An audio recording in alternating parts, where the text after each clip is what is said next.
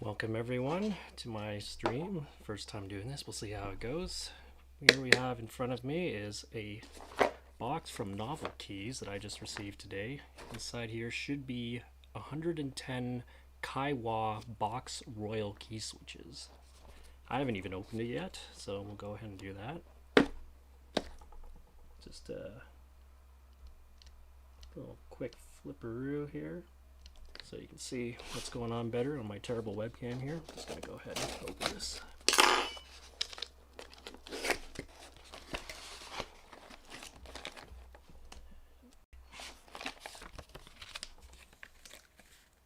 And yep, should be 110 box Royal switches. And there they are. So let's go ahead and open this up. Guess it's like a box of cereal.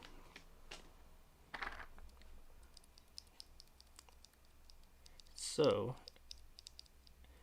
the reason I got these is because I've been looking for something that can kind of emulate the feel of Alps SKCM Orange, which is a personal favorite of mine. But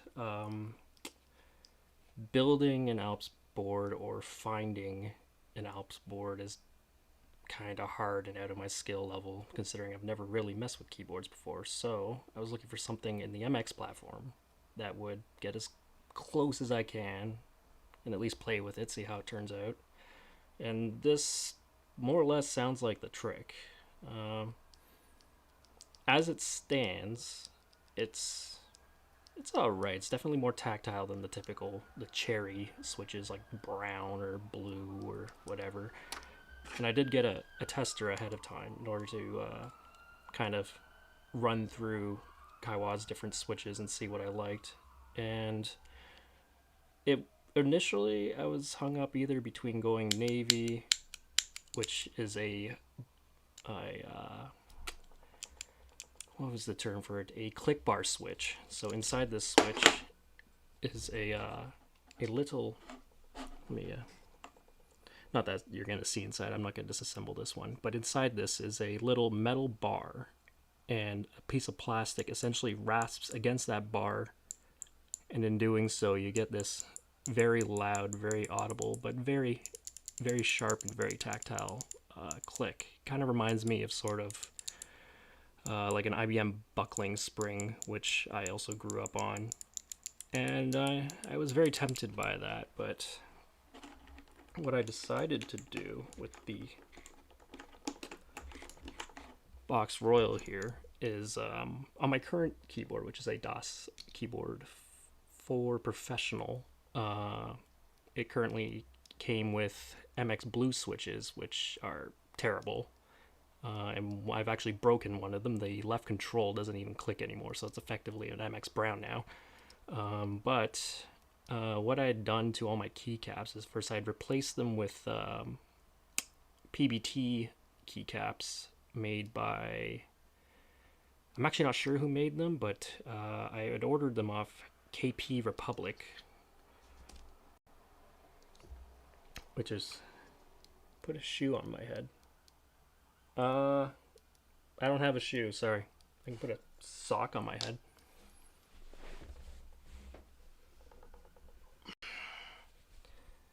There we go.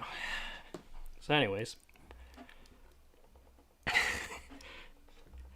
what I had done to those keycaps is install O-rings on them so that it has a softer landing, and in doing so, it kind of, sure, it introduces a slight mush in a sense, but it also kind of, it takes the clack away from every downstroke, and in that way kind of accentuates what little tactility MX Blue does have, and that was all right.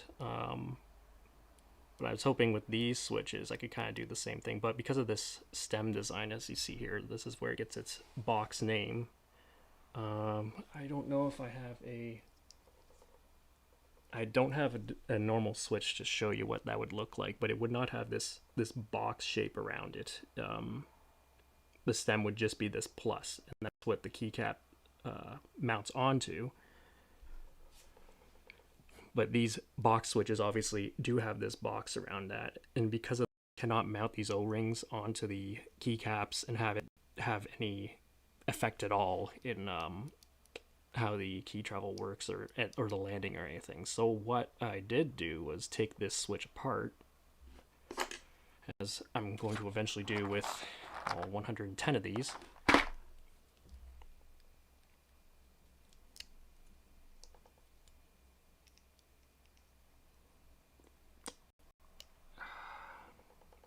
And I am regretting not getting a tool to do this, because this thing kind of sucks, and it's going to make this way more slower and tedious than I would have liked, but we're here now, and this is my life now. So if I can get this thing open, which I'm really struggling with. Essentially, there's plastic hooks on each side here. If on this side and this side, if it'll focus. So you need to unhook the clear top housing off each side. The problem is once I unhook one side, it makes the other side substantially harder, unless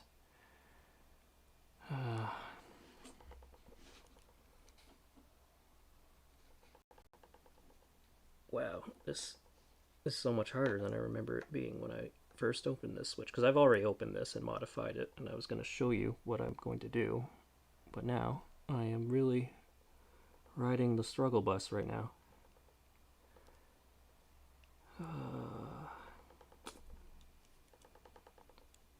This is going to be a really bad day if I can't even get one switch open. Okay, there we go. Oh, and of course it violently explodes, which is awesome. So, the composition of this switch, you have the bottom housing here, if this terrible, terrible webcam will ever focus. And what I've done is I've cut an O-ring in half and just jammed it down there so that the slider, which is part of the top housing here, or well, not really, it can come right out, but this slider piece will land on that half O-ring and dampen that landing. And in effect, it also reduces the travel a bit, which I'm kind of looking for. I kind of enjoy shorter travel anyway, so it sort of works both ways for that. And now just jamming this back together. You may or may not be able to tell this at all, but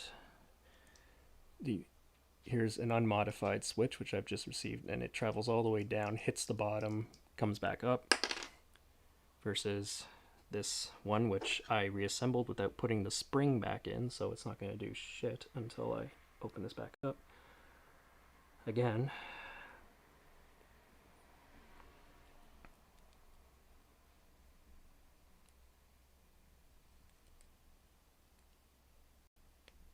Wow, this sucks.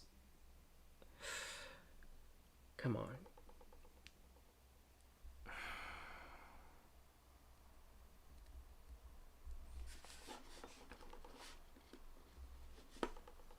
I don't know what I did last time to get in there, but yeah, okay, there we go. It's got to like kind of angled down into it.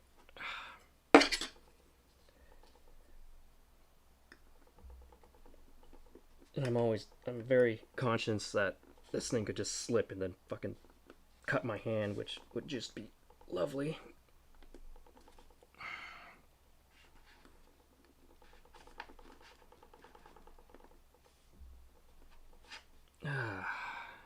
This sucks.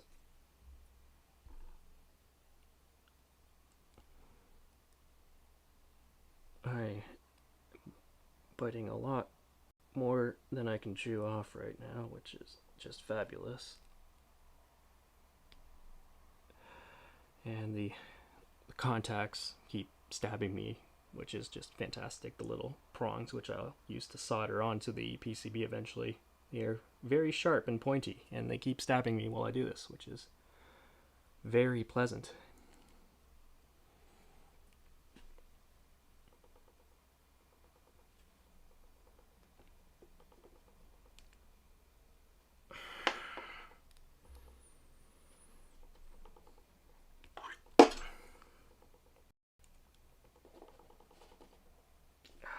If I had a sharper tool, I could probably get in there, but I'd just be concerned about cutting it. I could try these tweezers, maybe.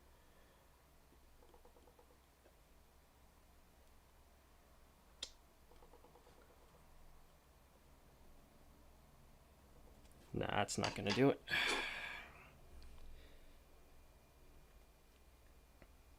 How I discovered YouTube? Well, I don't know. That's definitely a long time ago. Probably someone most likely probably just sent me a YouTube link, and then I watched whatever video that would have been, and was like, oh, this site's kind of neat. That would have been like, oh god, I don't know, like 2003 or whenever, like when YouTube was basically first starting. As far as actually putting content up, I mostly just used it as a reservoir to just upload random crap that I wanted to show to other people, most of it unlisted. Then every once in a while, if I was bored, I'd make some kind of weird kind of art project that was mostly just entertaining to myself and didn't really expect to garner any sort of audience from that. However, a big thing I'd make at one point in college with this really crappy webcam that I had gotten from a electronics liquidator, I think. I used to make time lapses with that. Simple enough. I just leave my laptop running with it connected. I'd aim it out my bedroom window or at some clocks or whatever, and I just let it roll and then make a video out of that. But I don't know, not too long ago, one of those clock time lapse videos, like maybe start of the pandemic or something, got a algorithm, and now it has like hundreds of thousands of views, which is bizarre. So I kind of ran with that for a little bit last year. Just started making more of those, since that seems to be what people want, I guess, or making joke versions of it or memes or whatever. And then I kind of got bored of that, and that sort of fizzled out, and don't really care about those. Really, I don't know what I want this channel to be. It's kind of just an account that I made ages ago and just kind of use for whatever purpose I see fit. It has no no real theme, no real purpose, no agenda. I don't intend to make any money off this. It's just kind of something I have, I guess. Oh my god. We're going to be here all night. Except I think YouTube's only giving me an hour tonight, so yeah, if I could get 10 switches done in an hour, that'd be great, I guess. Uh-oh, looks like I'm bending. This is the tester one, so I'm not too concerned, but looks like I'm bending part of it, which is probably not good. In terms of a large entry cost to starting this channel, well, no, I mean, I literally just tied my, I guess at the time, or, well, I guess I discovered YouTube before Google became part of it. I guess I must have had, yeah, I did make a YouTube account. Then when Google took over and amalgamated all that, I opted to keep my YouTube account. Eventually they amalgamated that all together, but I still have this identity separate to my actual Gmail or Google account identity, which is nice. Oops. All right, so I had to take that apart again because I didn't put the spring back. Obviously, the spring is very important to getting the rebound on your slider and making the switch actually function as a switch. Well, I guess while I have this open again, I could show you the kind of inner workings of this. So I have the O-ring, which I've jammed down in the base of the bottom housing here, and then if this will ever focus, there is a little kind of compartment in here. I'll just take the spring back out for now, and hopefully I'll remember to put that back in. If I take this out, and this will be a bitch to put back together because this little plastic piece here, which rasps against the slider, there's a little nub here. Oh, there it goes. So that nub pushes on the little plastic piece that's in my hand here, which then pushes back against this metal leaf spring that's in here, and that makes contact with itself, and that completes the circuit, which activates a keystroke. So now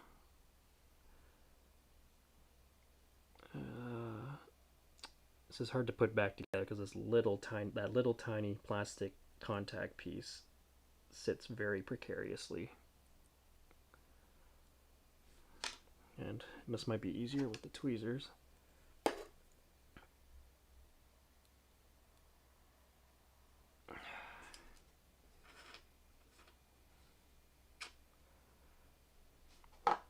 And there, that might make things a little better. Ah, damn it.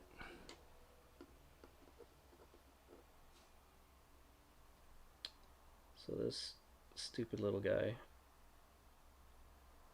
And this also came pre-lubricated too, so all this handling is totally rubbing all that lubricant off and increasing the loudness of the switch, which I'd like to avoid, really. I'm kind of past the whole loud clicky thing. If I could have a quieter keyboard that's all feel and no sound, that'd be nice. All go, no show, I guess.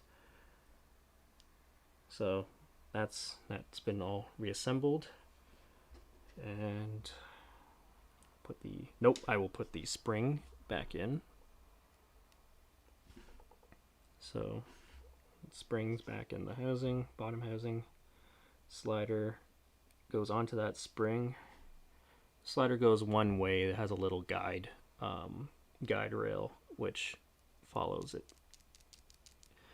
So that's all in there. Then the top housing goes on. I believe there's a directionality to this as well in case you have a keyboard with backlighting. I don't, so I don't really care, but there is a window here that you can let backlighting through.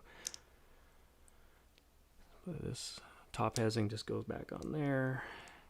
Click both retaining sides in. Now we have a switch. And I don't remember if I showed this or not, but this modified one, you can see the travel ends just a bit short, and it also lands more softly.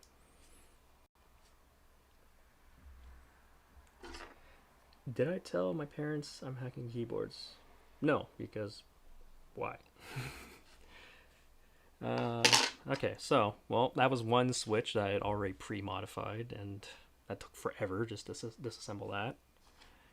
Let's put that back in my little tester here and actually do the real thing. Oh, actually, well, I have this here just to show briefly. So here's a DSA keycap. I believe this is actually PBT. It's a very nice keycap for a tester. And you can see the keycap stem. It's this circular post with the plus, and that's what mounts on the switch. But the switch has this box around it, right? Whereas typical MX like Cherry and its clones do not have this box. It's just the plus, which mounts together. So on a normal MX switch, you could take one of these little rubber O-rings that hasn't been cut in half, and if you place it on the cap, like so, you'd push it all the way down, but I'm just demonstrating. And then you mount it on a normal switch. That O-ring, when you press the key down, would come and fall on the top housing of the switch, and that would give you a softer, quieter landing. But because of this box shape, it interferes with that O-ring, and it accomplishes nothing. All it does is just raise the height of the keycap, raise the height that it sits on the keycap. So, which is why I have to need to open every single one of these and put them inside the housing in order to get the same effect, which is what we will finally start doing now. So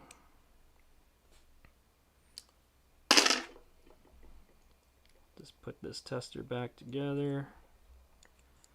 With that soft landing, my initial impression of this switch when I first got it is like, okay, this is definitely more tactile, that's cool, but I wasn't really a fan of the travel post tactile event. Like, it had a good tactile bump to it, but then it kind of just linearly progressed to the end of its travel, which I wasn't a huge fan of. But putting the modified O-ring in the bottom for the shorter travel, the tactile event, which has kind of a rounded feel to it, which is kind of what orange is like. This one's a little rougher than orange because orange is smooth, it's beautiful. But with this O-ring, the travel essentially ends at the end of that tactile event, so it really accentuates the tactility, and I think it'll work very nice once all these switches are all soldered into that keyboard. So, I guess as far as tracking these, the best way, I guess I'll just dump them all out and then put the finished ones in the box.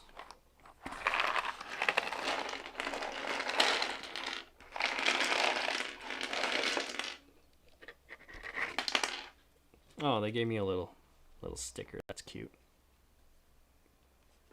Let's put that there, I guess. And, well, that's a lot of switches. Technically, I only need to do 104 of them, but, I mean, whatever. What's 6 more?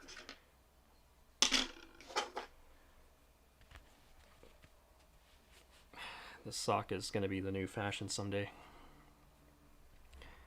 Alright, so my goal here is, in disassembling these, obviously to not damage it in the process, but also to try and touch it as little as possible, because I want to try and keep that factory lube all in there. Because I do have dielectric grease here, but this is really more for stabs, and it's not really ideal for the inside of a switch. For that, you'd want to use something like super lube, something a lot thinner. This is a very thick grease, which is great for silencing like stabilizers, other rattly parts essentially, but for the mechanics inside this switch, it would not be ideal. So, all right, number 1. I should have made a little counter or something, but we're here now, whatever. You guys can follow along, I guess.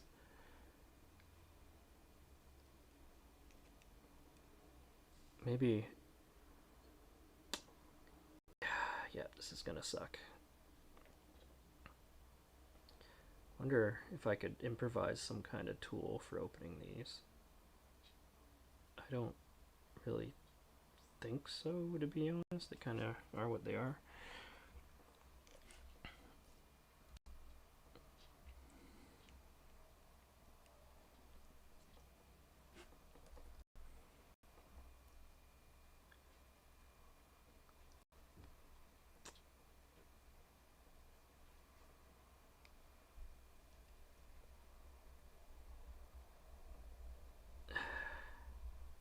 Why do you have a problem with all go, no show? That's what I'm about. On my car, I've made modifications to it to make it quieter and faster at the same time, because that's what I'm about. Why make noise when I can go fast?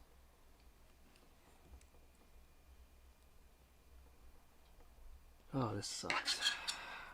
This seemed so much easier on the tester when I first did this modification. I don't know why I'm struggling so much now.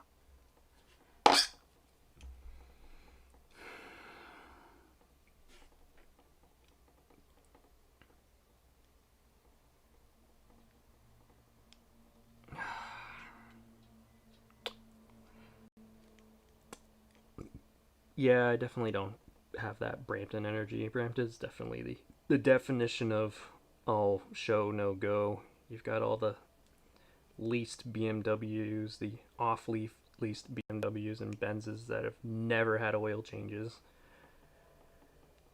You have all the shitbox fart can Honda Civics, make like 70 horsepower but 120 decibels. It's truly some pathetic crap on the roads here.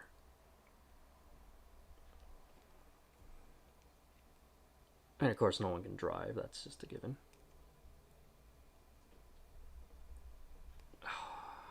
Am I just dulling my tool? I'm gonna see if I have something better.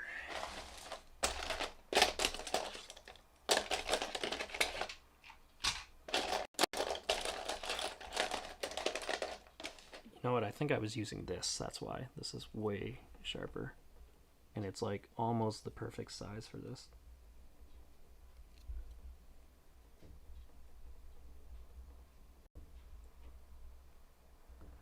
I guess the advantage of having 110 switches for a 104 keyboard is I can mess up 6 of these and still be okay.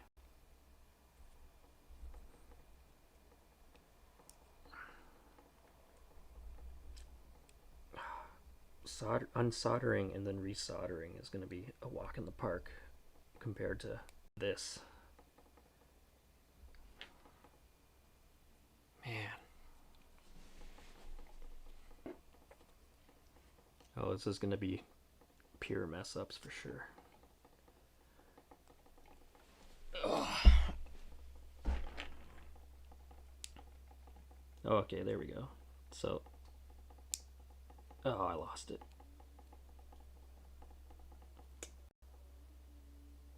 I had it, and then I didn't commit. I let it slip out. There's a joke in there, I'm sure.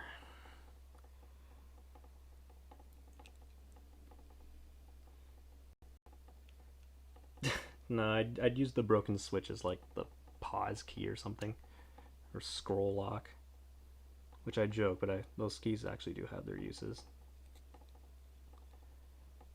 Scroll lock gets used in FL Studio. Pause keys used in a few things. Microsoft Flight Simulator. Some other programs use it that I can't think of off the top of my head. Oh yeah, I'm mangling this thing now. What's going on?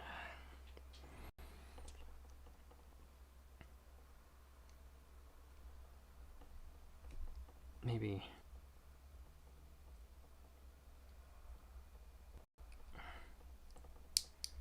start on this side. Caps lock. I would love to have a stepped caps lock key. The set of keycaps that I got to replace the stock ones on the DAS actually came with a stepped caps lock, but the position of the switch on the plate is different for that keycap, so I couldn't use it. So I was very disappointed about that, because step caps locks are just so much nicer, much harder to hit accidentally.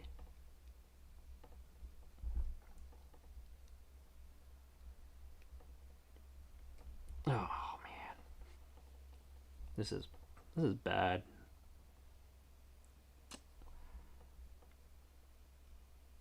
I'm not gonna get anywhere here. Oh, okay. All right. I'm under. Just kind of gently release itself.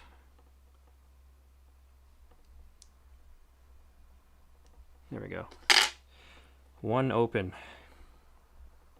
Carefully open it, let the spring stay. So when I opened that tester one, the housing just kind of popped open and everything just flew out, and so I had to reassemble it, and that's how I lost all the pre-lubrication. I don't know if it'll pick up, but you can even see there's a bit of glistening on that housing. So, well, that's one. So now, I'm going to take one of my O-rings.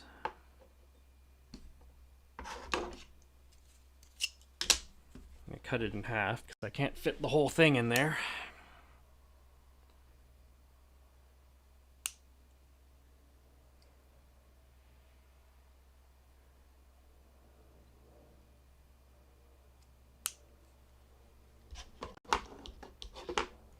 And I'll use the tweezers to put it in there just to avoid getting any of that lubricant on my fingers like an idiot.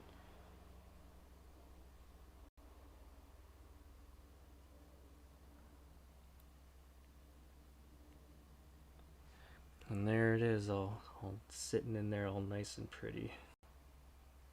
This desk cam is a Logitech C920, which I know is like gold these days, but I mean it's still a webcam. It does webcam things. My main camera here is a Sony RX100, which I have full control over, and obviously it looks a million times better. And yes, I should be careful with the scissors. Luckily I have a guard because, you know, I'm a child and I'd cut myself otherwise. So let's put this bad boy back together without getting lubricant on my fingers.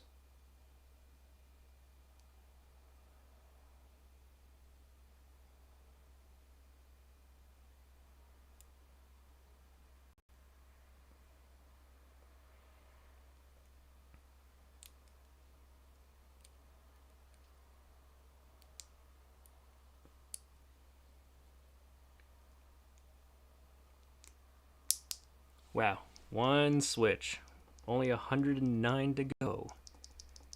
And before I put that in the box, well, I'll put it in the box, but I'm just gonna quickly grab a signal tester and just make sure it still actually actuates, just to make sure I haven't reduced the travel to the point that the switch no longer functions as a switch.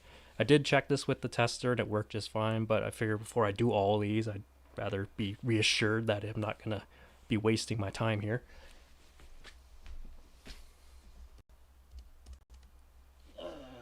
Give me a moment.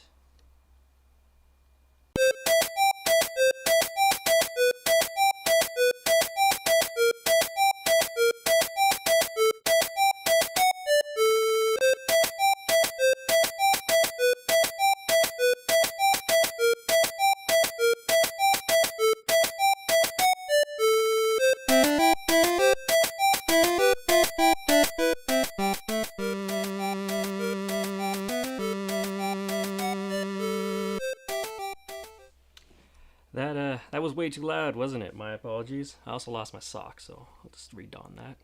Perfect. Alright, so got this. I think I got this from my cousin for free. It's like a Nextech, aka like Circuit City or Radio Shack, The Source, whatever you want to call it.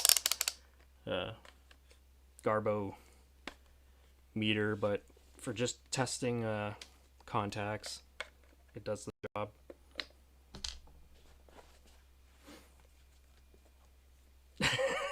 See, I'd gone through and checked the levels on everything, but I'd thrown that in last minute, and I guess I didn't check the level on that, so my apologies.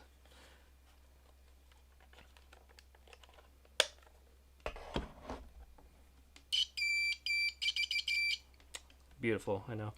So, just gonna go ahead, touch both contacts, and actuate the switch, and yep.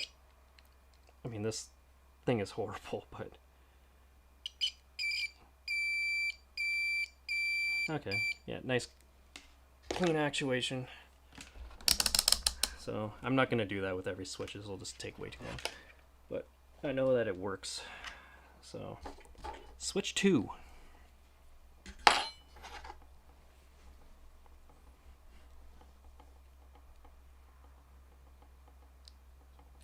Problems I'm using OBS, not Streamlabs OBS, but just the normal OBS, and there's no master metering on it, which is super annoying. Its ability to really monitor audio at all is really poor, and like the whole way it's designed around that is terrible. I'm actually a professional web broadcaster. That's my full-time job, although work has been very sparse lately, and we use vMix as our main platform there, which is just miles ahead of this, but I'm not paying for that for my personal use.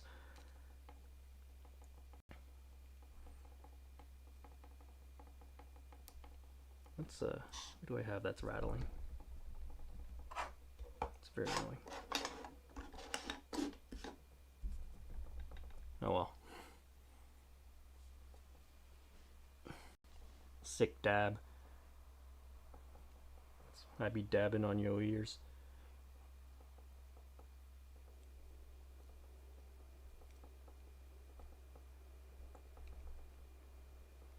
If I'm quiet compared to playback, I can also turn that up.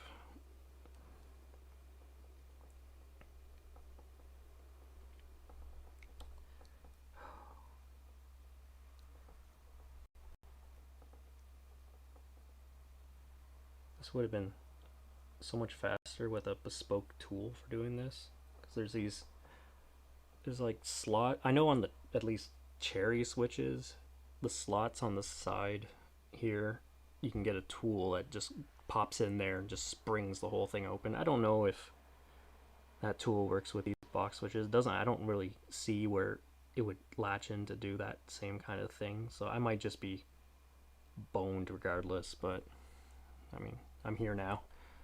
We're doing it. Might be multiple streams the way it's going. I think YouTube's only giving me an hour, I guess, because I don't normally stream on this channel, and it's probably some kind of restriction to prevent me streaming a movie or something stupid like that. So if that's the case, if I only get 10 switches done in an hour, then I guess we'll pick this back up sometime tomorrow.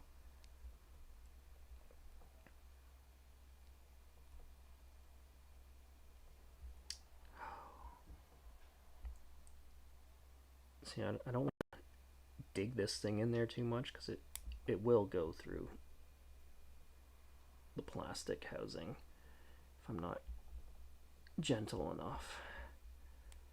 I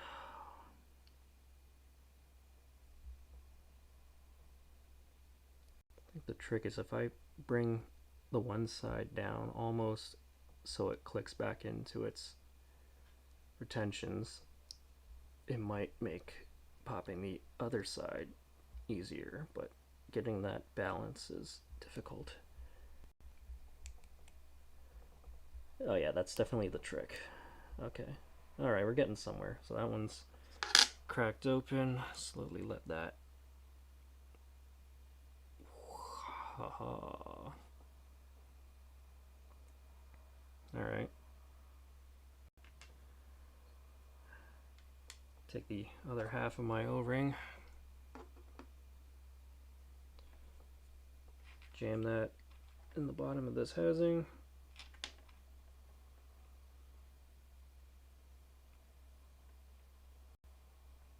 Maybe I should probably put the bottom, or the spring in the bottom housing, just to make sure this O-ring's not going to interfere with its action or travel. Alright, that's in there. And carefully reassemble.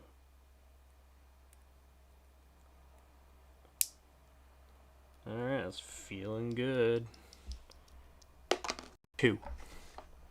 And if I take a look, I should move. I'm going to take all this stuff, move it over here. I want that. That'll go there. Alright. Right there, so you can watch my miserable progress. Alright. 3.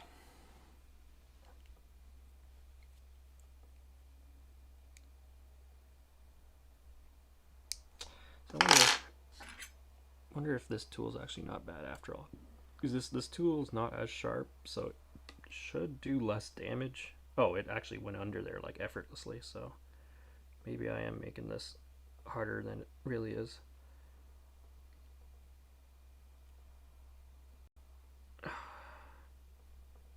Oh, but it doesn't want to pop it.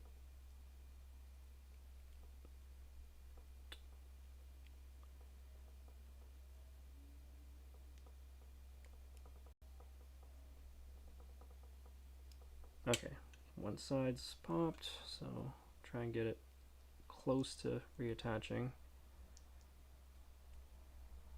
Then pop the other side.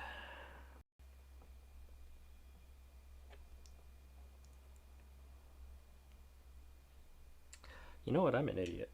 I'm gonna pop that back in there. Jam this guy in.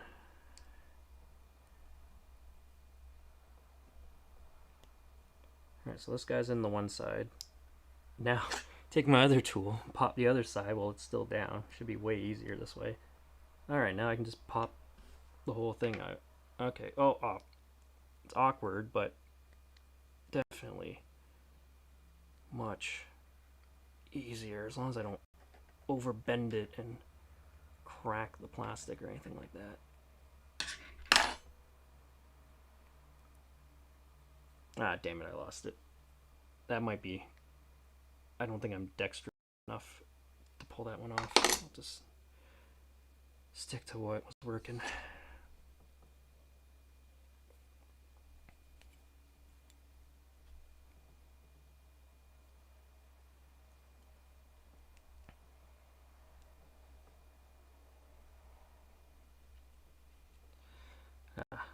Getting poked is really fun.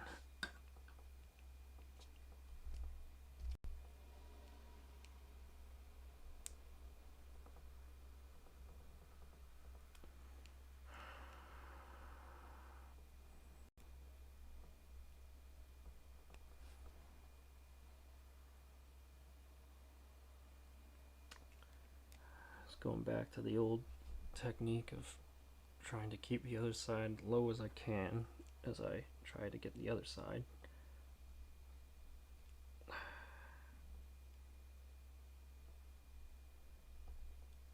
This probably would be easiest with a genuine knife, but 100% I would cut myself. I'm not adult enough for that.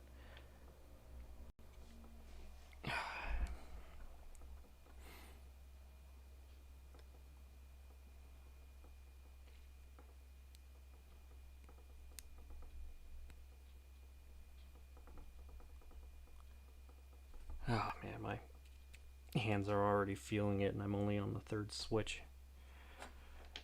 Oh.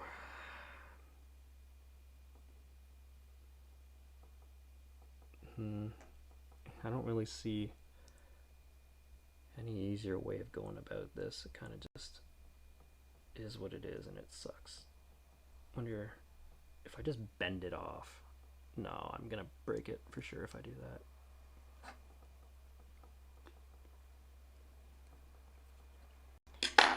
If this tool is just a bit too wide to fit right in there, and just, which is really unfortunate.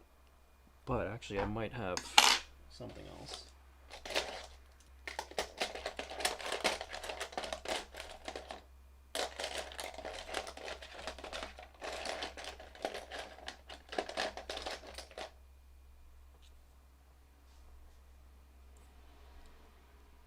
So, this one's too thick. Oh no, maybe it's not. This one's plastic, so I'll absolutely break it actually trying to pry this. Yeah, it's not even good. Yeah, that's not gonna work.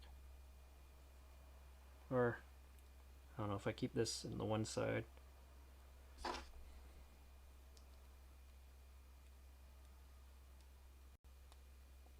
Oh, man.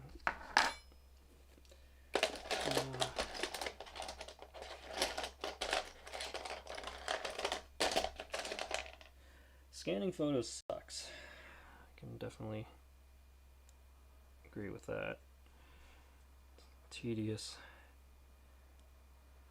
Same with dumping old footage like tapes and whatnot. I've been going through a bunch of old videotapes which are all Sony Hi8 format, and I was ingesting them with a Blackmagic Intensity. I believe that's what it's called. It sounds like a condom, I know, but it's actually a capture card, and I was using Blackmagic's software. I think it's just called like Media or something. I don't remember the name of it, but I was just using that to capture uncompressed footage off these tapes. Then when I try to actually go and play them, they don't actually work. So all that was for nothing. I'll have to go do it again. I'll probably just do it through OBS or something, because that sucked. In fairness, I probably should have checked that first before I just went and did it all. But now I know.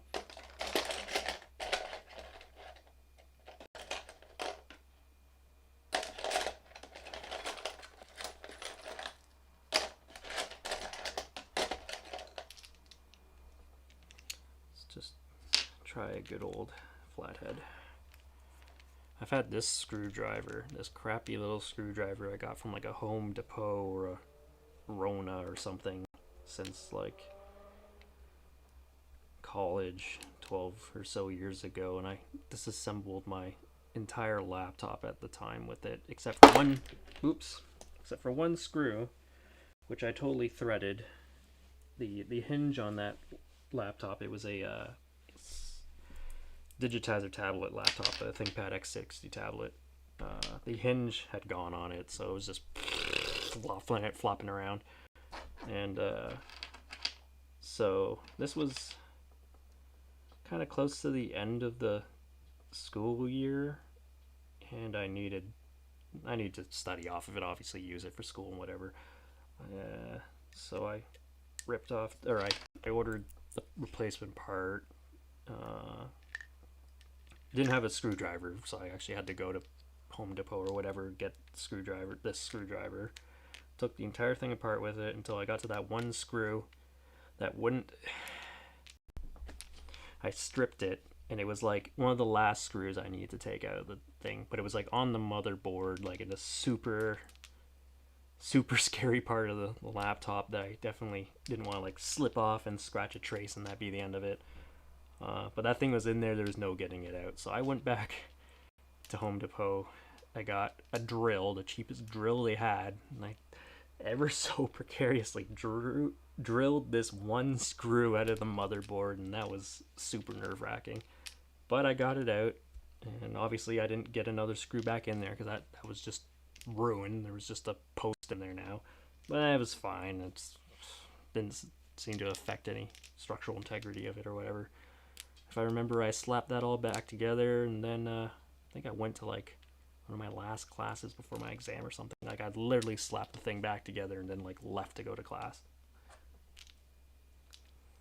So that's my totally random tangent story as I pulled a screwdriver out that reminds me of that. And after all that backstory, I don't think this is going to work any better for me. Nope, absolutely not. I know I'm going to damage it, so I'm not going to try. I could try this terrible dollar store one. Or I think it's a dollar store one. It certainly feels like a dollar store one.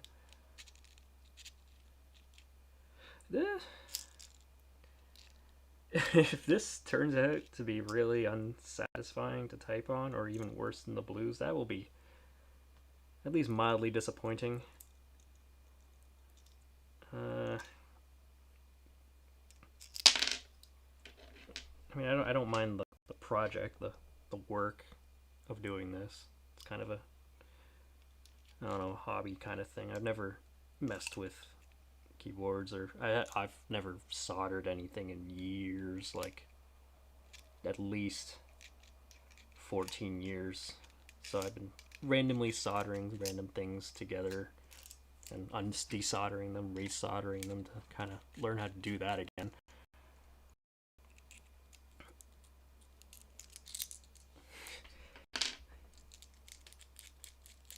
Brown switches. Browns are just scratchy linear switches. That's honestly what they are. I have the Kailh box version of brown here. It's essentially a brown switch, but it's a box instead. And I mean, yeah, okay, there's a tactile bump, but it literally just feels like just some scratchy thing happens, and then it's just linear.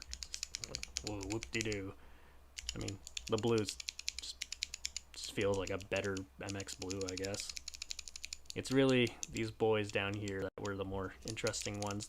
The box J, which I'd say is probably as close as it would get to a like a buckling spring Model M kind of feel on an MX switch. It's quite nice, and I was very torn between doing that or doing the Royal.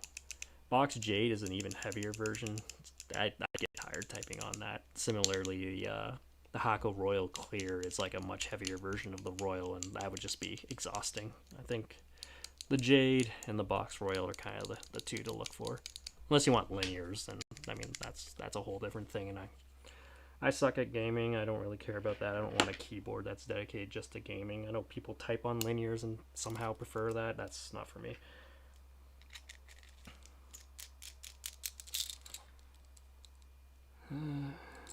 Alright. Let's see.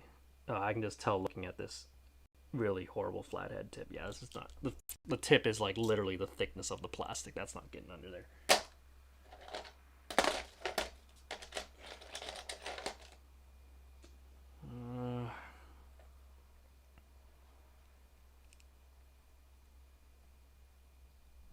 I believe that guy had Cherry MX Reds, didn't he? He had linear switches. I mean, as far as linears go, Cherry's is alright, because I mean, it's kind of hard to mess up a linear. It really just comes down to how heavy of a travel do you want and how smooth of a travel do you want. Of course, Cherry is not very smooth, but if you lubricated it, then it's fine. Of course, that requires going with a syringe at the very least and lubricating every single switch. That wouldn't be too bad.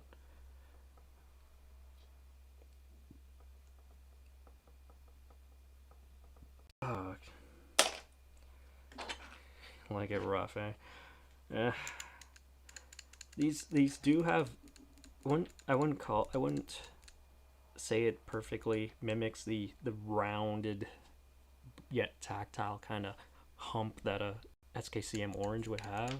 It's almost sort of like you can feel sort of three distinct steps to it in a sense, but it's very minor, and it's a very interesting switch. I'll leave it at that. I do look forward to having a board full of these, just to, even if I don't end up preferring it in the end, it'll just be interesting to see what comes of it. I do regret not getting a larger tester with Zeal PC Zelios switches on it, because I think that's kind of the other contender for that sort of feel besides the Box Royals, but people seem to kind of prefer the Box Royal more for going for that orange emulation. So, whatever.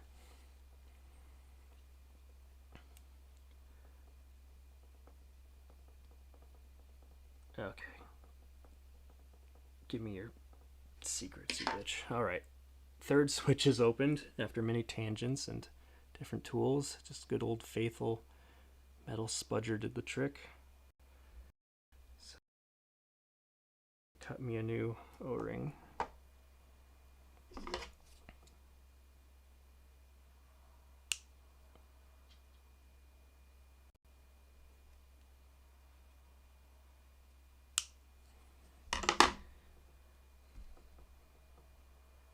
And we'll drop that in there.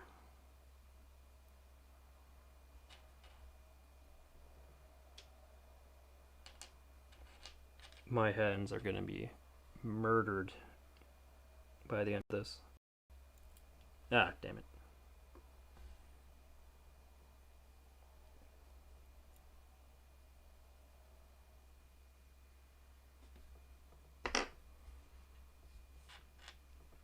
Alright, it's in there. Going to reassemble.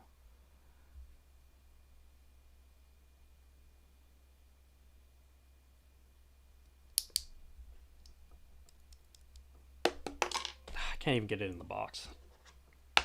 3. Watch me just pop this one open first try. Ooh, good start, good start. Went under there effortlessly. Let's get this side open. Wow, it went under there so easy, but it doesn't want to pop. Alright, there we go. Ooh, this one gave me no resistance. Look at that. That was fast. Now, if every switch could be like that, that'd be fantastic. Or maybe I'm just finally figuring out the trick. I don't know.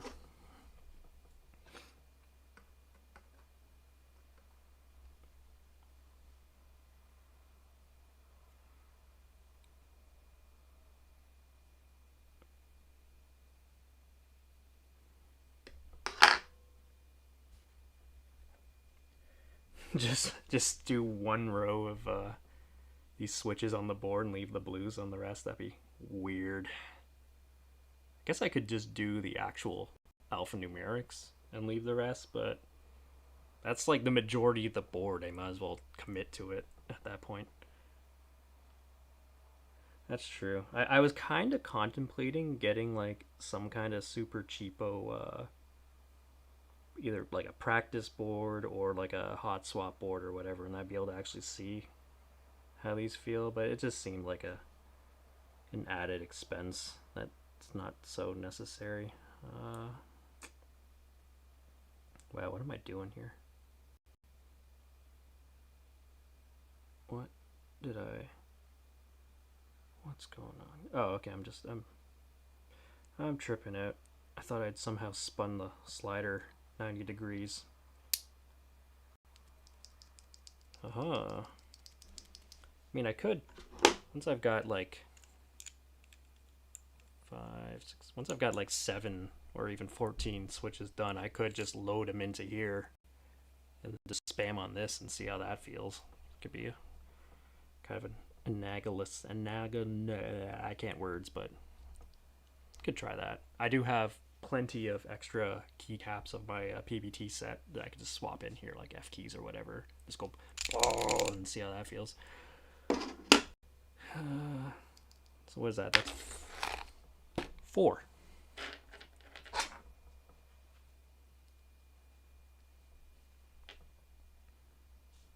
Ooh, okay. I think I found my groove here.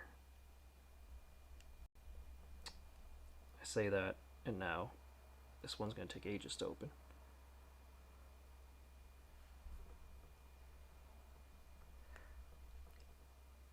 Oh yeah, okay. This is how the testers came apart. Yeah, nice and easy. Right, I guess I could have saved myself some time and cut out all these in advance, but I don't know. It's more ASMR this way, right? Ooh. If I didn't talk over it the entire time.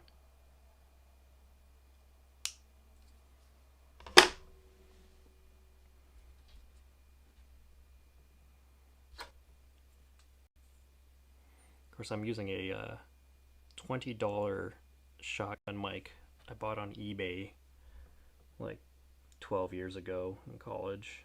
And honestly, for the price, this thing's been fantastic. It's actually somewhat directional. It has decent side rejection, and the sound is really not that bad. I have done no processing on this whatsoever. It can sound a lot better if I actually bothered to run a little bit of EQ, compression, all that. The only thing with it really is the build quality is really poor.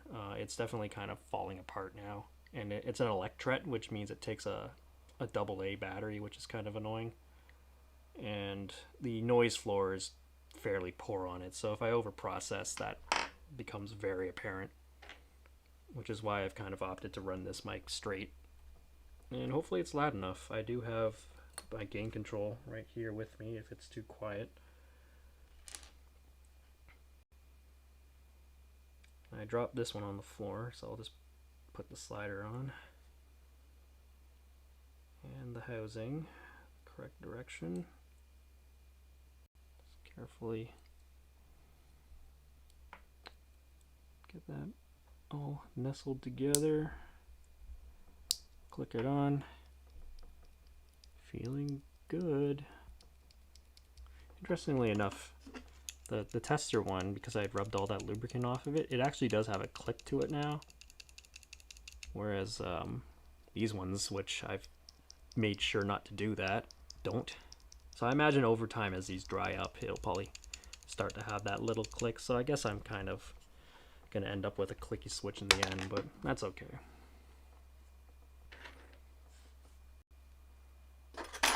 It's definitely still much quieter than, say, like the Box Navy or the Jade or any of these click bar switches.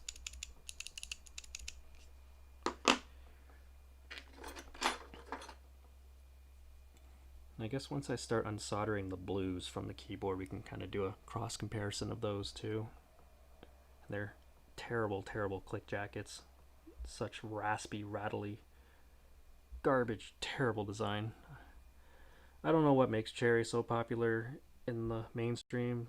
They made the worst keyboards back in the day. They were the worst quality. They had the worst switches. They were just pure cheap plastic pieces of crap around the same time that Apple was making the solid AEKs with their beautiful Alp switches. IBM was putting out buckling springs and all these other great stuff. But in the end, these cheapo, well, not these, but those cheapo switches won out, and now every gaming keyboard's got them in it.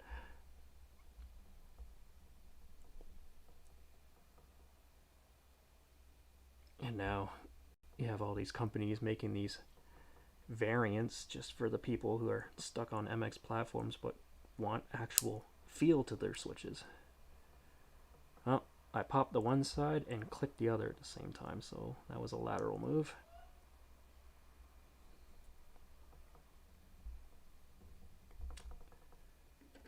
Oh my, I was on a good roll there. I don't know what's happened. There it is. If I just kind of go right straight in for it, that's like the trick.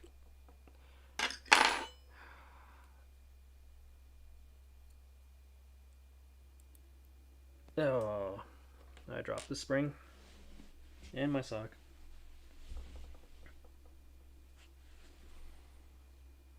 Alright. Springs in.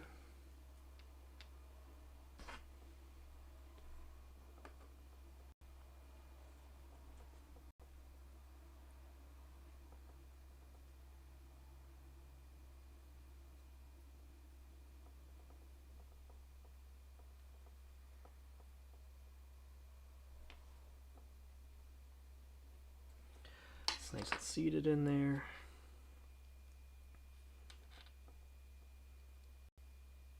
Some random Redditor that came up with this trick in my research and all that, trying to find out what would work for me. There's plenty of resources. This is for a very niche hobby. It definitely has a large community, and it's a very expensive one too. I mean, these switches aren't so bad, but there's other switches I can get which are like $1 a switch or more, which is pretty absurd because you're looking at like $110, $120 just for the switches in your build. Anyways, that one's done. What am I at? 6. Ooh, all right. Look at that. There's 6 switches I don't technically need, so that's great.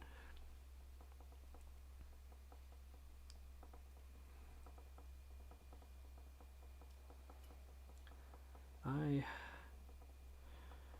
wouldn't mind a snack right now. Turn this into one of those terrible, terrible ASMR channels.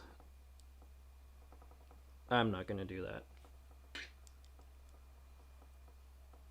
I do have a water bottle with me though.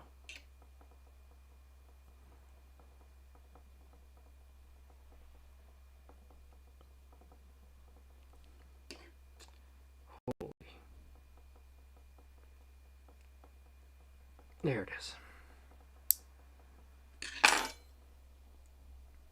Ah, I knew that click meant something bad.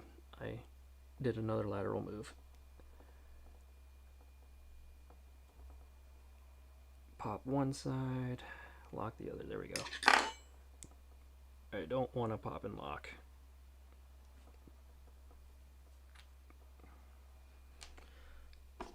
Cut me another O-ring.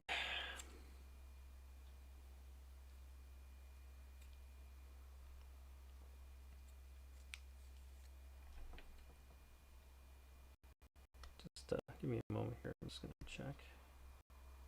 All right. Anyways, cut this.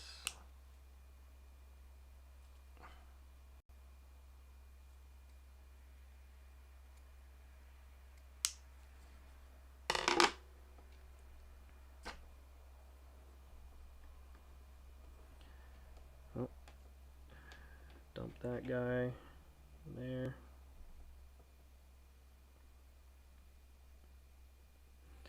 Probably could have started like an intercontinental flight, Toronto to Tokyo or something, and just had that going in the background on autopilot. Plane would probably get there before I finish this.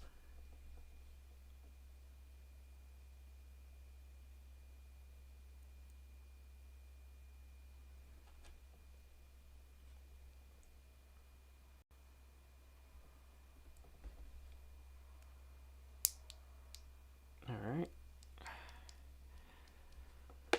I think that was 7. Oh, this is...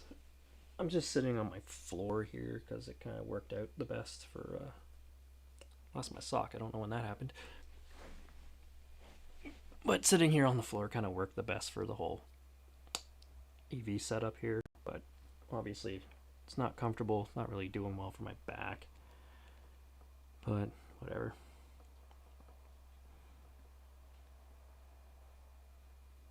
Postures for people with posture, if you ask me.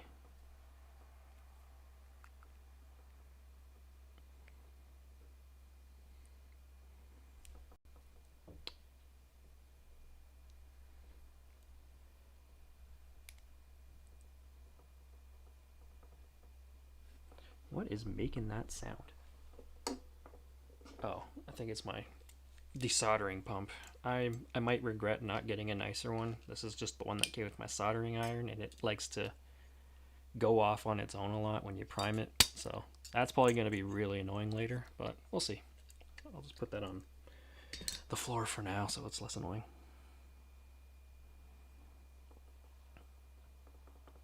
Wow, okay, I think it was actually this grease. So grease on the floor. The pump can come back. Yeah, it was the grease.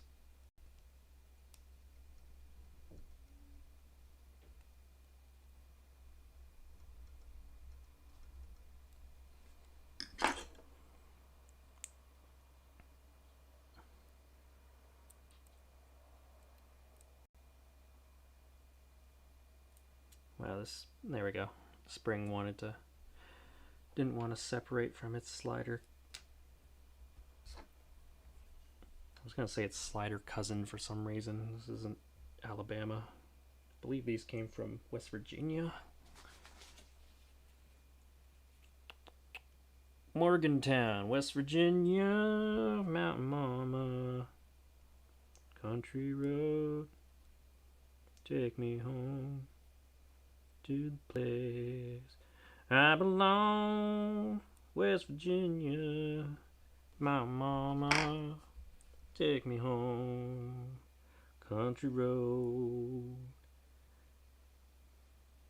In case you couldn't tell, I've never done this. Streaming, that is. I don't know what to do.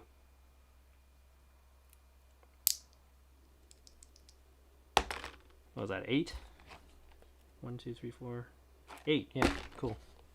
Once I hit the 14, if I remember, we'll try it in the tester and we'll see how that feels.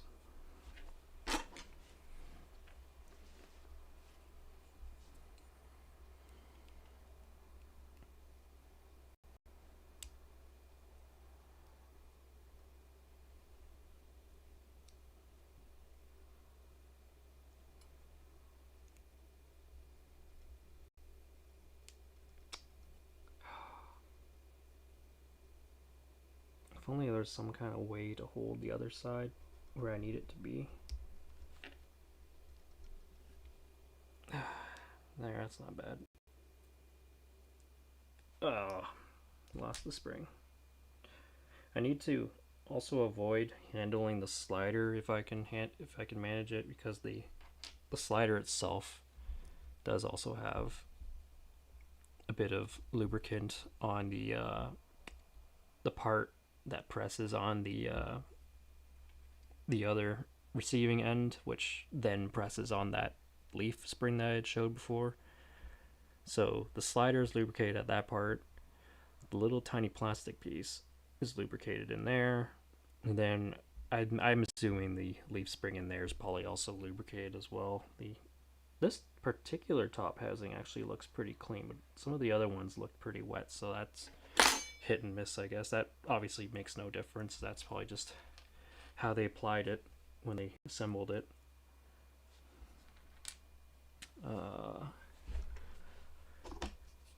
Cutting time. I'm not sure if I have enough O-rings in this little bowl of mine, but that's okay, because all my keycaps on the DOS keyboard right now all have O-rings on them, so I can just poach off there if I need to. They'll all have to come off one way or another, since they won't be compatible with these switches anyways.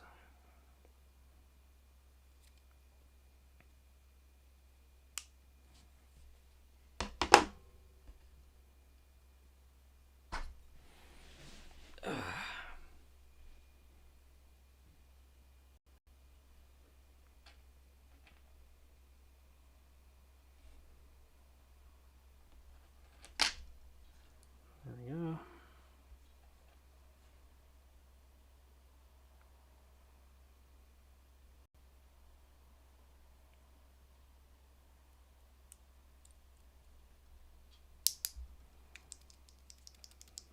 I believe that's 9.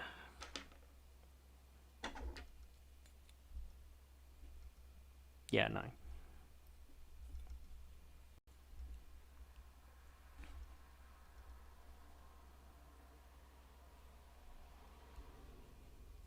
Ooh, that was fast. Alright, I'm finding my groove.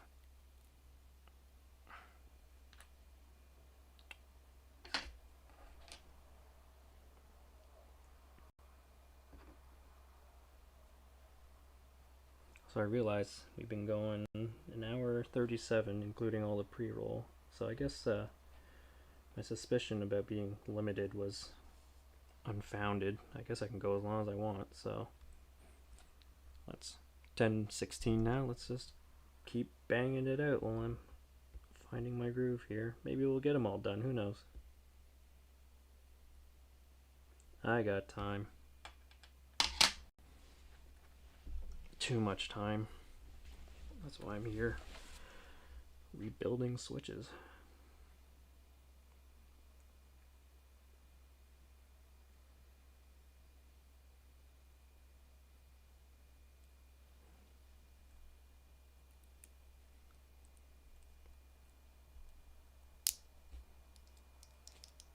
Ten.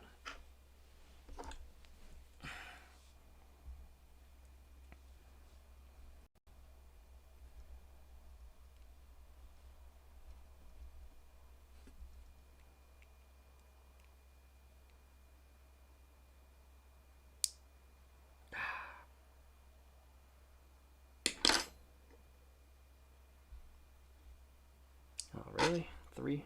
Or re-clicked on me twice? There we go.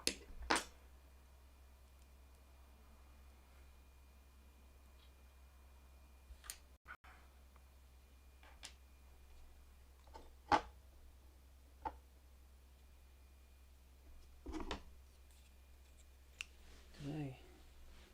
No, okay.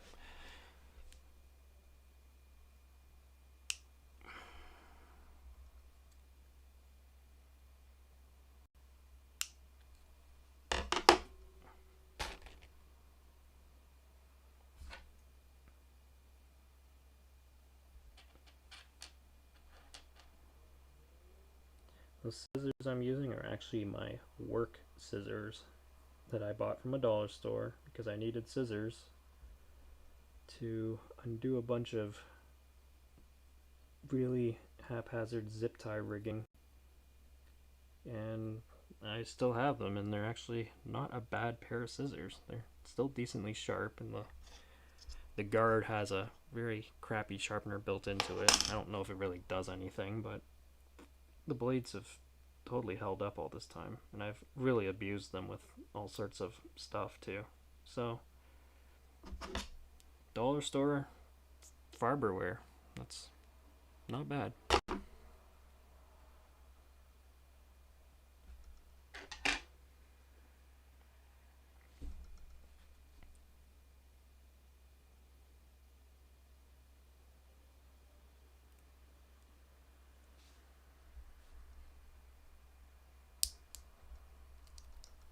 I think that was 10. I don't know. I'll count the box in a bit.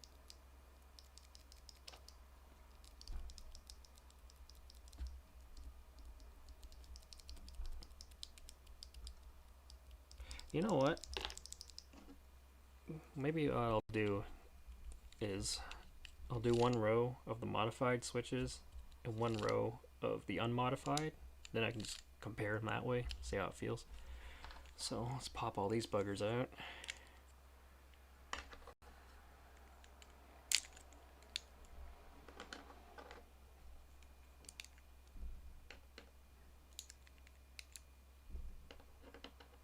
If it turns out I really prefer the switches as they are, then, well, I don't know if I feel like getting into all the soldering nonsense. That'd be a tomorrow thing at the earliest, I think.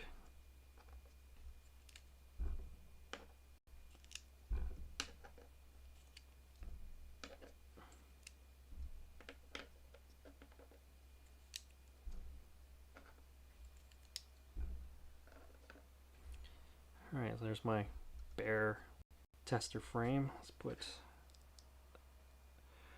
7 stock switches along the top. And keep my fingers clear as I pop them in so I don't stab myself.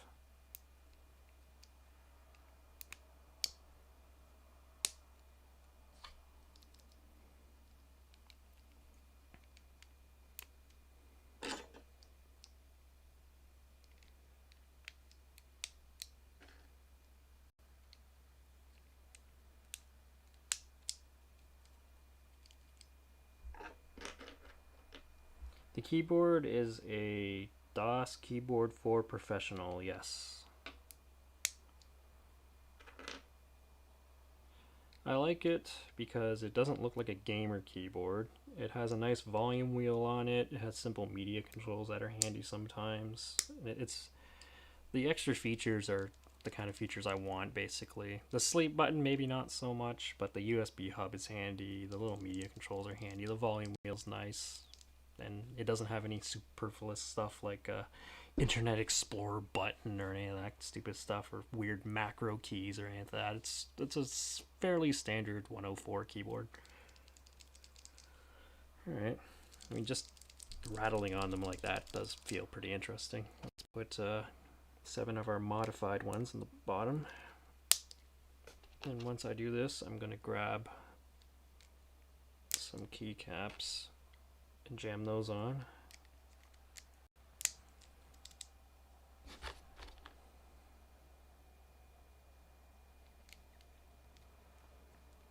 I'm almost certain it's a 4 professional, because I don't think the 3 has the ruler on the bottom. I believe it's the 4 that does. I've never used that ruler for anything, but it's kind of neat to know it's there.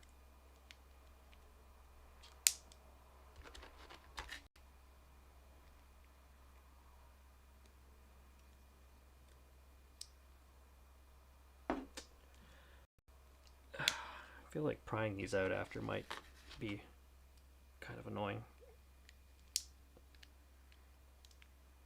Yeah, ruler on a keyboard was really weird. I mean, cool on them, I guess. They were just like, oh, there's this random bar on the bottom. Why don't we put measurements on it? I'm not gonna take that off the bottom of my keyboard to make random measurements. I have a ruler, but I guess if you didn't, it's like, sure, cool, ruler. Alright. Interesting. Interesting. Interesting. Yeah, I suppose it was a expense. I don't remember what they cost or what they cost now, but they are definitely up there in terms of the price of mainstream keyboards. I'm just gonna grab some keycaps real quick. Just give me a moment to do that. And hopefully I don't murder your ears.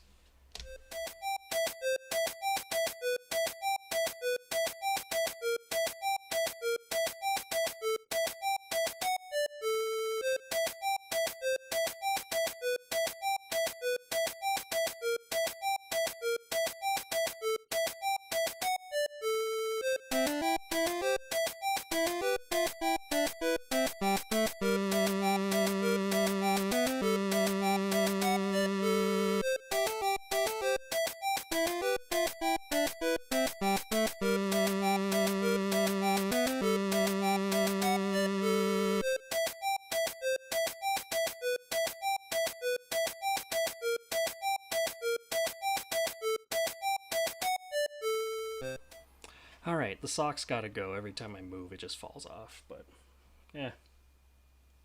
Bye, sock. Alright, so I've got a whole bunch of the extra caps. I don't think I really have enough to do both rows with the same profile. I could probably do 5 on the top. Or, no. It'd be weird, vastly different profiles, but I could do all 7 the top, the first row, and then bottom row, or 1, 2, 3, 4, 5, 6th row along the bottom, whatever. So I'll go ahead and just pop those on. Don't really have a good place to put these, so I'll just have to put it on my lap.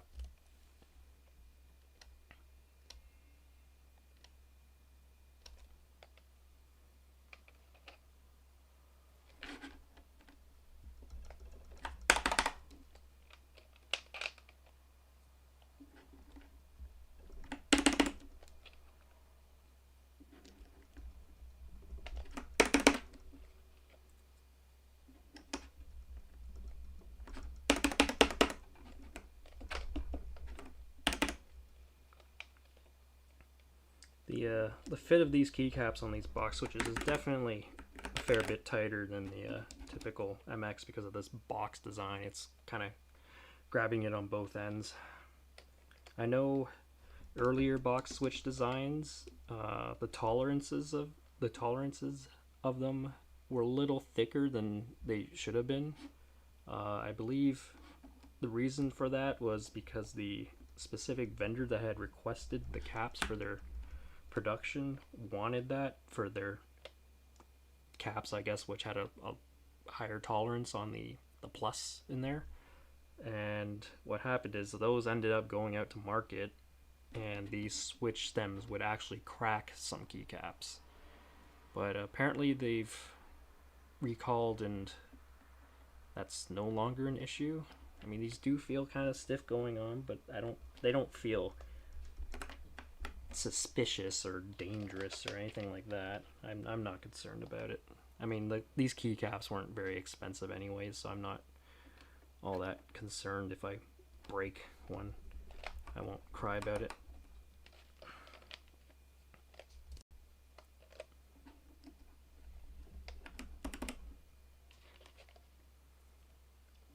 And yeah, I suppose you could use that ruler for measuring your penis.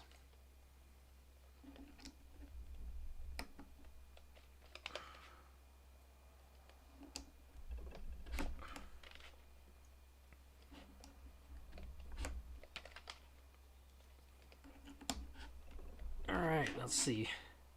World's weirdest sculpting there. But whatever. For this purpose, it's fine. So the top row is the normal ones.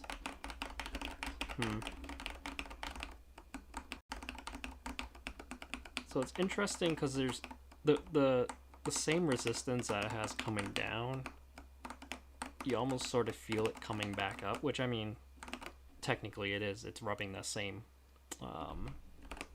little plastic contact both directions, so that makes sense. Yeah, I guess my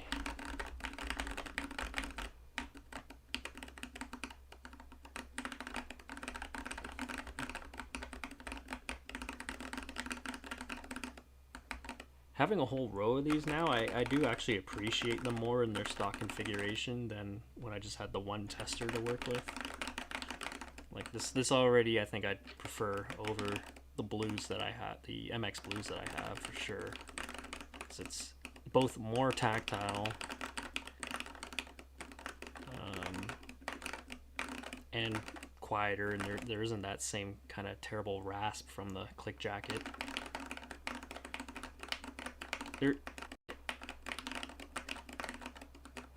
It does have a little bit of a weird hesitation to it, I guess, at the very top.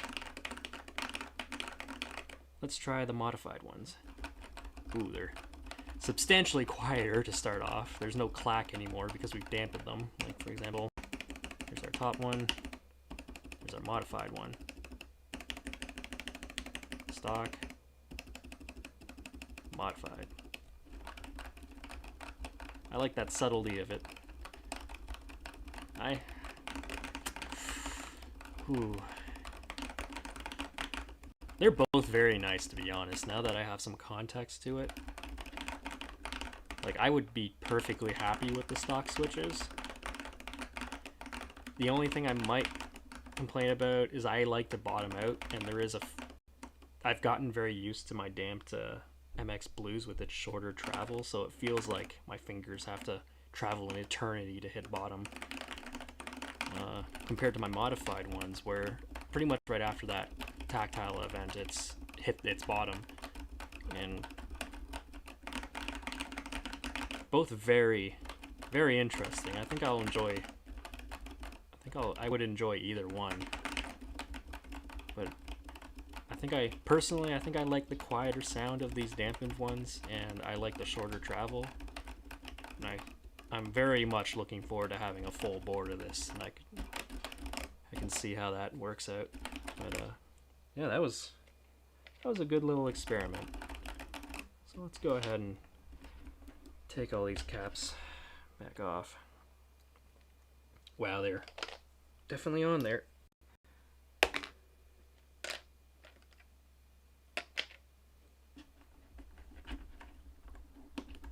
Both sound worlds better than MX Blue. MX Blue sounds so bad.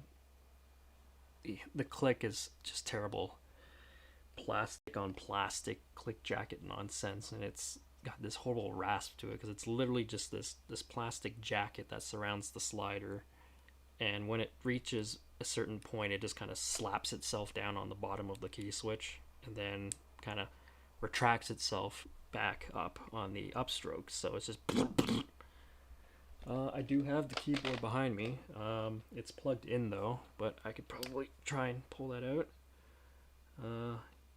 Yeah, I'll hold up on this. Set this aside. And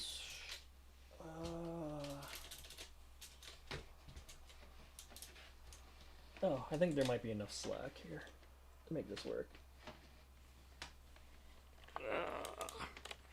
I'll just unplug it. Whatever.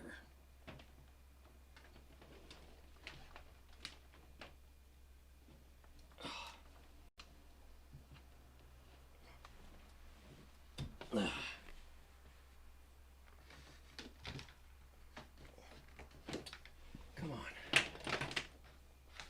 I have no cable management whatsoever back there, and it's horrible. All right.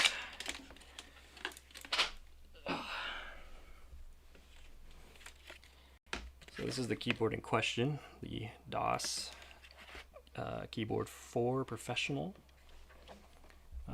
These are the PBT keycaps from KP Republic. I believe it was called the Gentleman's Set because it comes with some of these novelty caps with like trilbies and other milady type things that I wasn't really a fan of, but the actual caps themselves, the plastic quality is great, and the keycaps are very thick. If I just pull another one off here, the caps are very, very thick, which is excellent.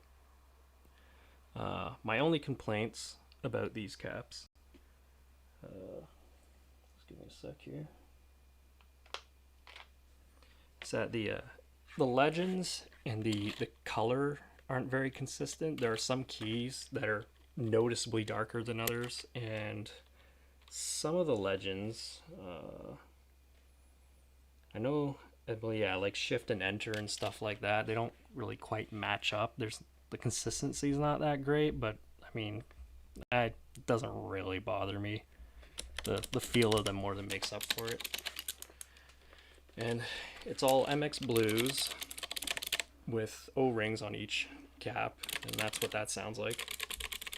Honestly, with the O-rings, it's not that bad. I've been definitely typing faster on this than when it was in its stock configuration with its original ABS caps, which were very worn, very shiny and greasy, and just not at all pleasant to type on. The spacebar, this PBT spacebar, has a very loud kind of sing-songy ring to it, which has been interesting. I look forward to how that sounds with a Royal instead. Yeah, that's kind of the sound of the board, and then this is kind of what we could expect when it's all said and done.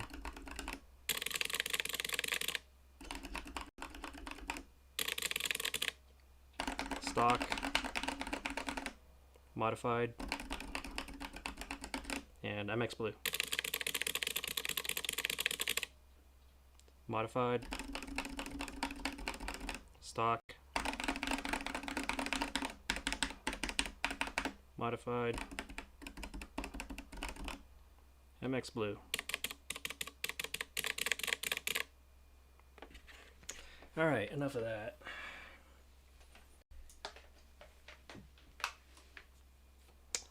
Let's reclaim all these.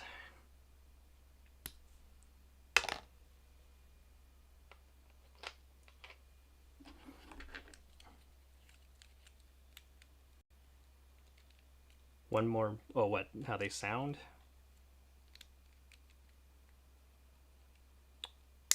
Still got three here. So this is the stock.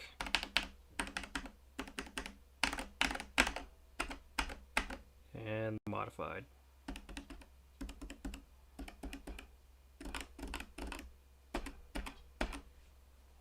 Well, there it is. You got it.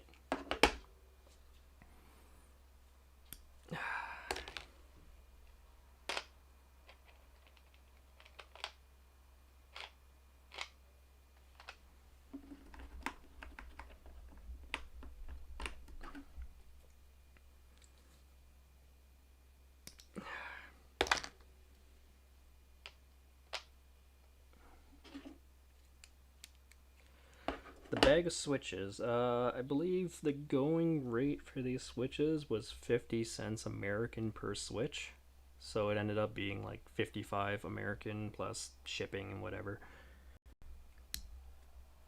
I mean, as far as switches go, that's pretty standard. I know there's boutique stuff like what's the current meme switch these days? I can't, the Holy Pandas or whatever. They're like $1 or more a switch. I think the Zelios were also $1 or more per switch. So even if I preferred the Zelios, I don't know. It would have to be really, really good to warrant spending literally twice as much compared to these switches, which so far I think I'll really enjoy. Ooh, ooh. Alright, get these off here.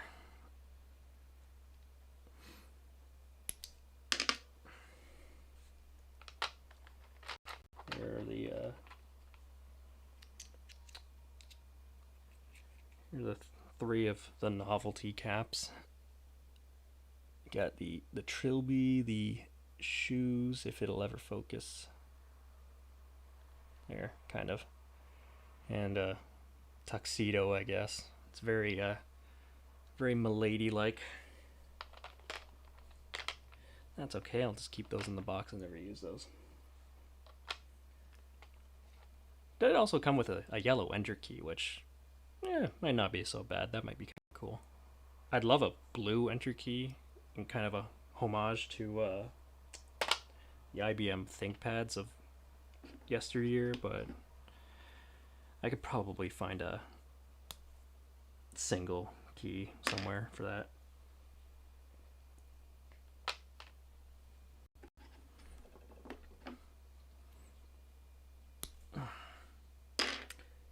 I keep wanting to throw these switches into the box, but these are the stock ones, and I definitely don't want to do that.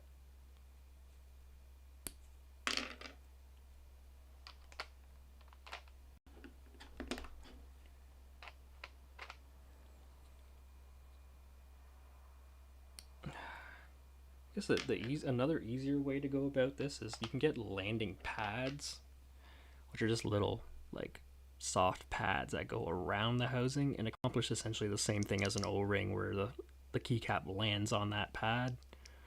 And that would probably be easier, but I already had the O-rings from the mod that I did to the DOS, so I feel like this would probably feel better than landing pads anyways, so here we are.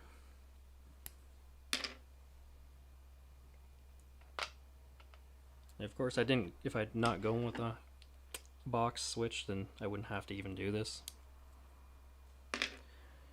But putting more work into something makes it more satisfying in the end, right? Alright. I'll put my tester switches back in here before I lose them or something.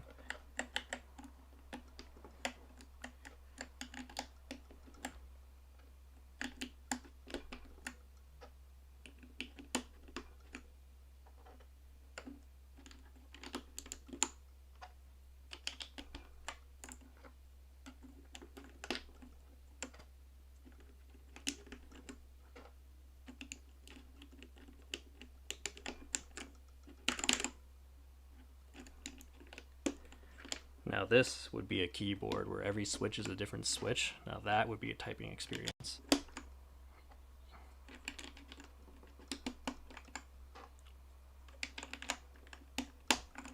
Oh yeah, that's definitely what I want to type on. The whole left side's super light and then the right side's really heavy. Then some of these click and some of them don't. Oh yeah. I mean, that's kind of the principle behind Topper Realforce keyboards. They actually have a gradiated amount of resistance. I can't remember if it's heavier in the middle and lighter on the outside or vice versa. It's an interesting concept. I've never typed on one of those, so I can't really comment on them at all, but it'd be interesting to see one day. They're also super, super expensive, if I remember right, being a weird, obscure Japanese thing and all. And also, they're technically rubber domes, so they're sort of blasphemous amongst mechanical keyboards, but really, who cares? If it feels good, it feels good. Most rubber domes just don't.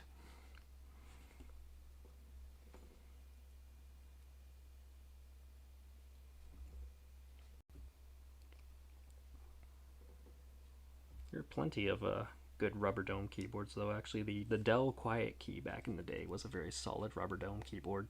I had one of those for my grandfather's computer when I ended up with that after he finally upgraded after God knows how long. It was an old Pentium 2 Dell Dimension. The V433C, if I remember right. It had a Dell Quiet Key, and that thing was great to type on. I don't know what happened to it. If I destroyed it or something. I don't think I did. Maybe I just gave it away or something. Which is unfortunate. It'd be nice to have that still. I have my Model M2 from my childhood, but it's not the same one. It's the same model. But the original one that I had growing up, when we had moved out of our old house, my brother and I decided to have a keyboard fight. So I took that keyboard and he took a crappy compact Presario rubber dome one, and we basically had a sword fight with them, just smashing them and smashing each other with them, and keycaps flying everywhere, shattering all over the place. There are metal springs all on the lawn. In retrospect, if I knew what I was smashing, I wouldn't have done that. But you know, as kids, it's like a fun thing to do.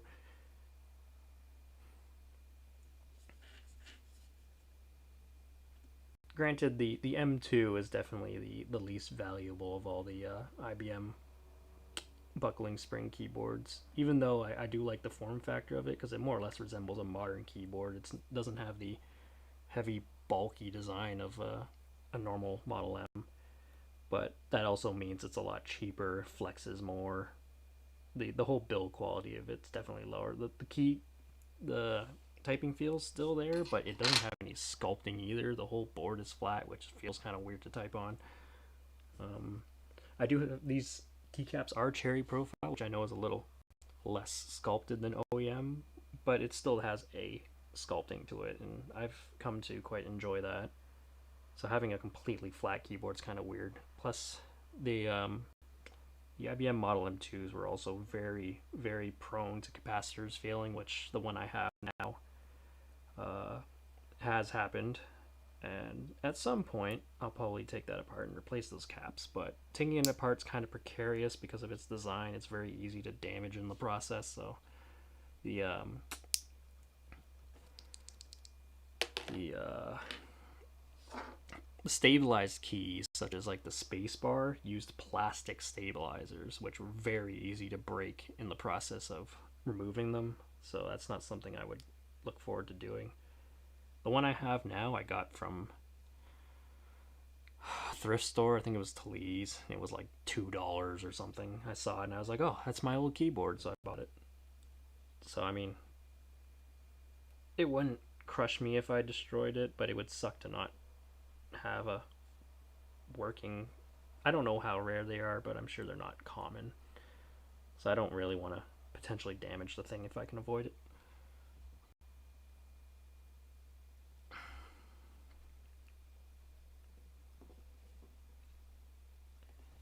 It's been too long now. I've lost my groove.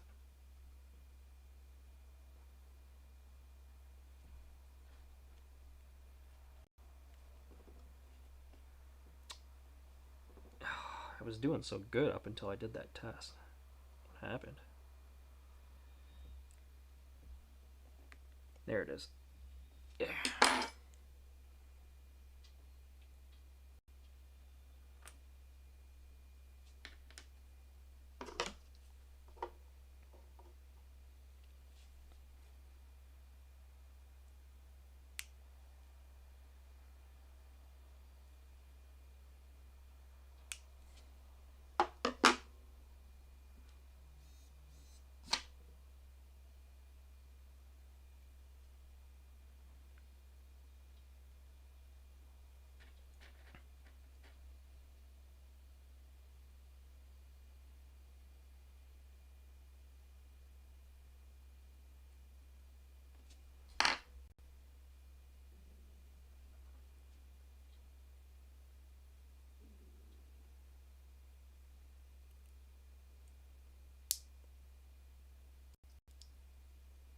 All right.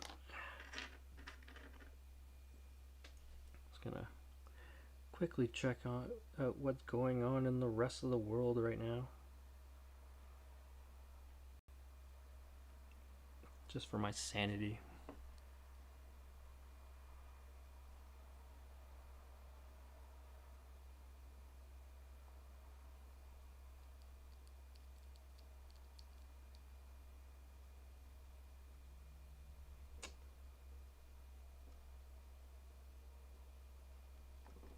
Okay, enough of that. Let's get back to switches.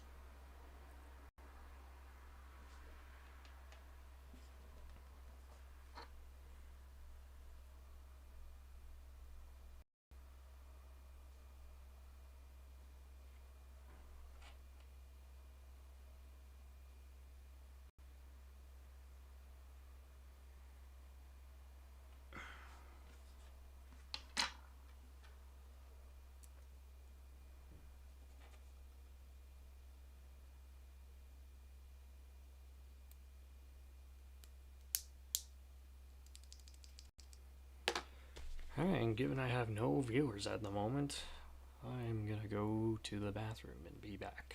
Maybe I'll grab a quick snack, we'll see. I'll be back in a short moment.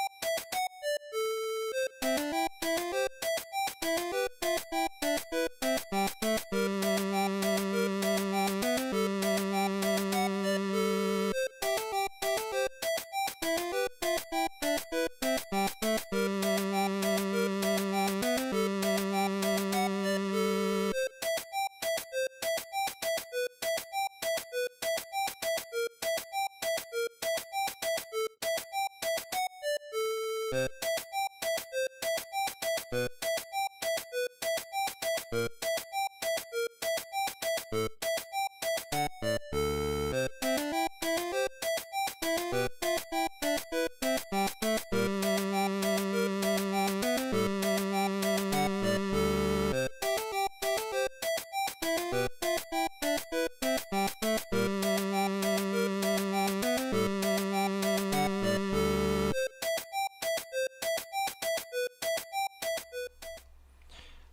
get back to it.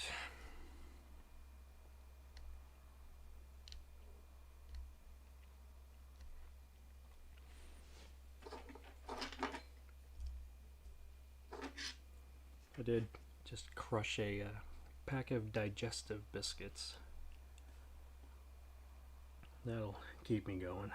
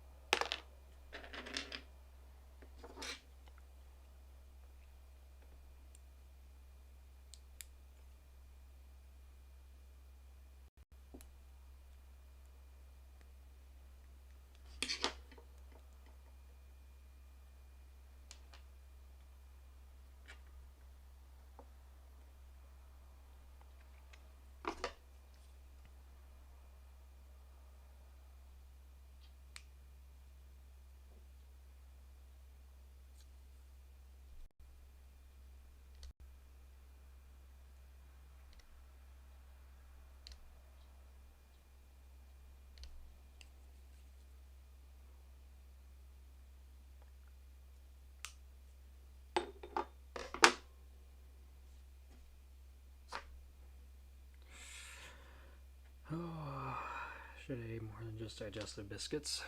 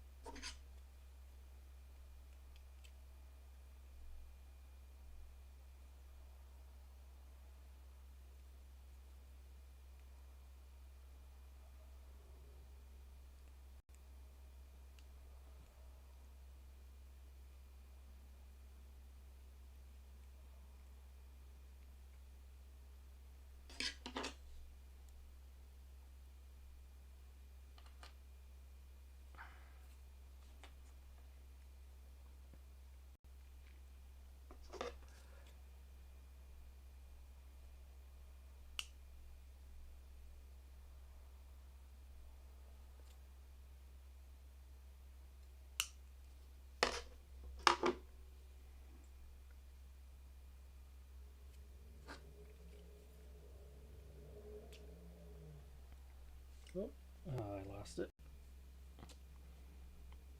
Hello there, how's it going?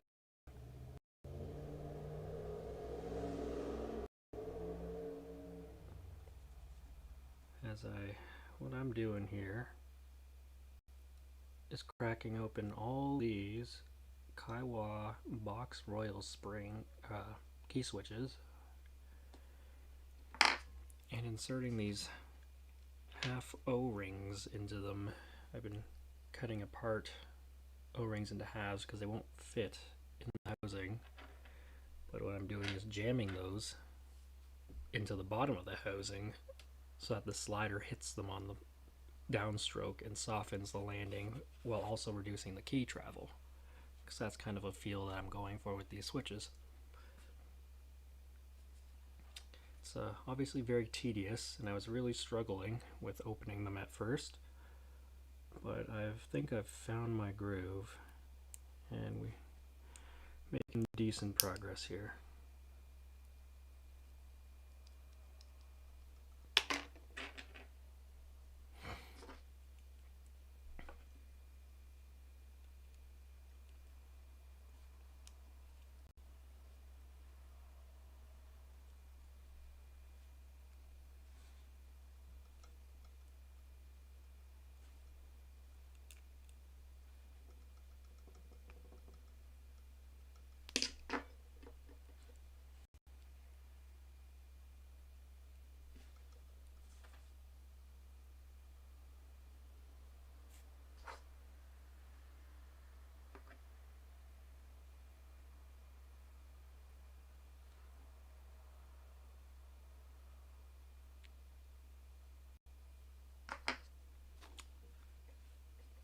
Hello there, or welcome back.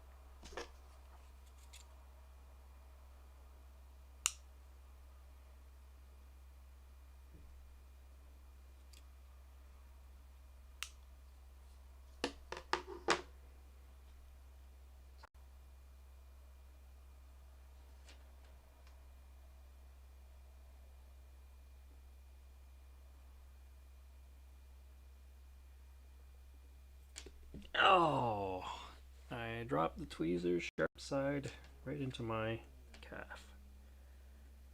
That hurt.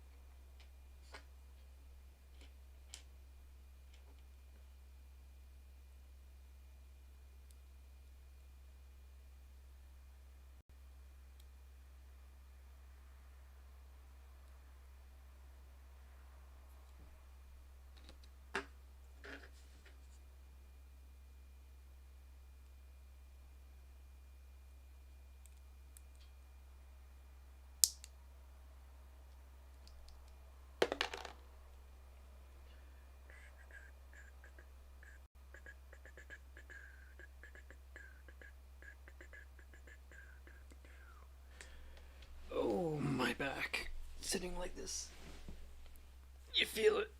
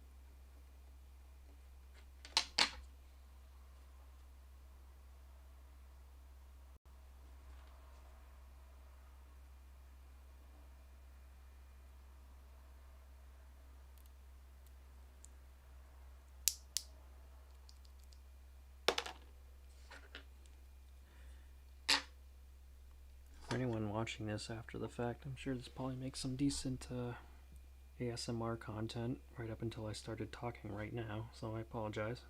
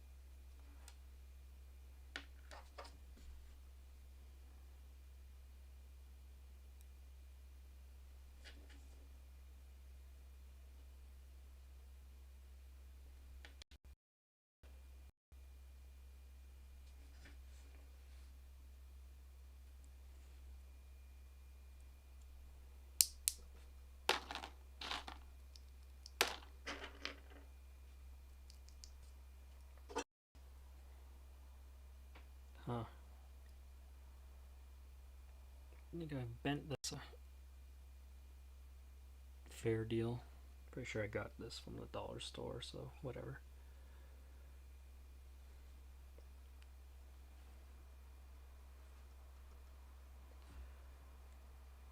Been putting in work.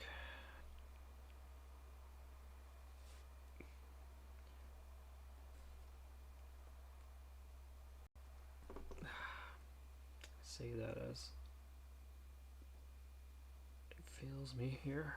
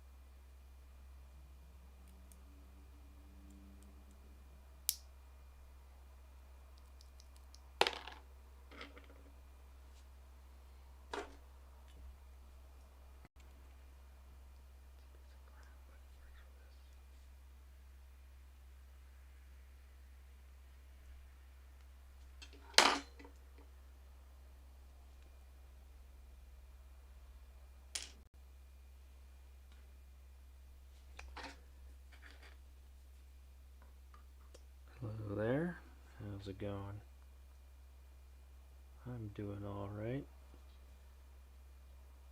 Just modifying this pile of switches in front of me, which is fairly cathartic now that I've found my groove. Really struggling with the Yep, I'm distracted now. Geez, I dropped it again. Let's try a different strategy here. Let's put our slider on the spring, the correct direction, and throw our top housing right over that.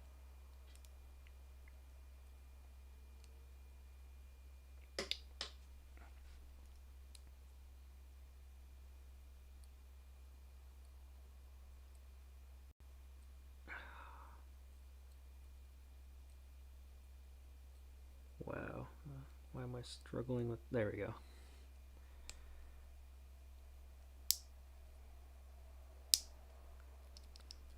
Alright, so, I don't know, maybe a third of the way there. What I'm doing is I have this pile of 110 Kailh BOX Royal key switches here, and I'm doing a soft landing mod using O-springs, or O-rings, I'm sorry. Just your standard typical O-rings that you would put on the bottom of a keycap, on the keycap stem to soften the downstroke on a MX style switch. However, these being box switches, that kind of modification doesn't work because the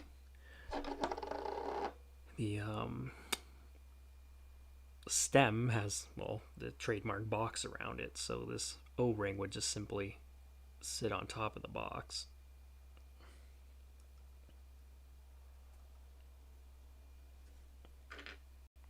And yeah, I did basically just make this entire setup for this because I have the equipment and why not? But I mean, there's more steps to this. I'm going to have to desolder the keyboard, then solder all these switches in. So I'll definitely be sitting in front of this camera a few more times at the least. Then after that, I don't know.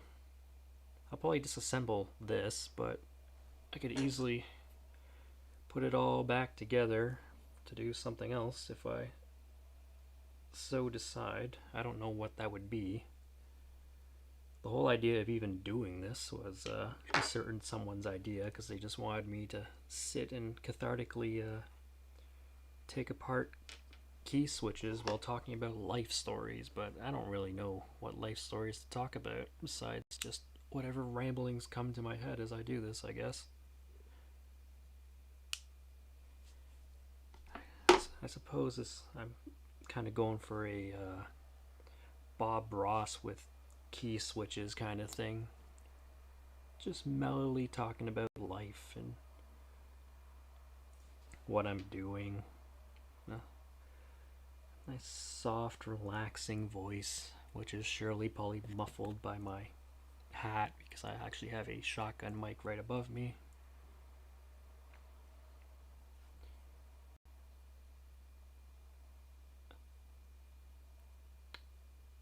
But I've found my groove here, having a much easier time cracking these open than before. A time I showed up to school like 2 hours early. I don't explicitly remember that, but I feel like that was probably a thing, and like I have like an image of it in my head, but I don't know if that's one I'm just making up based on that concept or if this is an actual memory I'm having. I looked exhausted and depressed sitting in one of those cubbies. What cubbies?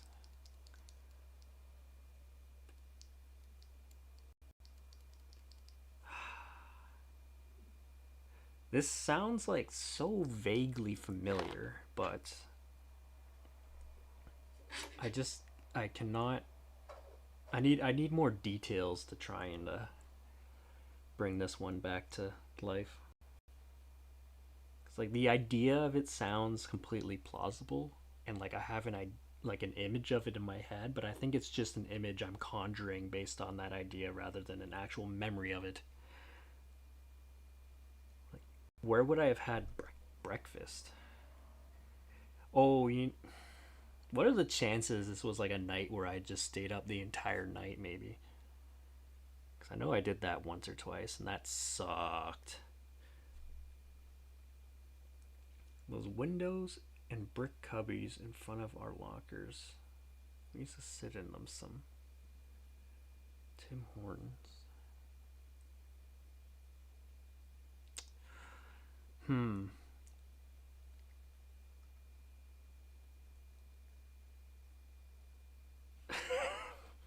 Honestly, I think one of those nights where I stayed up the entire night, it was like straight up Monopoly or yeah, maybe daylight savings. Yeah, shit. I don't. I'm assuming I probably rode the bus to the Shoppers World terminal and then walked to the Tim Hortons and got breakfast there and then went to the school. But like I can't explicitly remember this happening, and I can't think of why I would have done that. If I went through my logs, maybe I could find some kind of evidence of that, but that's something I'd have to do later. Yep, that was pretty much my mindset. 3 a.m. Screw it, I might as well commit. Well, it wasn't 3 a.m. It'd be more like 4 or 5 or something. 3 a.m. was still like I could sleep for 2 hours territory or whatever. I feel like anything past like 4:30 felt like the point of no return. Basically, once you hear those birds chirping in the morning, you know you're done. It's the worst sound you could hear at night. It's as if they're just mocking you.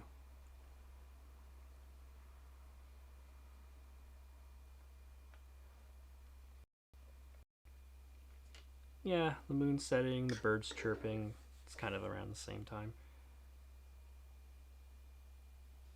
I do remember that one time staying up until I don't know, I guess it was 6 a.m. or something. And we went to McDonald's and they had that. It was the McDonald's at Queen Street near Highway 410. And this was before it was all renovated to what it is now. And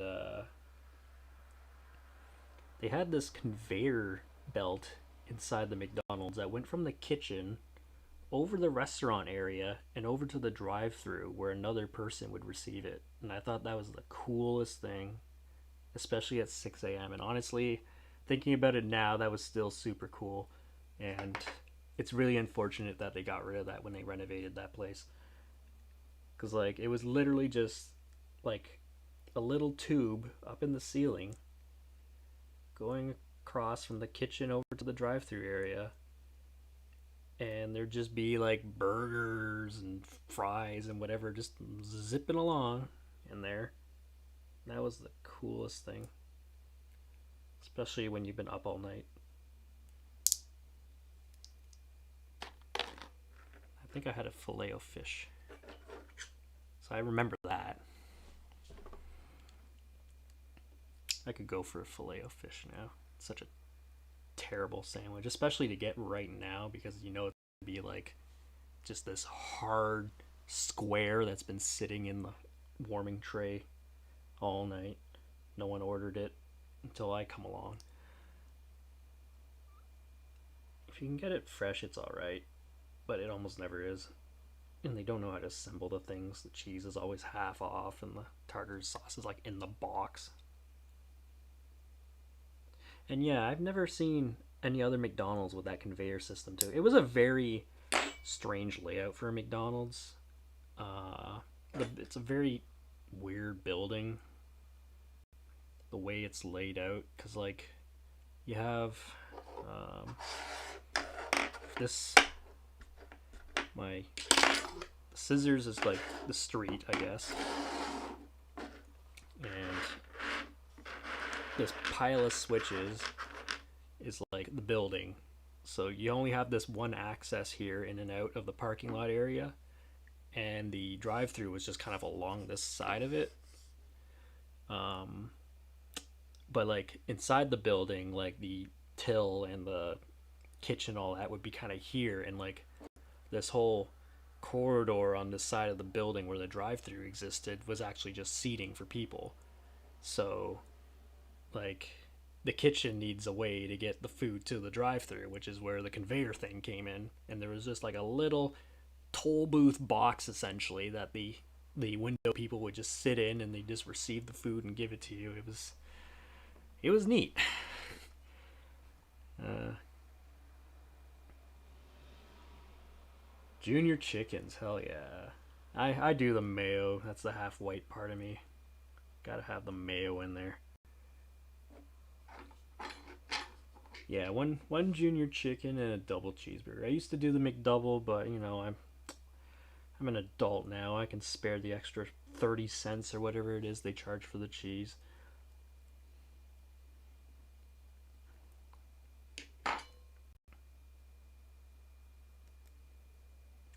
And yeah, I mean, obviously the conveyor system was not efficient.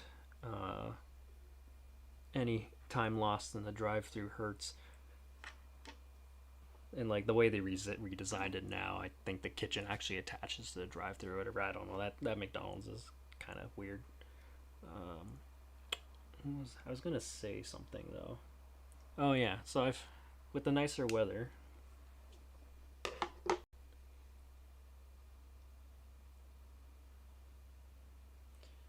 Uh, Yeah, those spots they make you wait is basically when they're fucking up and falling behind, or you order something really weirdly specific, like some kind of custom order, like a Big Mac with no mac sauce or whatever, and they have to like actually make the thing.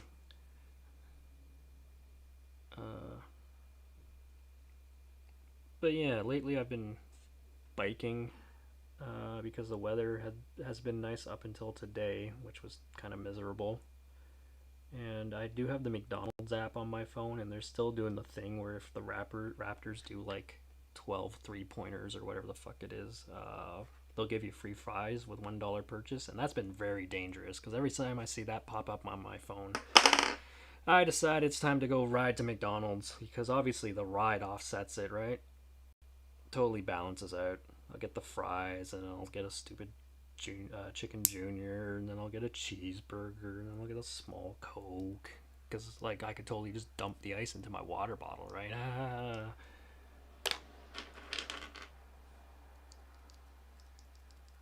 Ghost pepper McChicken. No. McChicken sucks. I don't know why it exists here. It reminds me of those like no name chicken patties you get, those frozen ones that are literally just like a processed meat disc, and like I I don't get it. And it's like what, like five something dollars for that garbage when you could have a junior chicken, which is like superior in every way. Uh, Weirdly enough, in America, the McChicken is basically a crappier junior chicken, and they don't have this crappy chicken sandwich. They have like a real chicken sandwich because it's America. I don't know why McChicken exists here. It's so bad in the form that it presents itself here in Canada. Is there supposed to be some sort of significance to a Jew that can't ride a bike? Is that like supposed to be a trope or something?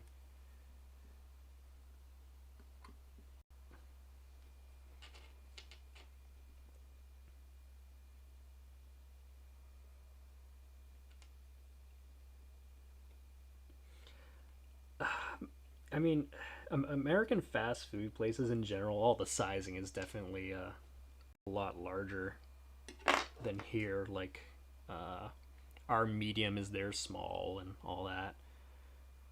Uh, Wendy's here used to use American sizing for the longest time. They finally kind of chilled on that a little bit. Now it kind of sits somewhere between Canadian and American sizing, which kind of sucks. I kind of like the American sizing there, to be honest. I think their fries are. I think Wendy's punches well above its class for like fast food. Fast food.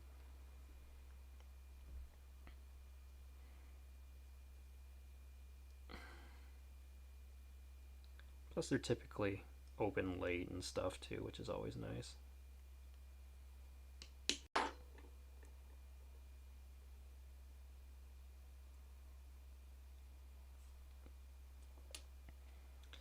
Yeah, riding a bike is definitely something that's easier when you're younger.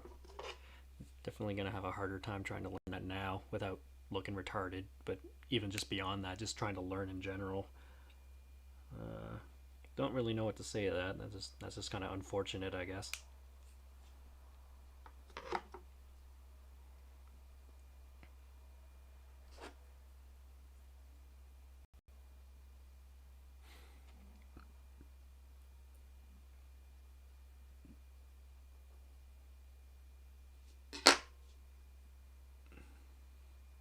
You want to ride a bike, but you're afraid of people seeing you. I don't get it. Oh, it's fucking. But if you live in Toronto, I don't think anyone's gonna judge you for riding a bike. They'll just think you're an asshole because you're riding a bike in Toronto. But and it's basically true. Bike riders in Toronto are complete jackasses, but so are the drivers and pedestrians. It's just kind of all reciprocal, really.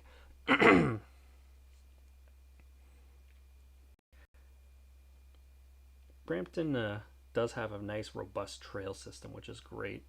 I mean, to get to it from where I am, I do have to do a fair bit of road riding, but once on the trail system, you can pretty much ride it the entire way north or south without having to interact with roads at all, which is great. Stay out of the way of traffic, you can just whip around other people. It's it's quite pretty too. It takes you along like the Etobicoke Creek, lots of trees. You have the creek, plenty of bridges to cross. There's Loafers Lake and other little spots along the way where you can chill.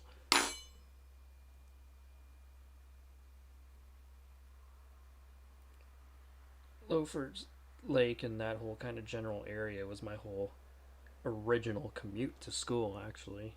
Going to the later elementary and middle school, I'd bike past that practically every day. Those geese were super aggressive and annoying, though. Always a pain to deal with. But when are they not? Lately, they've been getting very populated. Not just here, but in other areas too. Get stopped by them crossing the road all the time and stuff like that. Skating on the Rideau Canal, that does sound quite excellent. It'd be cool to go visit Ottawa again someday. It's just hard to find an excuse to, plus, traveling right now is not really a good idea.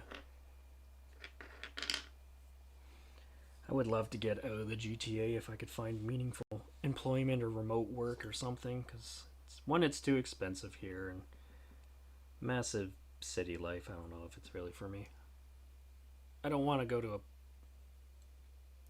bumfuck nowhere where there's nothing and no transit. I'd still like to have city resources, but something on a smaller scale, like a London or a Waterloo or something, would be nice.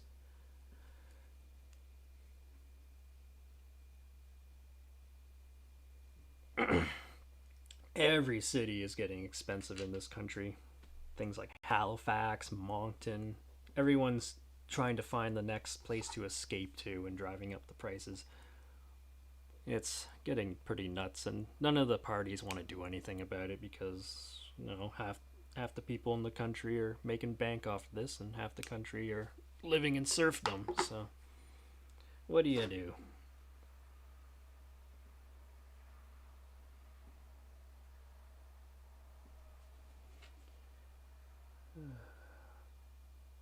Yeah, being relatively close to the American border has its conveniences for sure.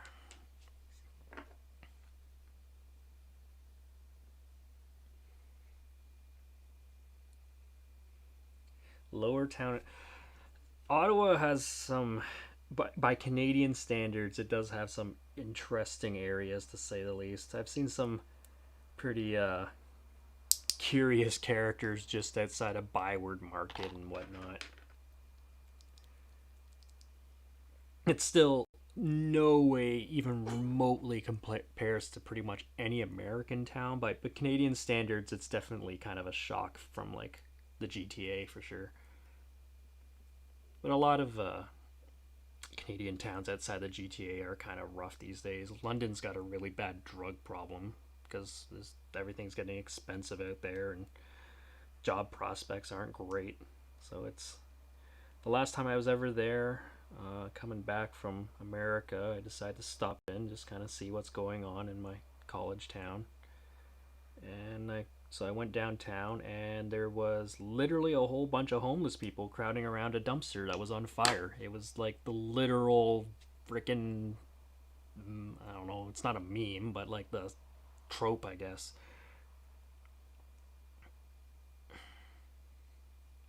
So that was interesting. I didn't really stick around very long. There was a wicked pizza place right downtown London, though. The slices were huge and they were so good, especially 2 in the morning when you're drunk as hell. So I went and got one of those. Good old Stobies. That place is an institution. I'm killing myself right now. I could go for a slice of pizza. Downtown London, I mean, in fairness, that last time I was there was also like midsummer or something. So like, there's no students around. When the Western and Fanshawe kids are there and stuff, downtown's quite lively. Lots of cool spots and stuff.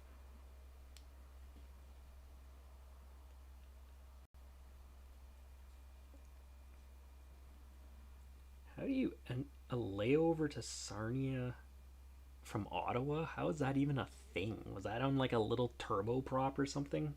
Like a Cessna? Like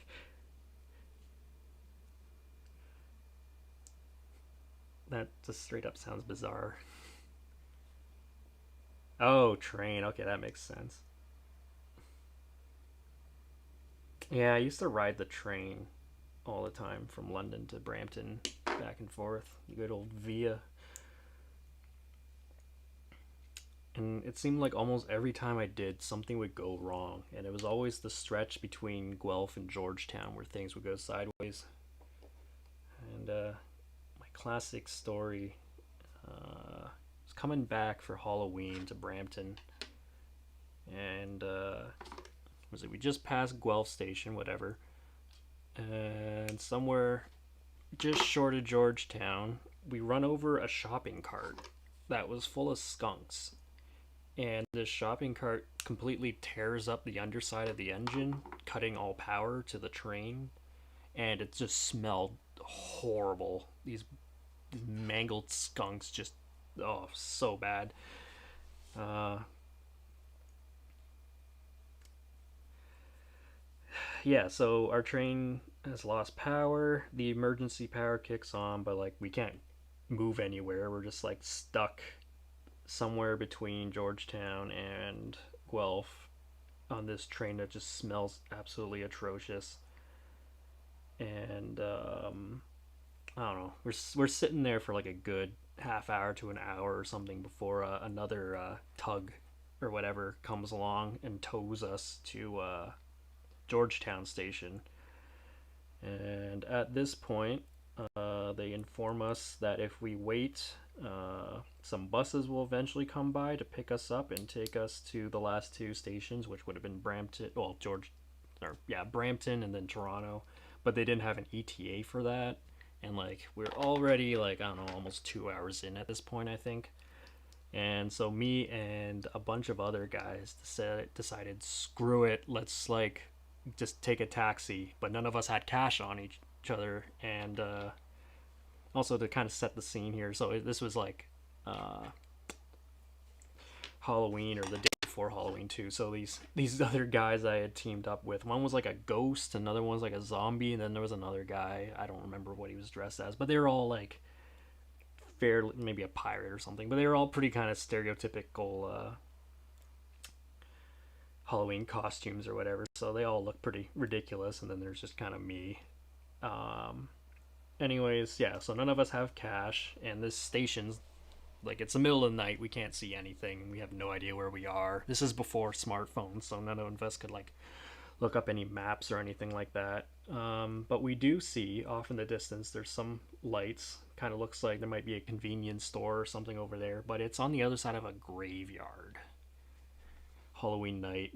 So, all right, whatever, fits the mood. So we walked through this random graveyard that actually had like kind of a low-lying mist in it and everything, just walking towards this light, hoping to find any kind of recourse or resolve or anything that will get us out of our situation. And luckily, after crossing that, we did it was like a, I don't know, a 7-Eleven or whatever, some kind of convenience store that did have like one of those $5 service charge ATMs, which felt oh so worth it at the time. So we all drew out like 20 or whatever, and we hailed a cab and made our way to Brampton like 3 hours later than we should have. But yeah, that was our weird story of a bunch of rapscallions just off on their way to try and get home on Halloween. Yeah, skunks suck. I don't think the skunks were at blame for putting a shopping cart on the tracks, though. Surely that was some stupid kids in Georgetown or something just trying to cause problems, which they did. Uh, I don't know how the skunks played into it. I guess they saw a shopping cart and decided to make it their home, or maybe the kids left like food on the cart or something and it attracted the skunks. I don't know. But yeah, skunk cart. That's my most memorable story with Via. Then there was another time. I don't know what was going on exactly. There was a couple of really rambunctious dudes in another car, I guess, that were causing a lot of problems.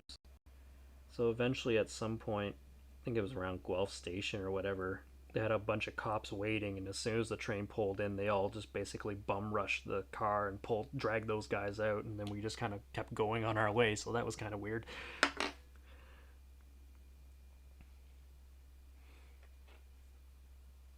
And then there were other times where we'd be delayed because of ice or other weather conditions or other such nonsense. It seemed like every time I tried to ride to Brampton from London, something would go wrong. Coming back was always fine, though. There was never an issue coming back, which was all right. Of course, I'd get back like fairly late. I think the last train, which was the one that I'd always take, would get me back to London at like 11 p.m. And I could have made last bus, but I always decided it was kind of more pleasant to just walk. Granted, it was like almost an hour long walk from where I was to the station, but I don't know, just throw some music on my iPod because that's what I had in the day, and you just kind of walk through the snowy, sleepy city at night and enjoy it for what it is.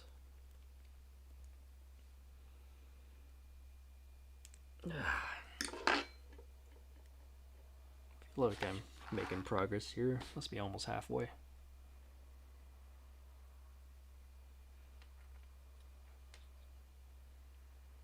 iPod Classics, yeah, those things were cool, and I never had one, and now they're like crazy expensive because they're all like collectors and whatnot.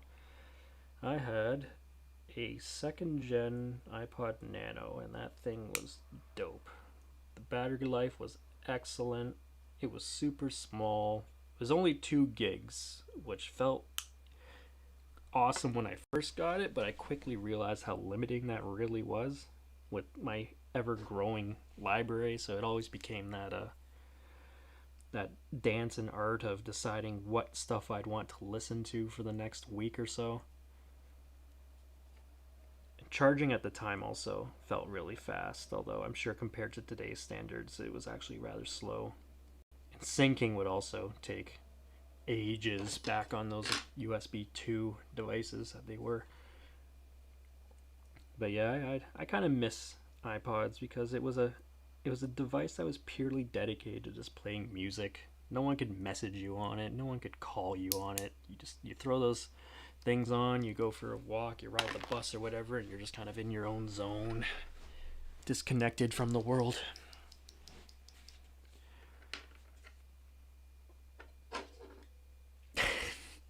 Yeah, the batteries in those Samsung Note phones are massive. So after the Nano, I think I got it in one of these drawers. I had an iPod Touch first generation.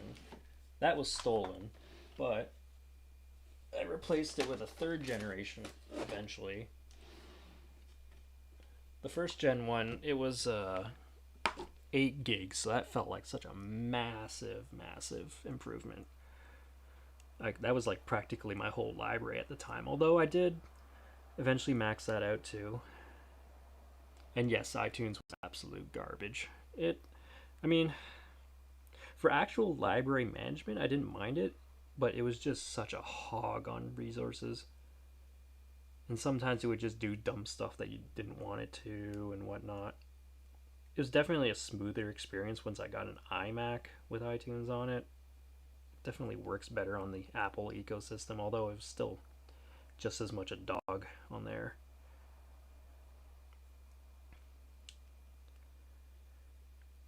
But yeah, that iPod Touch was pretty great.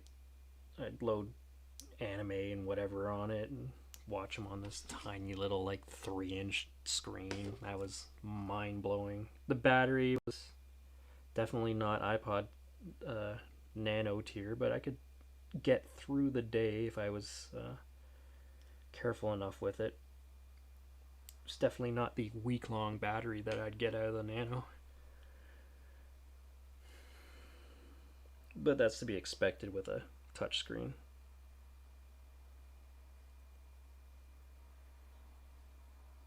Oh yeah, so my when I got that iPod Touch, apps weren't even a thing yet on it or the iPhone at the time. It was not until a few versions later that they actually introduced the App Store and all that. So the trick back then was to jailbreak your iPod or iPhone or whatever and then install unofficial apps. But even before I was doing that, there were web messengers. I don't know if VJive also had a web client or not, or if I was using something else. But yeah, I'd log into that in the Safari browser and be able to message on the go wherever Wi-Fi was. That was like, whoa, mind blowing back in the MSN Messenger days. And then of course the apps came along and that made it a lot easier with I remember BDrive. I don't know if that's what I used. Maybe it was. So long ago, it's hard to remember that. But yeah, that thing was great up until it was stolen. Then sometime sometime in college or whatever, I got this guy, which is a third generation, which adds Bluetooth. It's obviously faster. And this one was 32 gigs, which is like, oh my god, massive. At the time, I think that almost fit my library. It was starting to get quite up there. But yeah, having practically my whole library in my pocket was quite excellent. On top of all the smartphone-esque features of it. Before I had a smartphone, I was still using a slider phone at the time, which I miss in its own right just for the typing experience. So those slider phones will always just crap all over touchscreens for typing. I wish someone would make a smartphone that did that. I know there's the BlackBerry Priv or whatever it's called, but it slides the wrong way. I want one that slides sideways.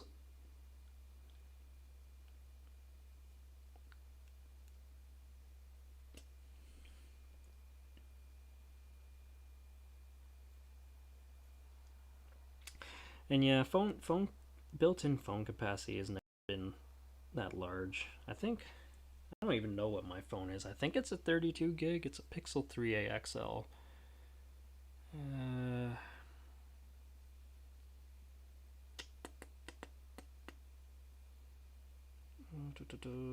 storage. It's a 64 gig. Okay.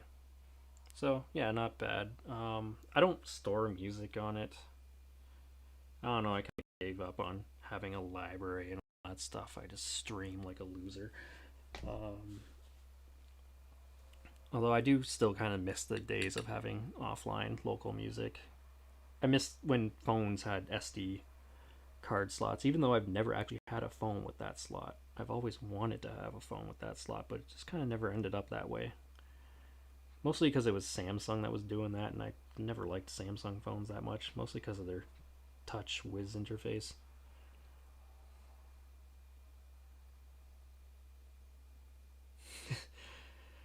256 gigs of furry porn. Ugh. Yeah, I don't. I never understood that. I don't. I don't really get storing crap loads of random porn on your phone. What that accomplishes.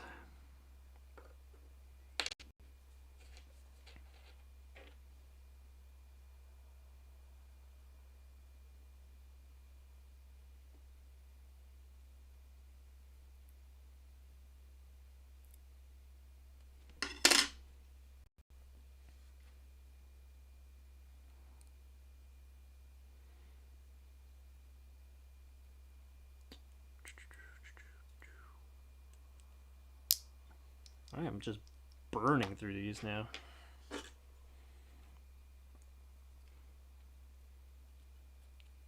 The the battery on this is quite awful now, as you would expect of a device this old, but it still works. I actually, at some point, gave it to my sister, who then eventually gave it to my girlfriend of the time, or maybe it was the other way around. Fingers aren't bleeding yet, but they're certainly kind of getting a little sore from being poked repeatedly. That's not the most fun.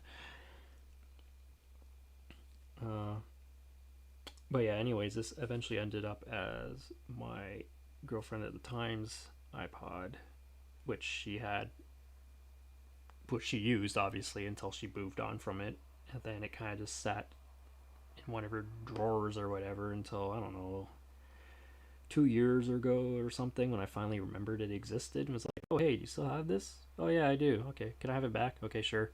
So now I have it back, and I really don't use it because the battery makes it kind of useless, and it's just god awfully slow for anything other than playing media that's already on it. But I don't know. It's nice to have back just for the nostalgia value.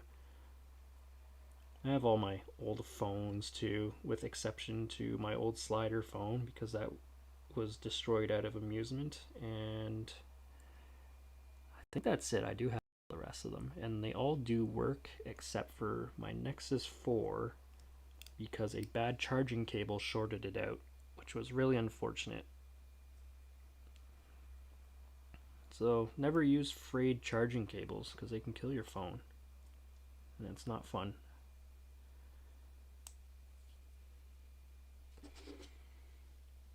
This guy can go away.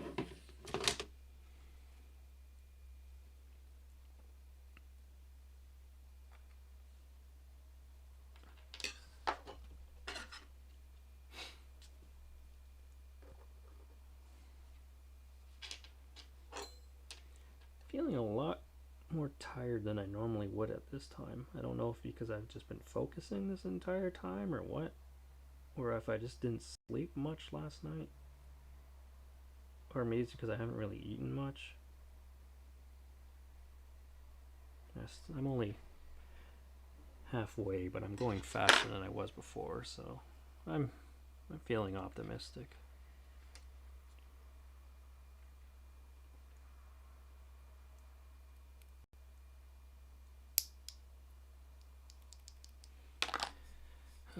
All right.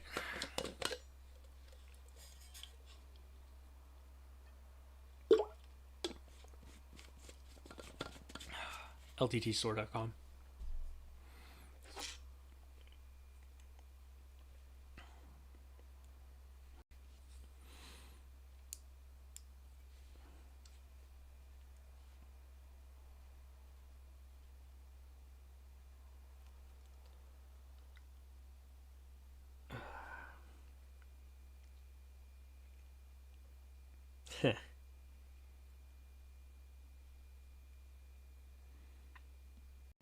Honestly, it's a pretty good water bottle. I'm content with it. There's nothing fancy about it. It's just a solid water bottle. The lid screws on securely, and it has the little retainer thing, so you won't lose it.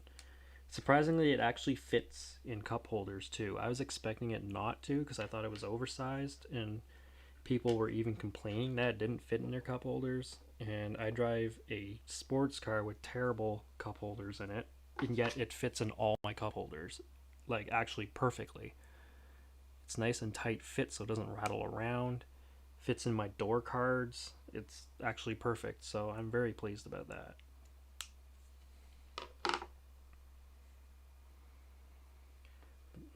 The black short circuit long sleeve shirt. Cannot picture that right now.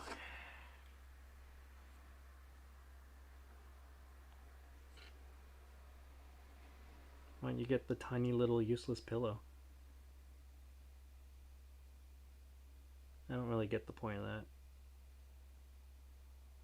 If it was like an actual full size pillow, then sure.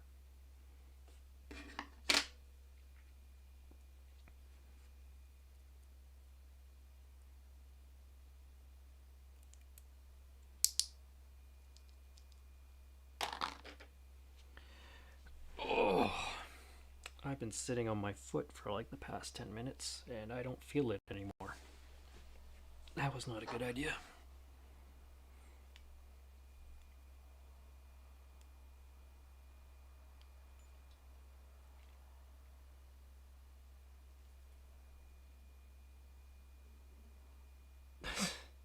What are they charging for a CPU pillow?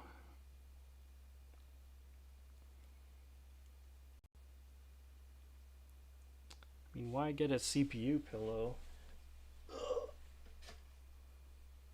when you could just get a CPU? Just, yeah, that's comfortable. Good old Ryzen 7 1700X served me well for 4 years or whatever. It's still a great processor, honestly. I just wanted to move up into something to match my RTX 3080. It was holding me back in Flight Simulator and pretty much just Flight Simulator, but that's mostly what I play these days, so it was worth it. Ugh. The table has a backrest. Oh, so behind me is actually my desktop computer, so I don't want to lean on that. I guess I could lean on the shelf, but I don't know. The uncomfortableness will keep me awake. $69.99 US. Yeah, that's ridiculous. The water bottle was I don't remember what it was, but I thought it was reasonable. And it keeps water cold. I haven't tried putting hot things in it because I really just want to have water in it. I used to have a great bottle from OpenText, the enterprise software company, that I got for free because they're one of my work clients. And that thing was great until the lid broke on it. But it was the same. It was a vacuum insulated bottle. Kept your cold drinks cold, hot drinks hot, whatever. So that broke, and I was just using another giveaway bottle from some lawyers or barristers or whatever. I don't remember what it says on it. But it was just a normal metal bottle, so I put cold water in there and it'd be warm in like 10 minutes, which was less than ideal. Which is, once I'd been spoiled by vacuum insulation, I just had to have it again.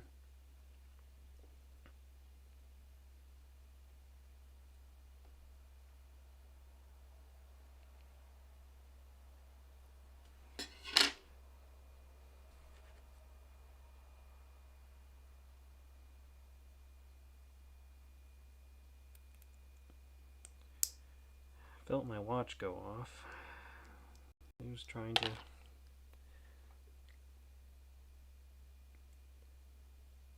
Ah, a picture of the pillow.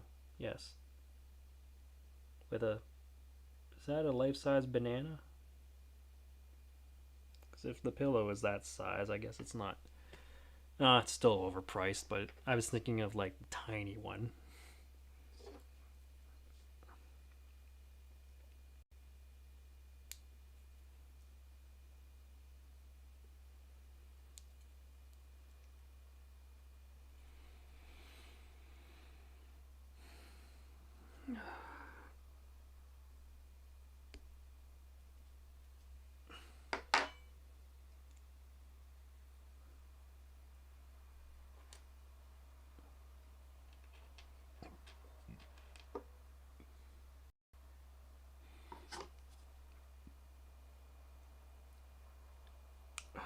I'm glad I figured out how to open these things.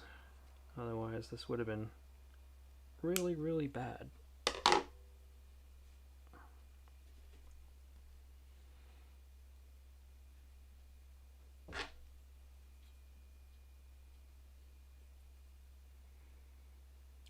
It's starting to get quite cold in here too. I have the window open because my main camera here, the Sony RX100V, wasn't really meant for this purpose.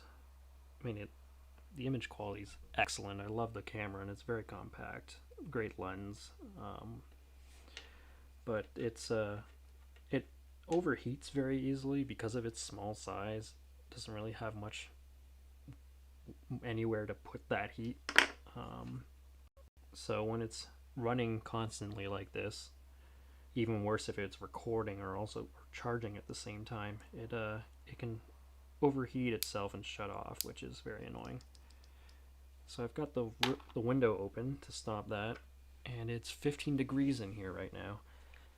And I haven't seen the temperature warning come up once on the camera, so it's obviously working. It's just less than comfortable now. But not terrible. It's keeping me awake. I'll manage.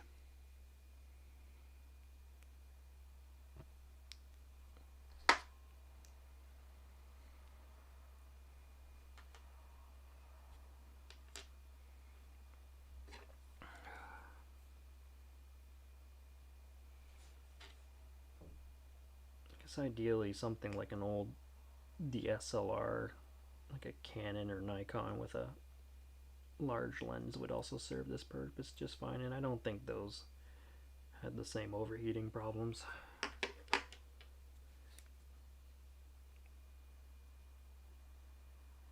And since I'm just taking video feed straight off the camera, not recording, probably looks just fine.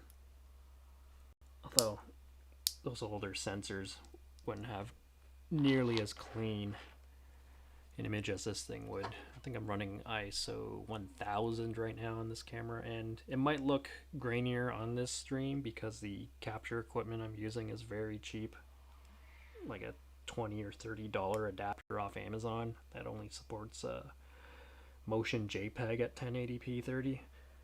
So it's getting compressed from the camera to my 6-year-old laptop, which is then recompressing it using Intel QuickSync, which doesn't look that great either. So you're getting a double compressed feed, which does the camera no justice. I could do the stream with the computer right behind me and it would look substantially better, but it'd be a lot more awkward because it's up there and I'm here and the laptop's right here where I can reach at it.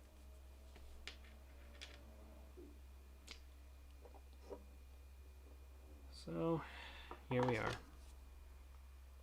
I think I'm pretty much pushing the limits of this laptop too. It's quite maxed out with its CPU usage, but hopefully it hasn't been dropping any frames or garbling audio or anything like that.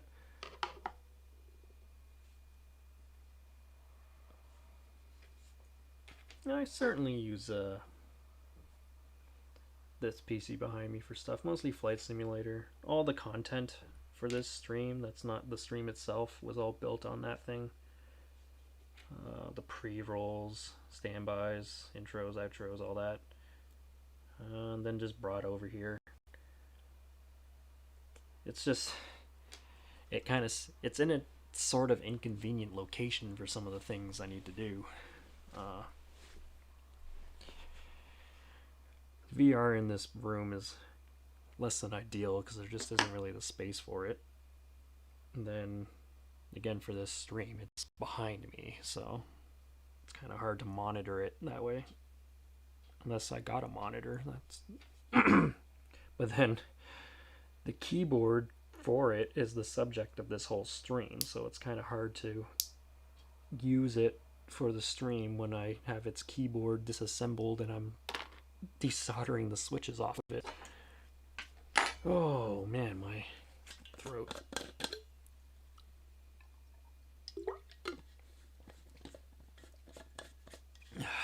LTGstore.com.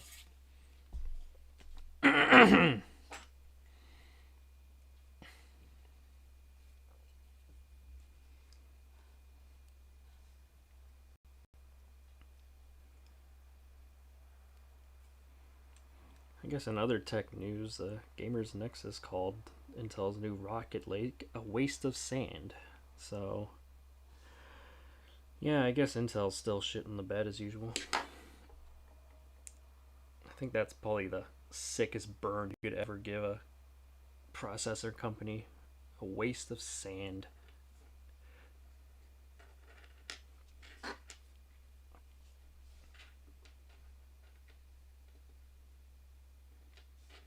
Of course, I say that I'm using my 6-year-old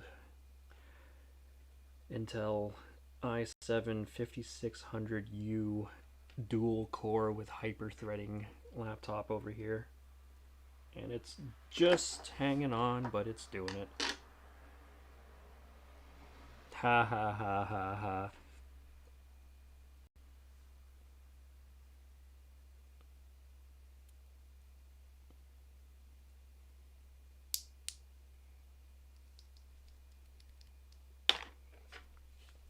I've got to be at least halfway, if not slightly past it by now, I think. So, getting there.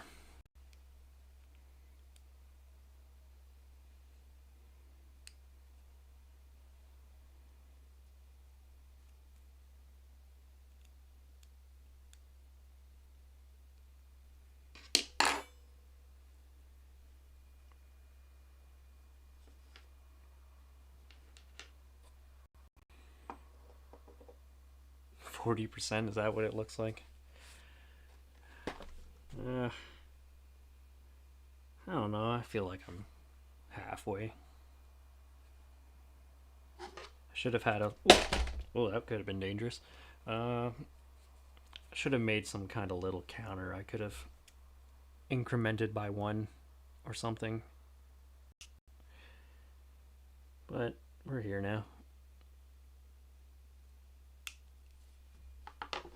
Even just a dumb app on my phone or something. On that iPod, I could have used it for that.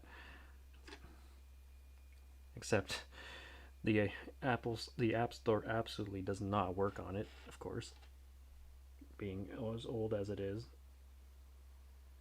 So whatever's on there is what's on there. And any kind of website that would let you do such a thing probably wouldn't work on there anymore either.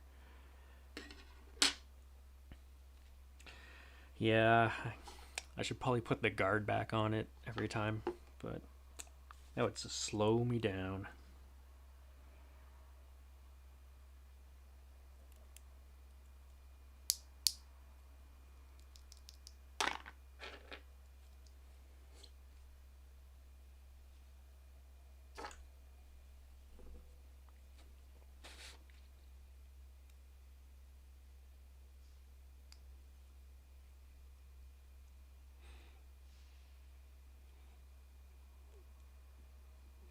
I haven't actually heard back how this microphone sounds and how this general stream sounds.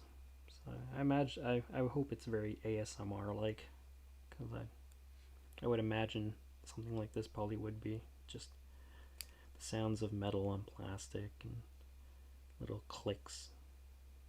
My soft, sultry voice.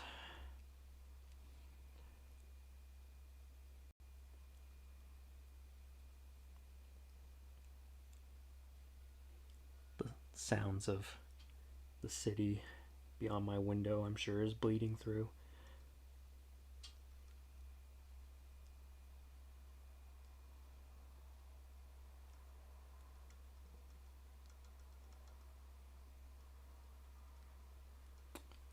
What am I doing? Struggling with this one.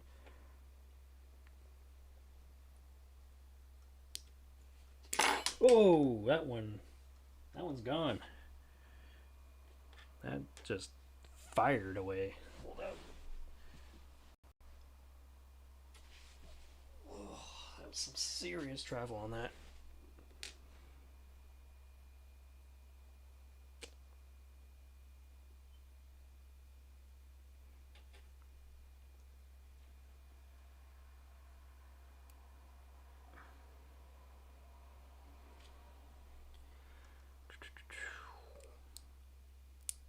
Slap this back together super awkwardly.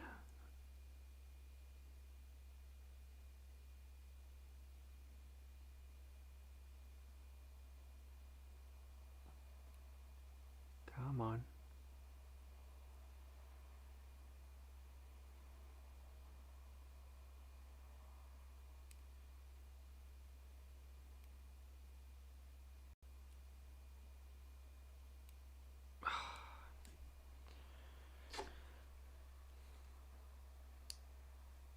There we go.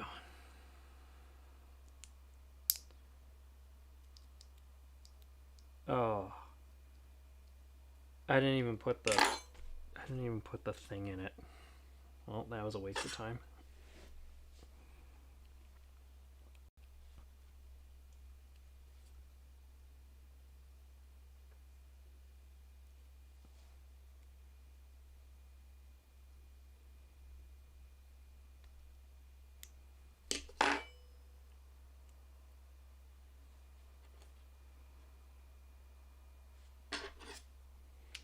Yeah, getting to that point. I'm slipping up.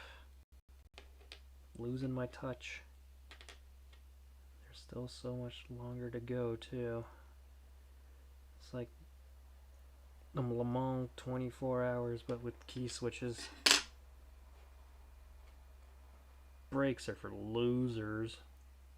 I already took one when I went to the bathroom and ate a bunch of crackers.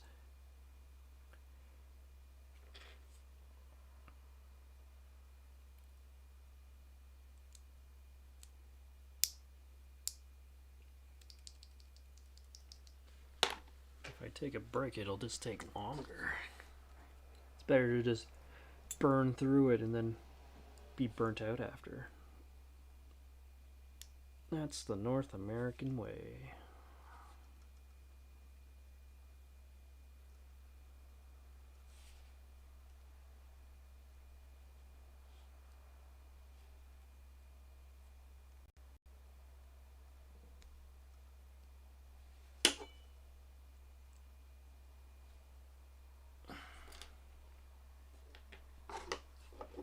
I think I'm gonna run out of O-rings here. I'll have to start poaching them from the keyboard. Guess I'll take them from the numpad first.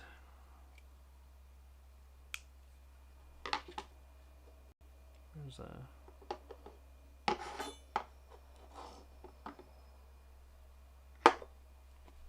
there.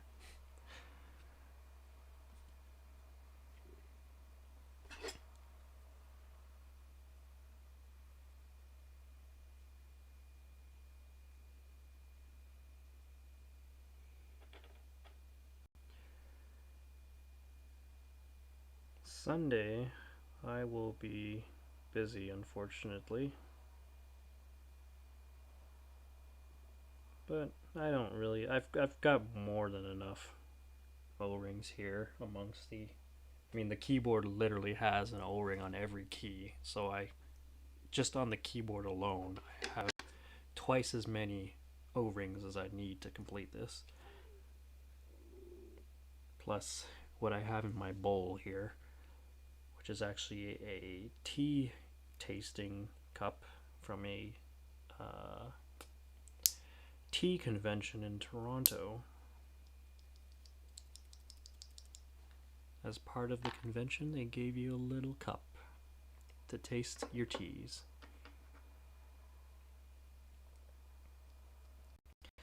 Yeah, so the original factory keycaps on the DOS are an OEM profile, so the keys are taller, and because of that, I put 2 O-rings on each keycap, and they still actuated just fine. But with these PBT caps that I replaced it with, they are a cherry profile, which is less sculpted and kind of lower overall. They're shorter keycaps, so putting 2 O-rings on those caps would reduce the travel too much to the point that they would no longer actuate the switch. So I went back to just 1 O-ring per cap, which is actually what this bowl of O-rings came from. It was the extra rings, which I had only done on the alphanumeric keys anyways, because I did kind of want a little more travel on like the numpad and like enter and those kind of things.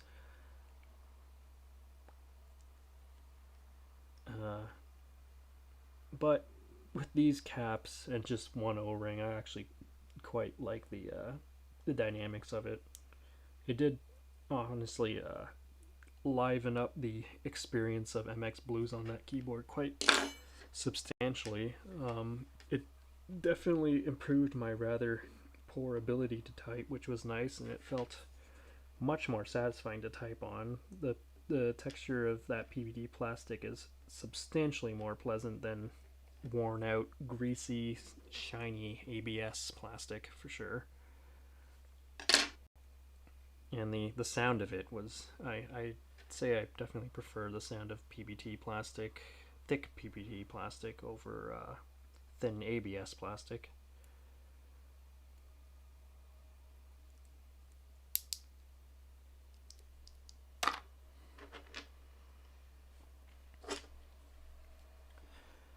At some point too, with that this dielectric grease, I would like to try and silence the stabilizers. All the stabs in that keyboard are Co-Star except for the spacebar, which is cherry, so I should have good success with silencing the spacebar, but for all the other ones, there won't be very much that I'll be able to do other than just greasing the contact points, but well, we'll see where that gets me.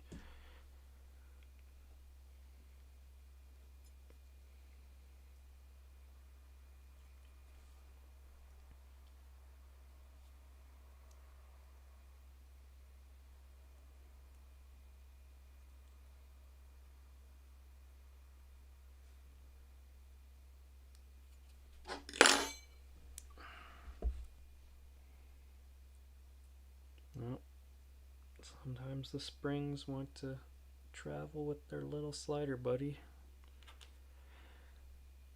Or stem, slider, whatever it's called.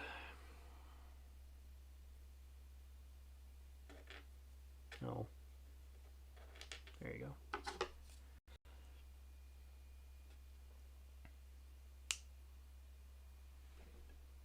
Maybe I do have enough O-rings. It's really hard to tell because they're small. Well, the switches are definitely much larger, and I'm cutting each one in half, so I really have double what's in that bowl right now. And cutting it in half makes them fit perfectly in the bottom of these housings, since the spring and the spring post have this sort of gap in the housing, I guess, for the slider to fall down into. And then the other side is where the leaf spring and the contacts and all that live. So by cutting them in half, making these little semicircles, they perfectly just nestle right in there. If this will focus, which I know it won't. Thank you, Logitech. Anyways. Yeah, I'm not worried about them dislodging or anything. They fit quite nicely in there. I know the person responsible for creating this modification used smaller O-rings, substantially smaller. I think they're meant for, I don't know, I want to say plumbing, but I can't even imagine what kind of plumbing application would use O-rings that small. But yeah, they were smaller O-rings that he would literally just jam in their hole, and the tension, I guess, between the housing and the post or the spring would keep it in place. But it looks super jank, and I think I prefer this. Yeah, I'm a leaf spring, all right.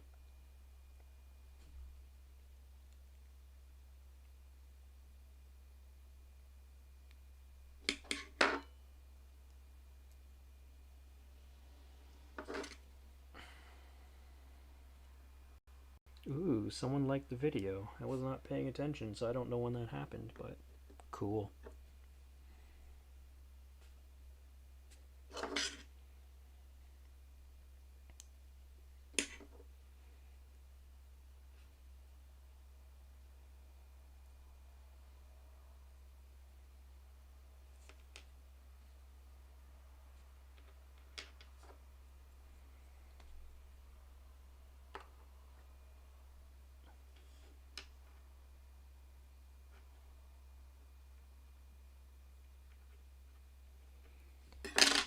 All right.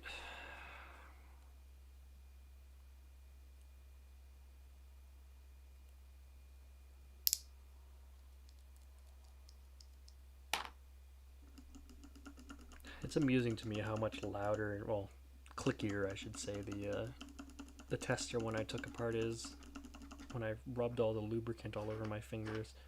So I guess I can expect them all to eventually sound like that over time.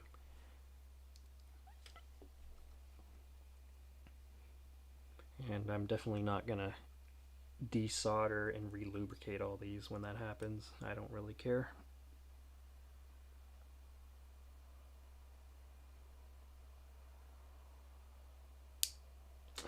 This one's being a little stubborn.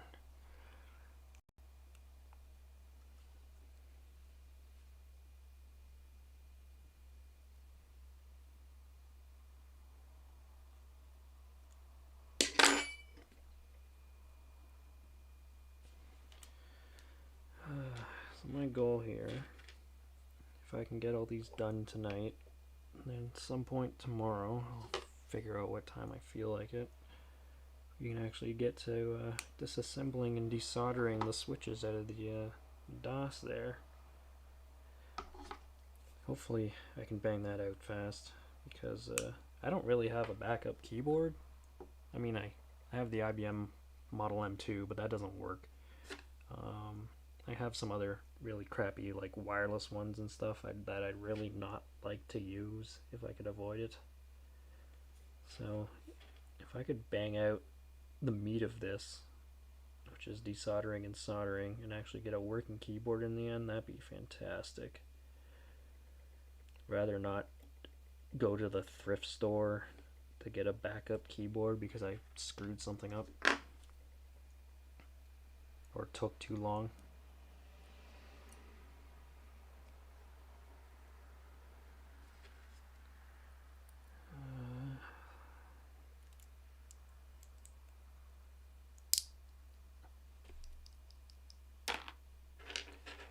Oh yeah, starting to pile up. That's what I want to see.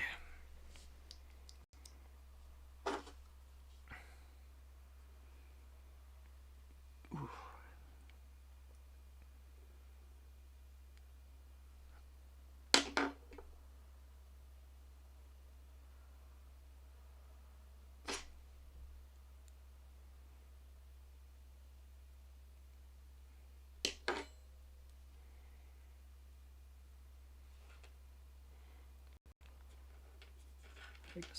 I guess a good test of this mic's off-axis rejection is a matter of how much ambient sound is coming through that window right now. I wouldn't know because I don't have an easy way of monitoring that at the moment. I mean, I do. I could plug in headphones, but I don't really feel like it.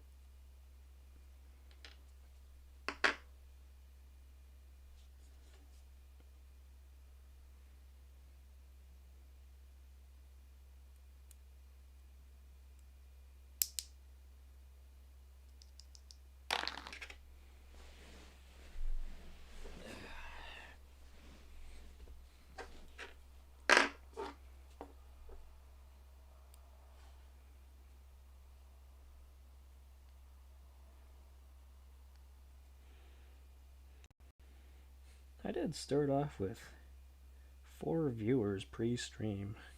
Wonder who those other 2 people were.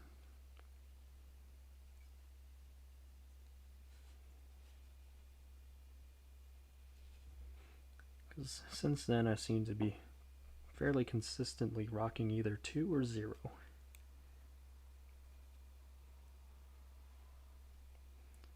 Usually not 1, which is interesting.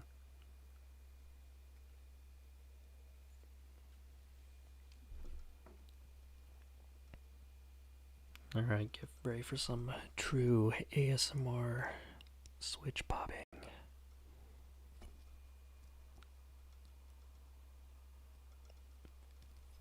As I gently release the switch.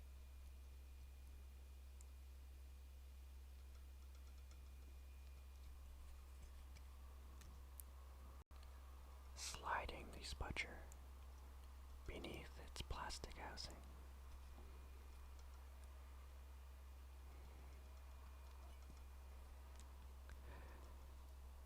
And release.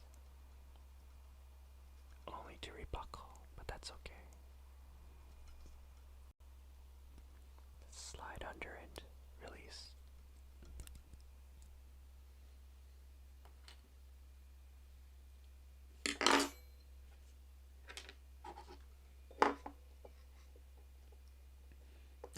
Yeah, fair enough.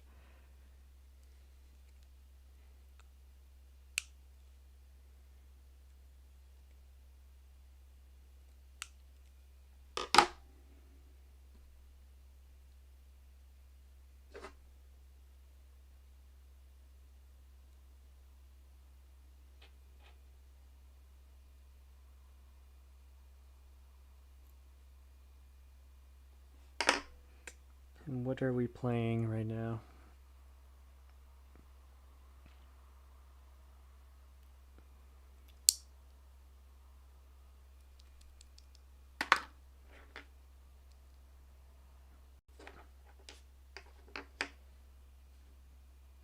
What's this?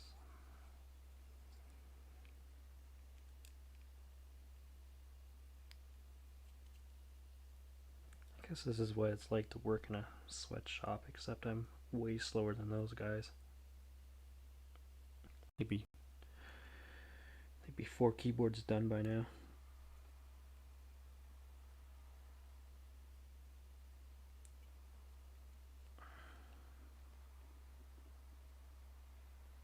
Also, it probably wouldn't be 14.7 degrees. Otherwise, it's not really much of a sweatshop, is it?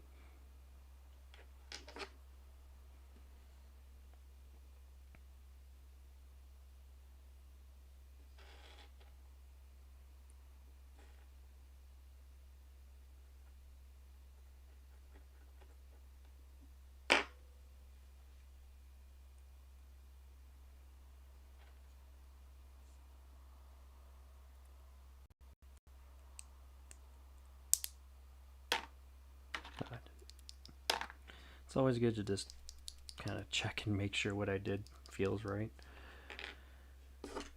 I mean, if I was really being diligent, I would actually test the contacts, but I'll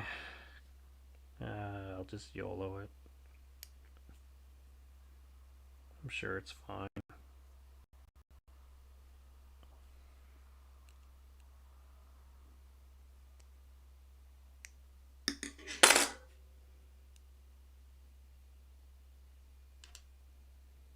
I don't think I'm going to need this thing anymore.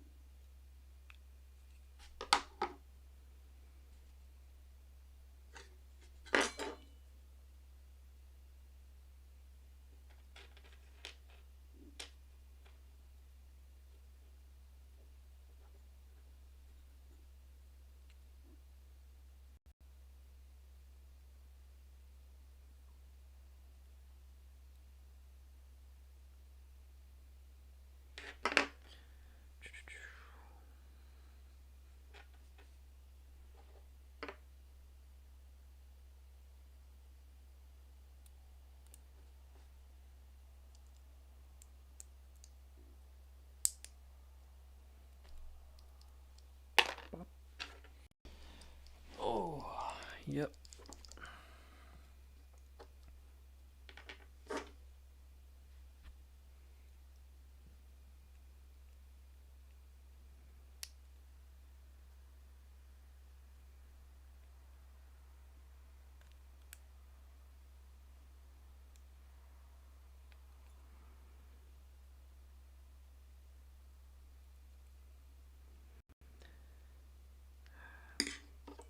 Really, my fingers aren't as sore as you would think they would be.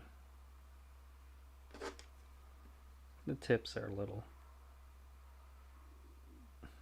calloused or whatever, but I don't know. My hands are holding up pretty good. Now that I've kind of figured out the technique to it, it's not nearly as painful.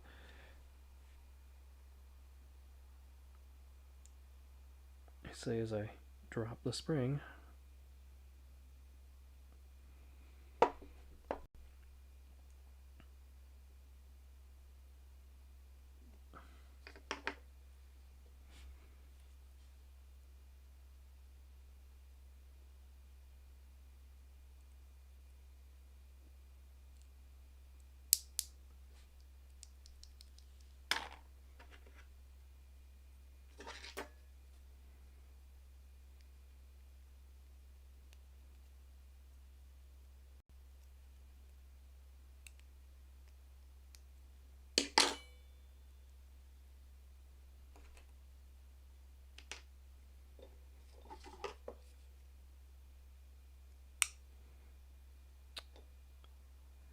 It's really hard to tell. It looks like there's barely any rings left in that bowl, but it also doesn't really seem to change as I go through them. It's being deceptive for sure.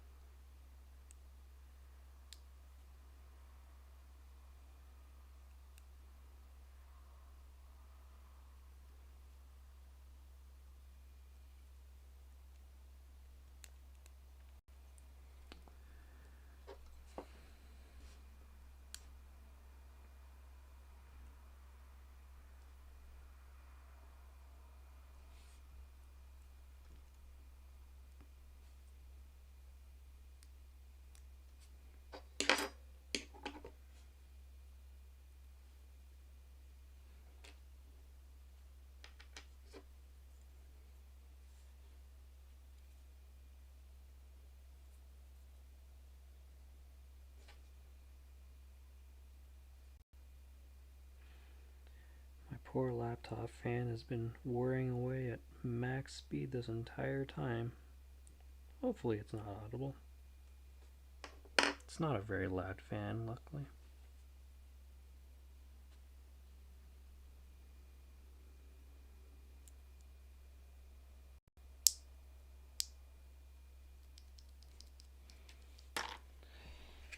This laptop was the first one I got where the fan would actually not run most of the time as long as you were just doing basic things like going on the internet or whatever, which seemed crazy at the time. Most laptops up to that point always had the fan running to some degree. But with a solid state drive and the fan off, it was just dead silent, which seems so bizarre. Of course, that's just typical now.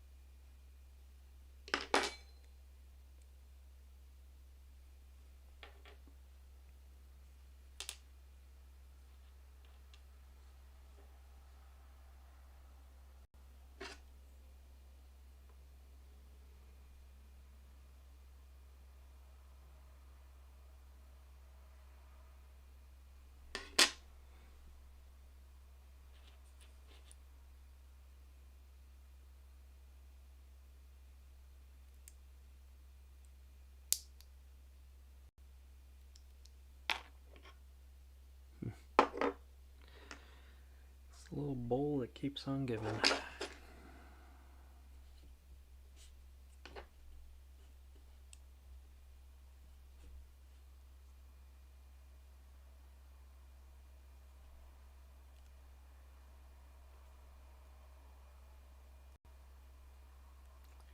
The one thing that's definitely messing my fingers up are those bloody solder pins. I keep poking myself with them and it hurts every time.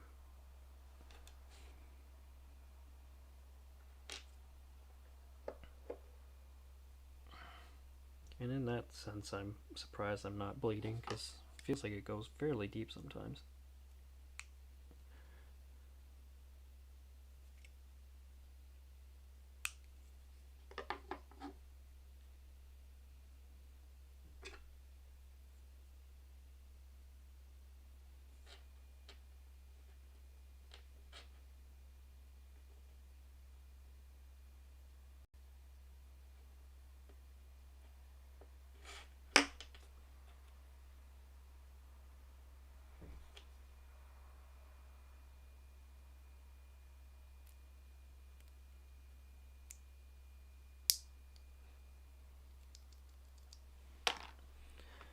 Oh, yep.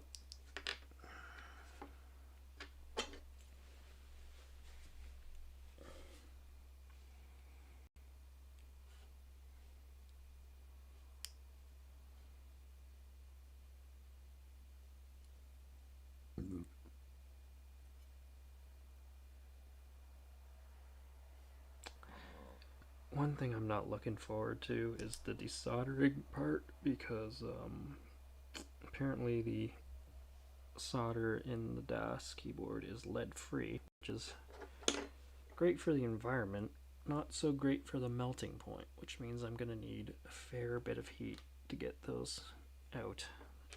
And that, combined with my rather cheapo solder sucker, might be a very bad time. If I was smart, I would get a better one, but I'm just gonna tough it out with that one.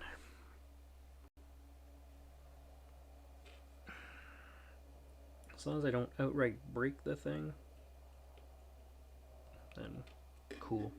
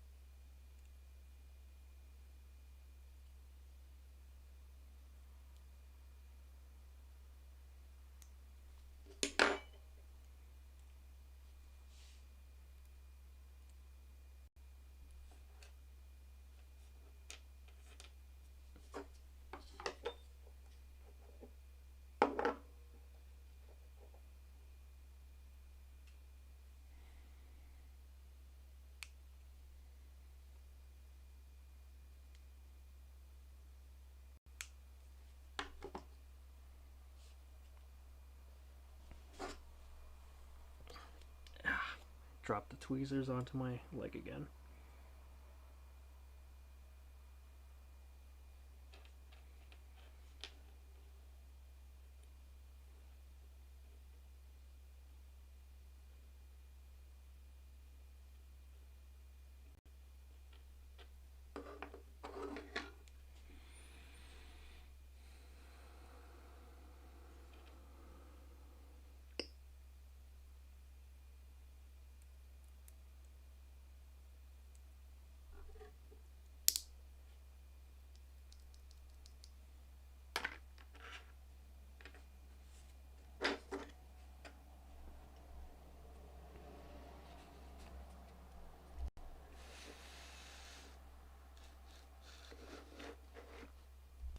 There we go. Let's get comfortable here.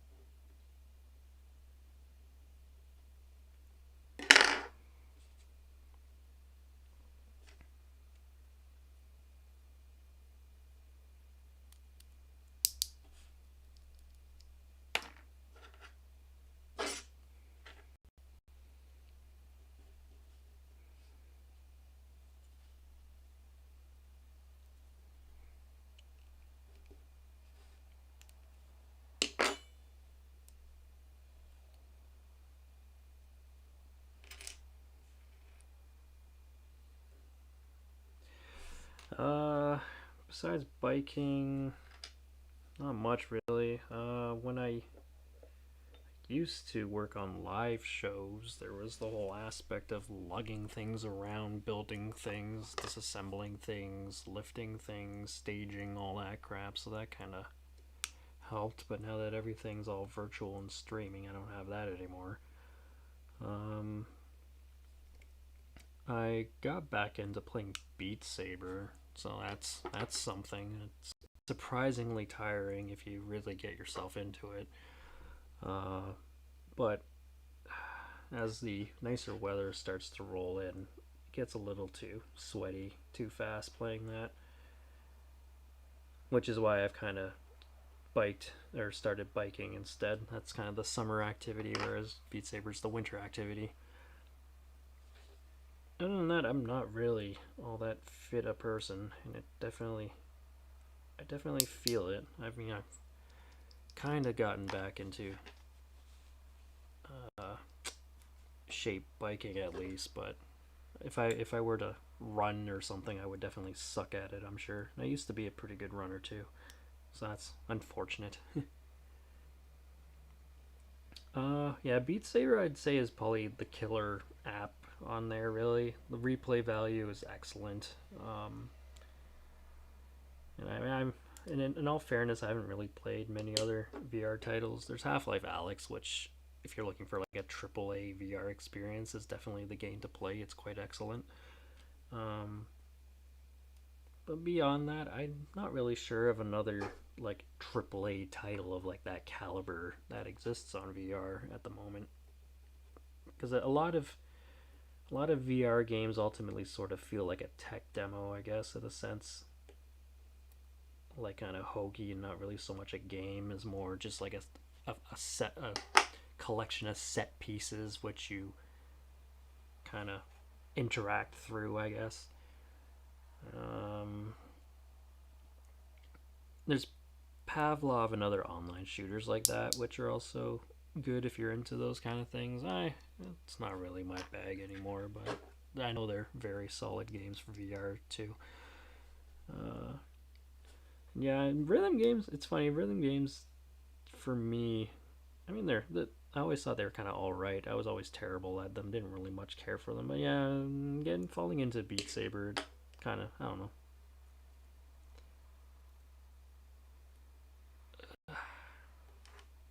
I'm just not really generally into shooters all that much anymore, I guess. I don't know, that kind of plays into it. I'd probably be super into Pavlov like 5 years ago, 10 years ago.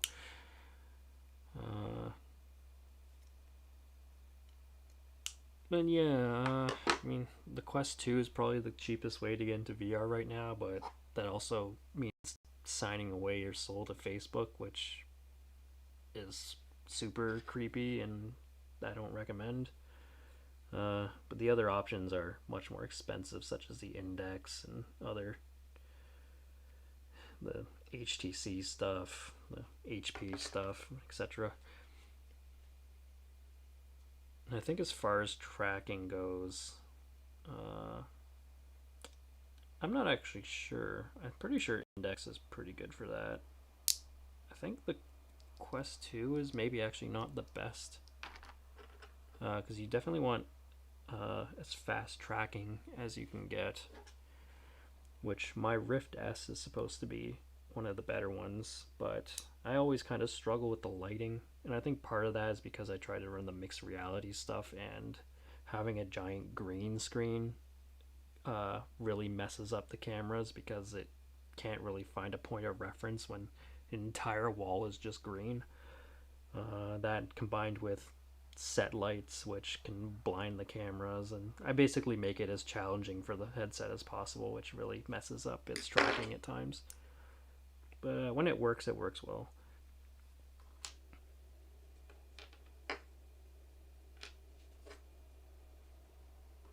At one point, I was actually making a song chart map, whatever they're called, for some song I had made, and I got into the point where it actually kind of was almost playable, but still had very, very problematic flow to it. And then I kind of forgot about it. But yeah, there's tons of community made songs and stuff. A lot of anime shit, a lot of EDM and whatnot, as you'd expect. But there's some like rock stuff in there. There's a bunch of Muse stuff in there, and Linkin Park and whatever. It's a pretty good variety. Tons of memes, of course.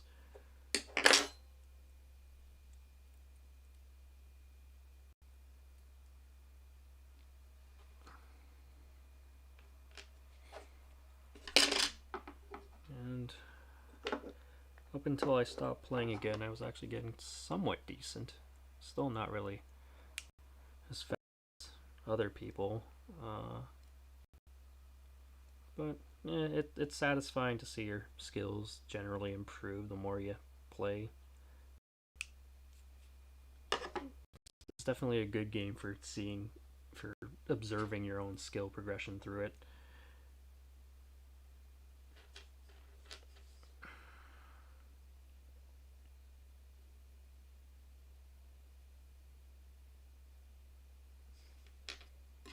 And when a song has good lighting programmed into it, it's quite pleasant to play through it.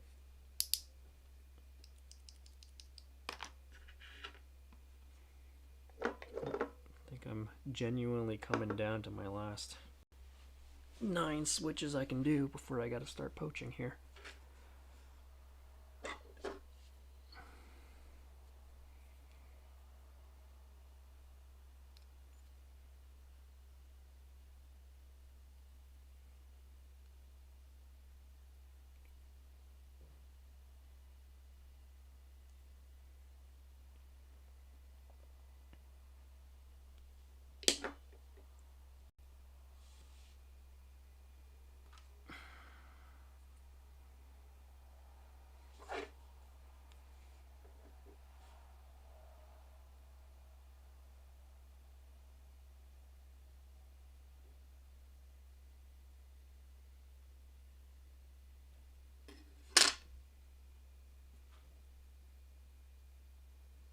I can hear some guy outside. He's trying to lock his car, but his car's still on. It's either an accessory or like on mode. And I can hear him. He keeps opening and slamming the door and then pressing either the lock on his door or the lock on his keys, and it makes that one long beep to tell you that your car's still on. But he's not getting it. He keeps opening and then closing the door again, thinking that the door is not properly closed, and then he presses it again. And beep, and he's like, what the fuck? And then he opens and closes the door again even harder, and then he presses it again, and beep. Like, come on, dude.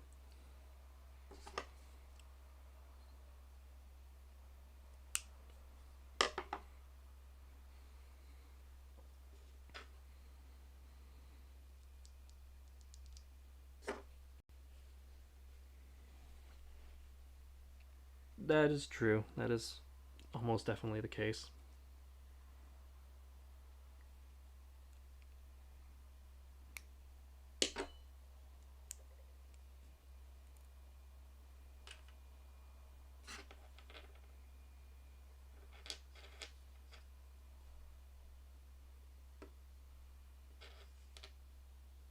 I don't hear it anymore, so I guess he finally figured it out, where he decided blocking his car wasn't worth it.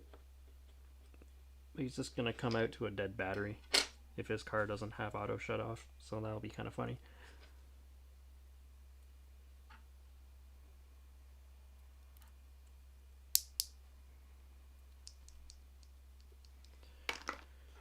Dead batteries suck. Not just run dead, but actually dead. My first real car, an Acura RSX, the Moto Master battery it came from the last owner. Eventually the terminals totally separated themselves from the battery, so obviously that didn't work anymore. But I had a job where I had to drive, I don't know, a solid 80 kilometers back and forth every day. And so every morning I'd jump it, then get to site, do the show, which was for all the firefighter chiefs across Ontario. So, end of that, I'd have to ask one of the firefighters to jump my car off their fire truck. So that was kind of awkward. And that's how I got home and to work for like 3 days straight because that all just kind of conveniently happened around that time, and I didn't have the time to get a new battery. And that was fun. But then the whole thing was sponsored by Ferrero, so they had boxes and boxes of Ferrero Rochers that they this was far back enough that those small lithium jumpstart things weren't really a thing yet. Uh, if you wanted a jumpstart pack, it was still one of those big ass lead acid battery things that would I really did not want to carry around. Um, and the alternator was totally fine. Like once it was jumped, it was good to go. Anyways, the show was sponsored by Ferrero, so they had boxes and boxes of Ferrero Rochers, and they were putting them on the tables and stuff like that for people to take. Anyways, at the end of the show, they're like, "Oh, we have like a whole box of these things still," and like the box was a large box, like that by that by that, like this big box completely full of Ferrero Rochers. And so they were like, "Hey, you want this box?" And I was like, "Sure, all right." Anyways, take that box. Finally, make it to my mechanic at the time because I didn't really know how to do car stuff back then. And was like, "Oh, I want a new battery. Oh, by the way, I've got this like box of Ferrero Rochers if you're interested."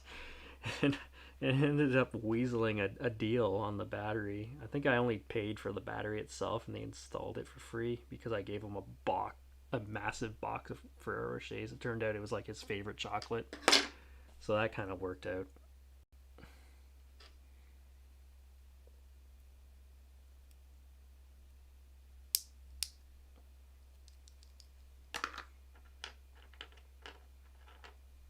Yeah, those little lithium starter things look interesting.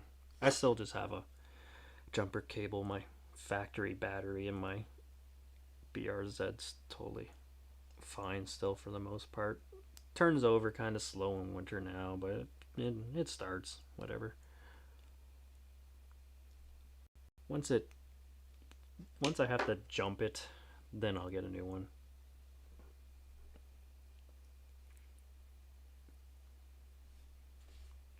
Oh no, I totally like emptied half the box into like a different box or something and gave him like a half box. Well, I didn't give him that entire box, but I did give him the physical box, but it wasn't completely full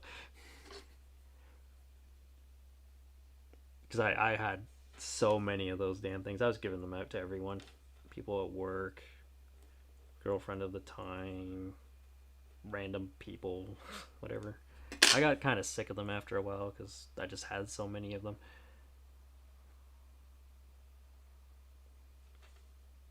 It was such an obscene amount of chocolate for one person.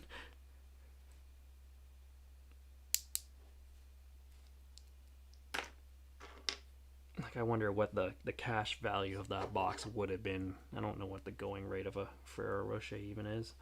I don't really buy them myself.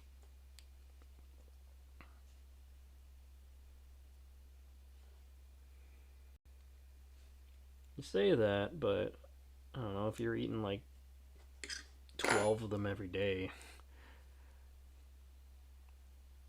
for weeks. Ugh. They are good though. Quite quite good little balls.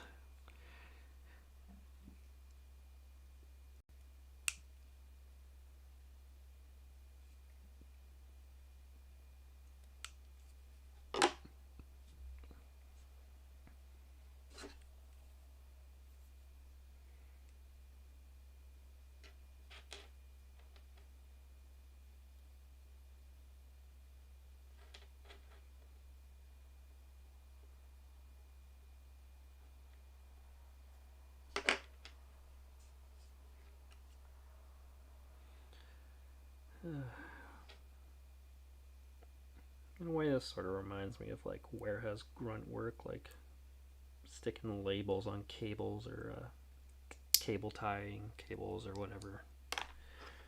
Rewrapping cables. Usually it was just cables. Always cables. Cables for days. Unending cables.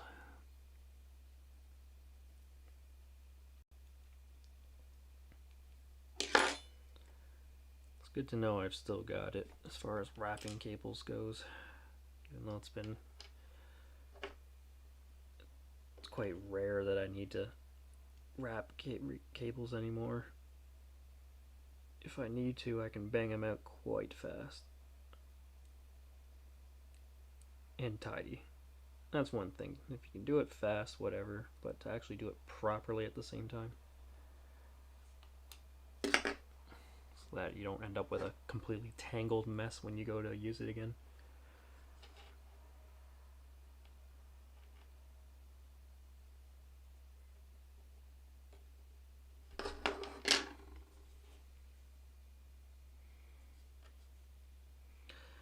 I'm gonna dream about these stupid switches when I sleep.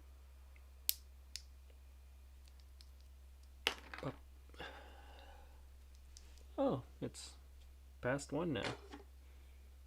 And I've been here for 4.5 hours. Oh, it's taken a while. But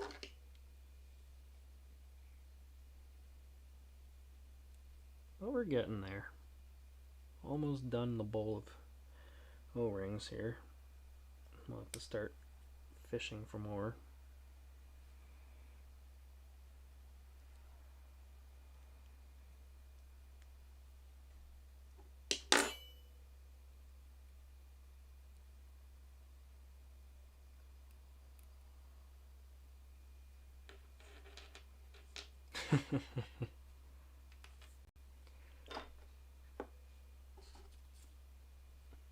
Oh, my last ring.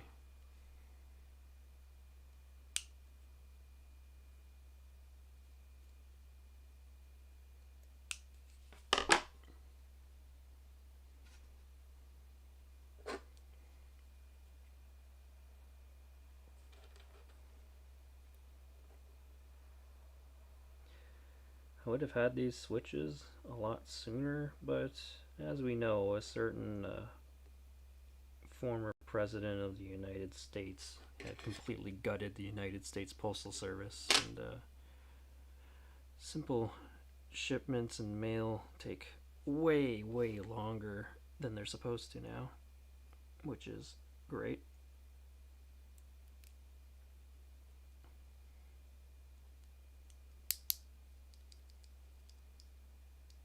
Nothing like gutting essential services.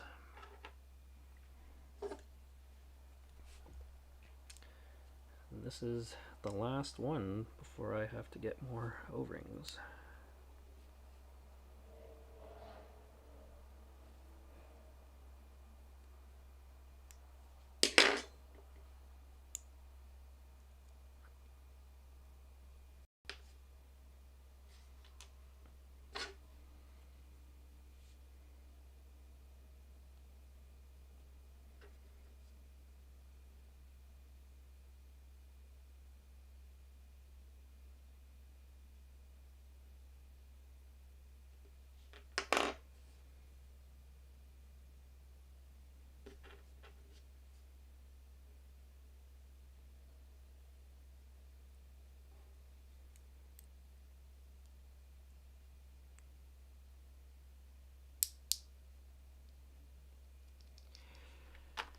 Alright, not many more to go, but I'm going to need more O-rings to do it. So, pull this guy out, and I'm going to poach him off the numpad. So, I have to move things around here a bit.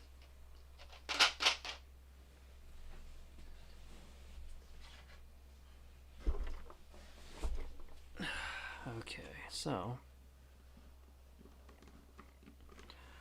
let's go ahead and, what should I need? 1, 2, 3, 4, 5, 6, 7, 8, 9, 10, 11, 12. Wow, that's perfect. I could take all the numericals and then these 3 keys, and that'll do it.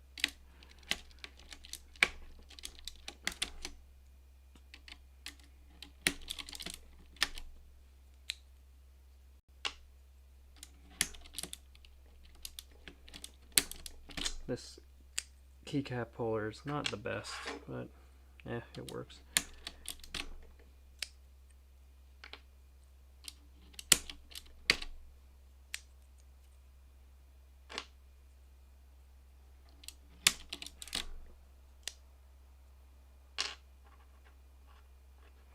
I guess it'd be interesting to see how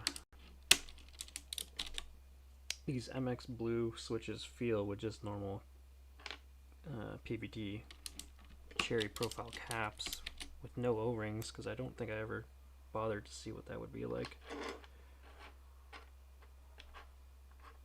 Who knows, maybe I'd come around on it, but I doubt it.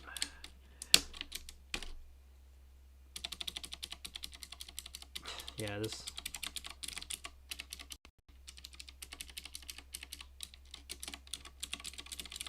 definitely feels like a joke compared to what these switches feel like.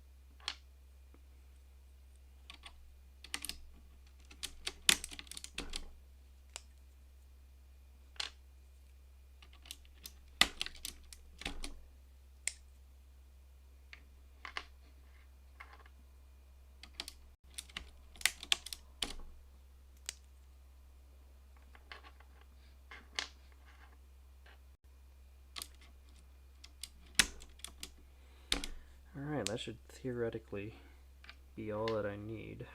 So let's go ahead and strip the O-rings off these.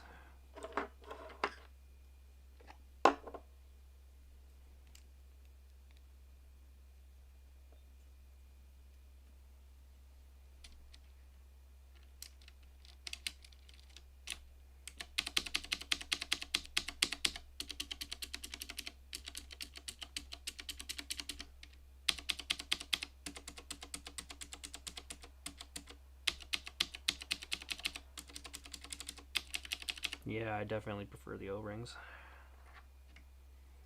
Mostly because these switches are just so prattly and terrible. The O-rings take a little bit of that roughness out of it. Not much, but a bit.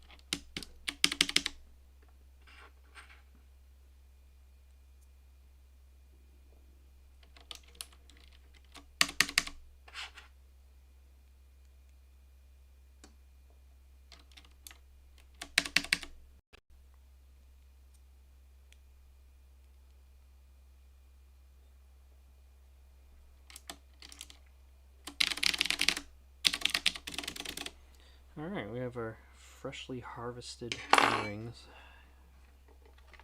Shouldn't need any more than that, unless I somehow mess something up. Since we're almost there. 12 O-rings, that means 24 switches.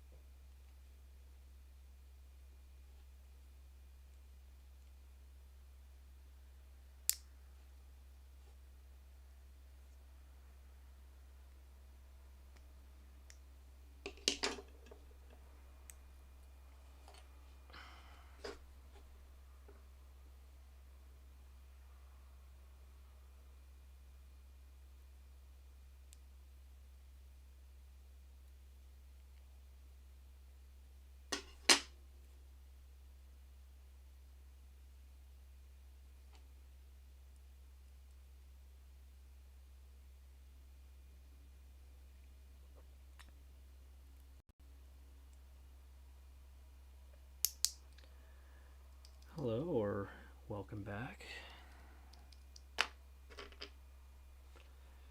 Coming along here, I think we're only 22 switches out from being done with this.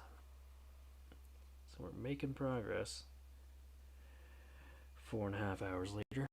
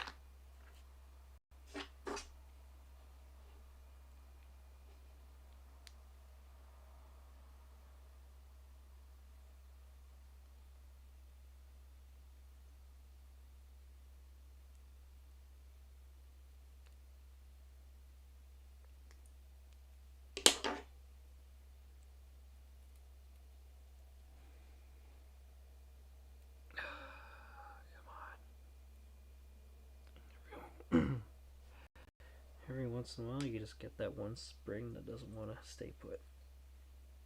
As long as it doesn't launch the upper housing across the room again, then whatever.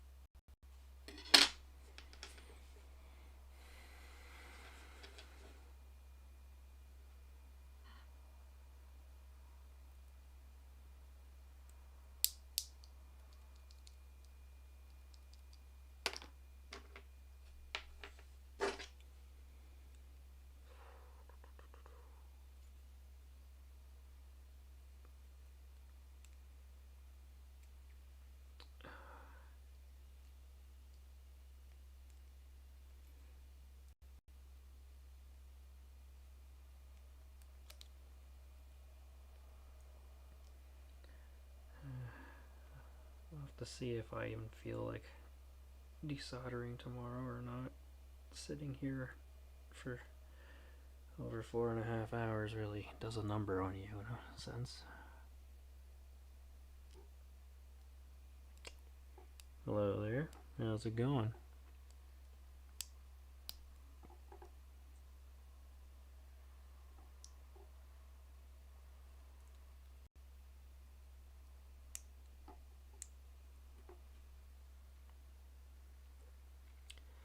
Good to hear. I'm getting pretty tired, but I'm also kind of getting closer to the end here.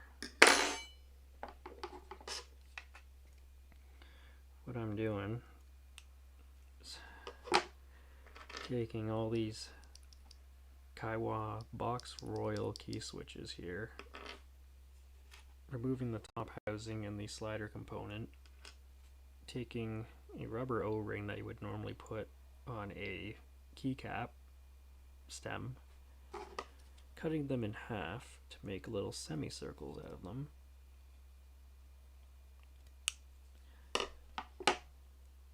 and then putting one half into the bottom of the housing. And in doing this,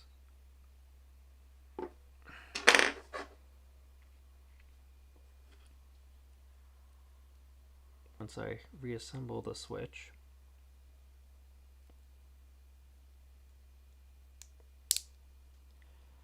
the travel has now been slightly reduced, but it also now has a softer landing to it rather than the stock switch in which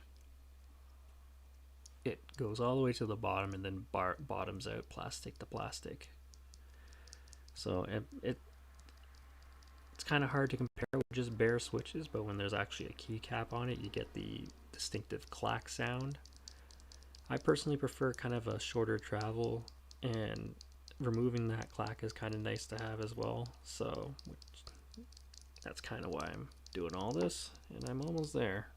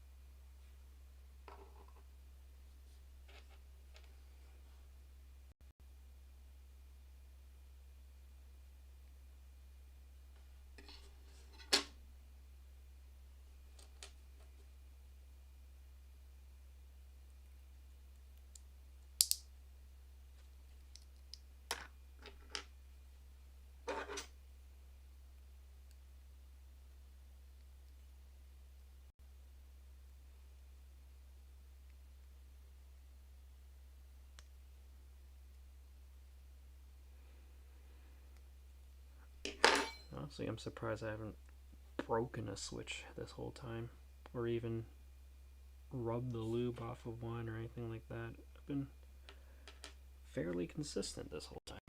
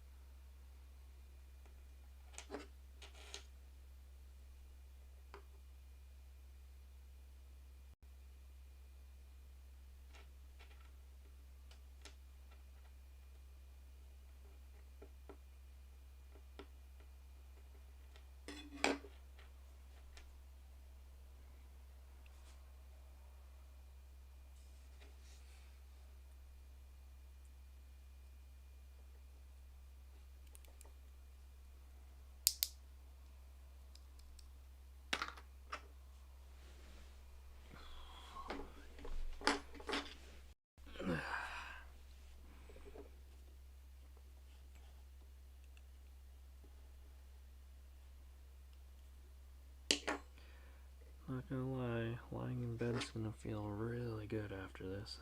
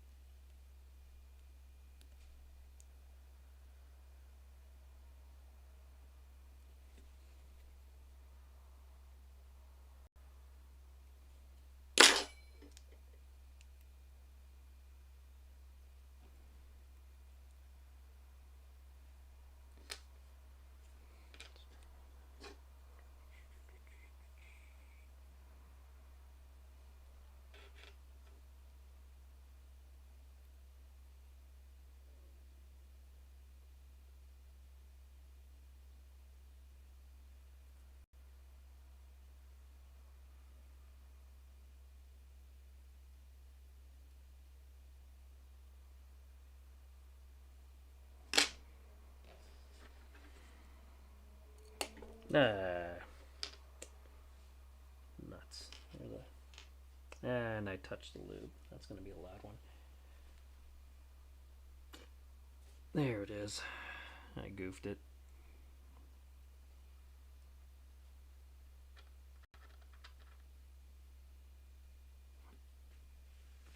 Hopefully it's not too bad.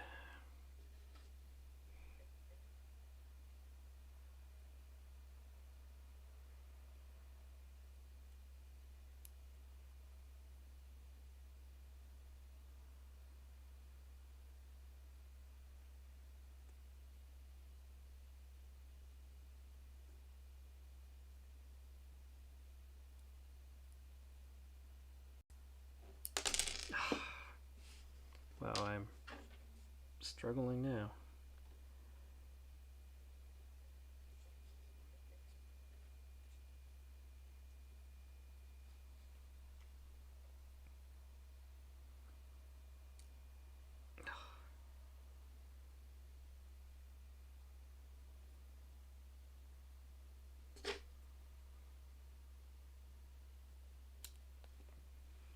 Well, I'm just writing off this switch right now.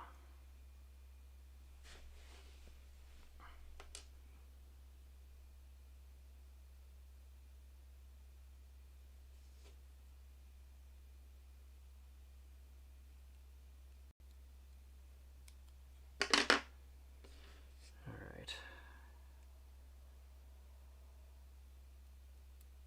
Go together, you SOB.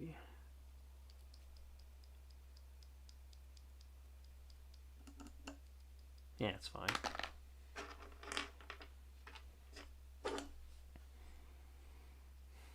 It'll be loud in a month, but whatever.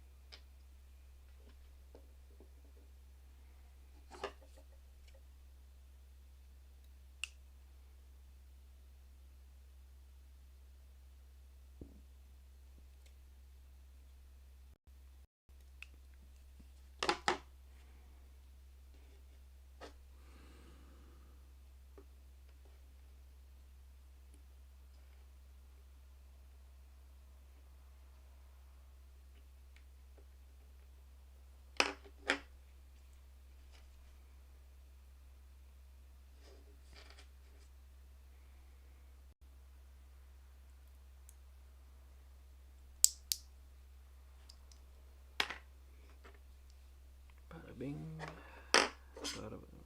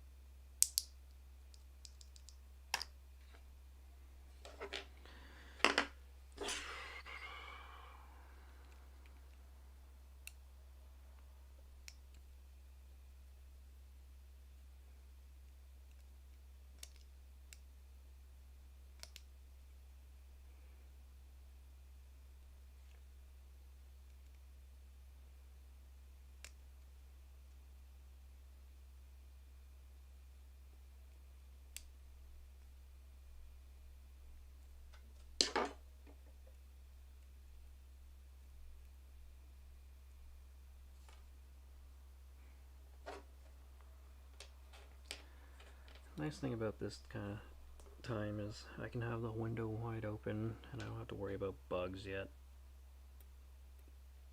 That will shortly cease to be true. So it's nice to enjoy it while I can.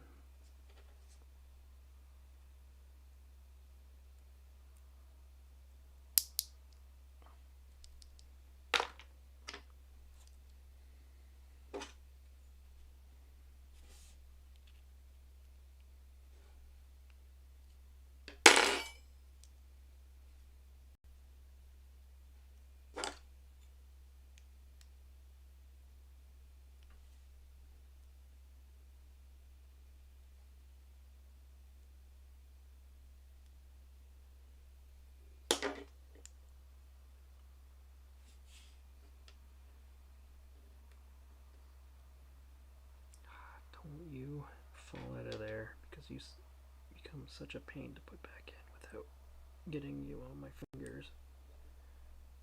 I got a little bit. Oh well.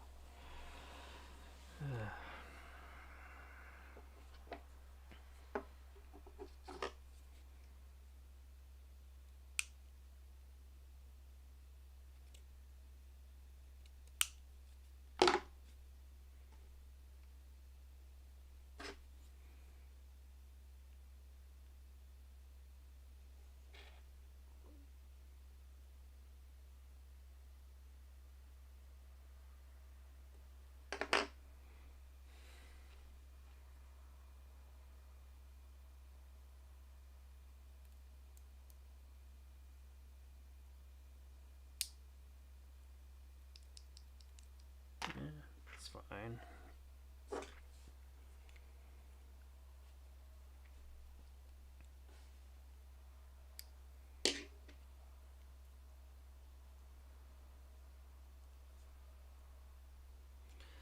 Yeah, really getting down to the final stretch here.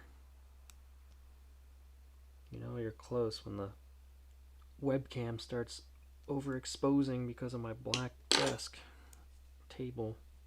$8 IKEA table.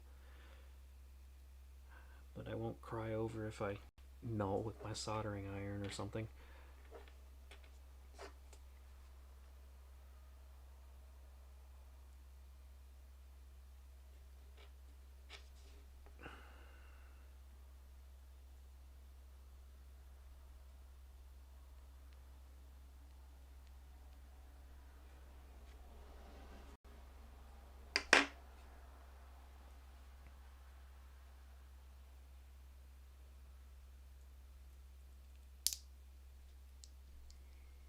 We got 2, 4, 6, 8 switches left.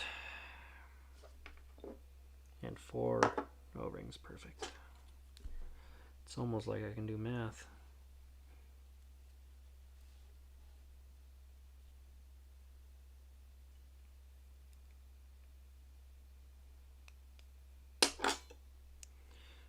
Hell yeah, getting there.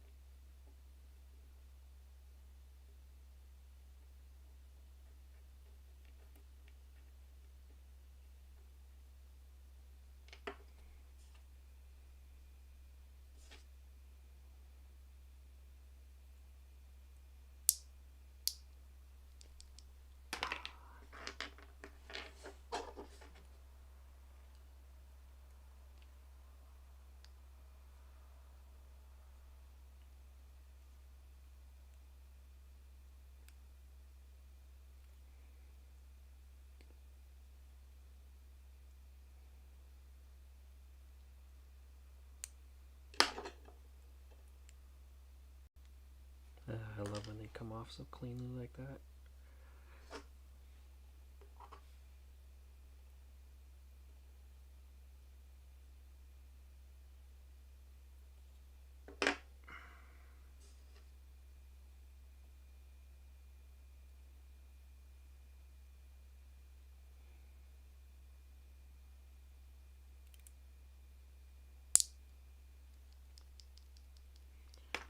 Some of these switches are a little overzealously lubed, but that's fine.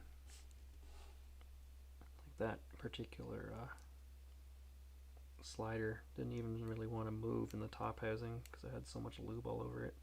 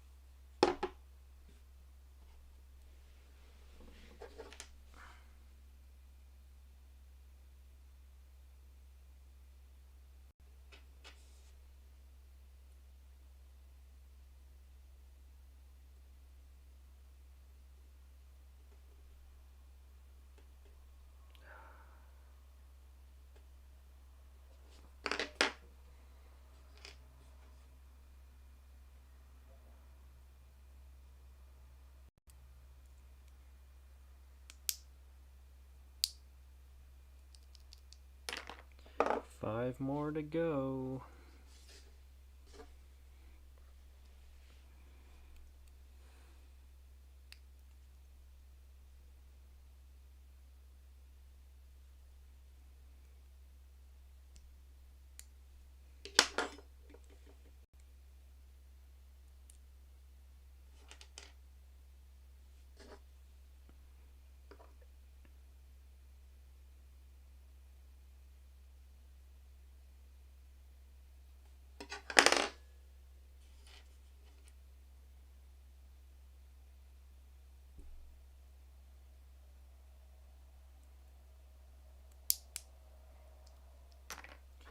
Four more.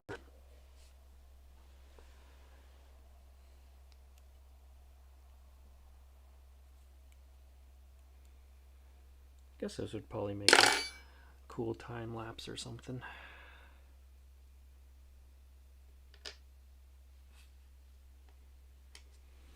I'm not doing a local record because I don't think this laptop is up to it.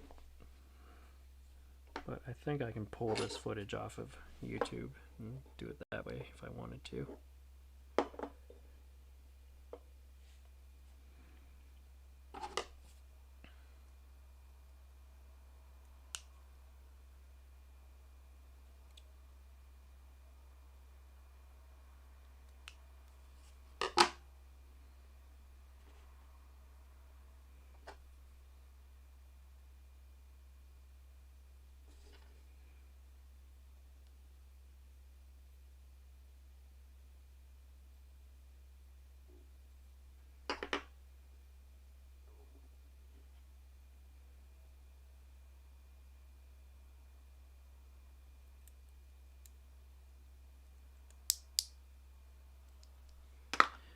Three left.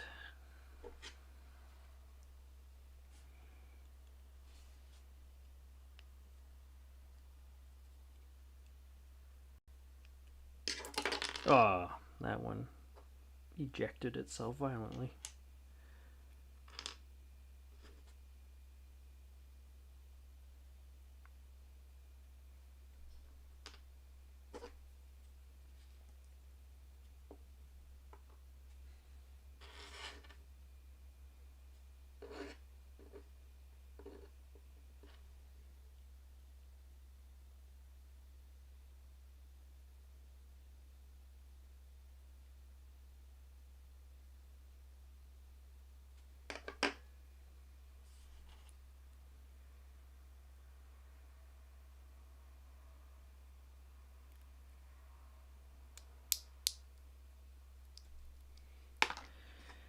Two more. So close.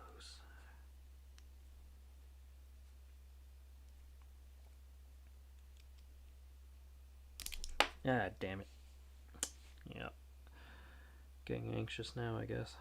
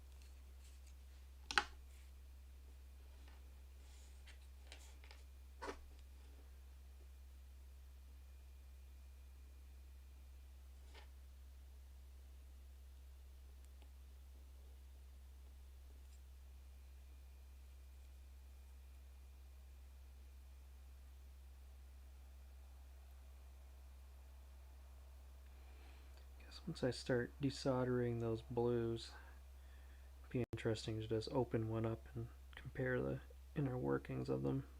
Maybe just grease the hell out of it for fun and see what that does for it.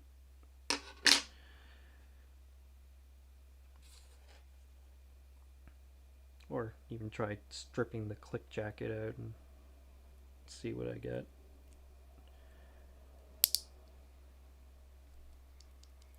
The final switch. Finally there.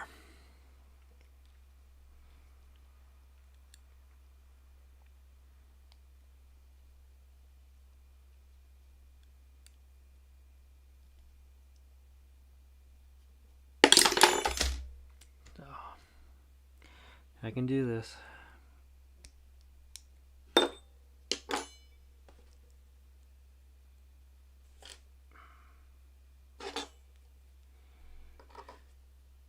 It's 14 degrees in this room, but I can do this.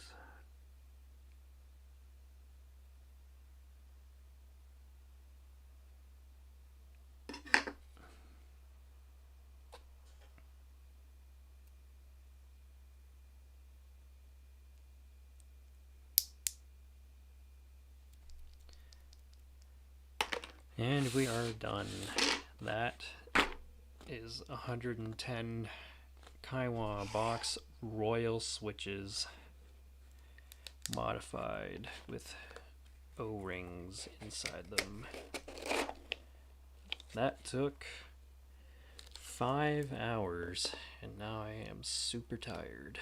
So that concludes our stream for the night.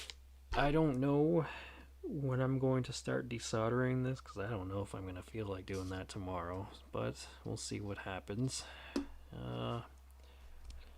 Thanks everyone for sticking around for that gauntlet.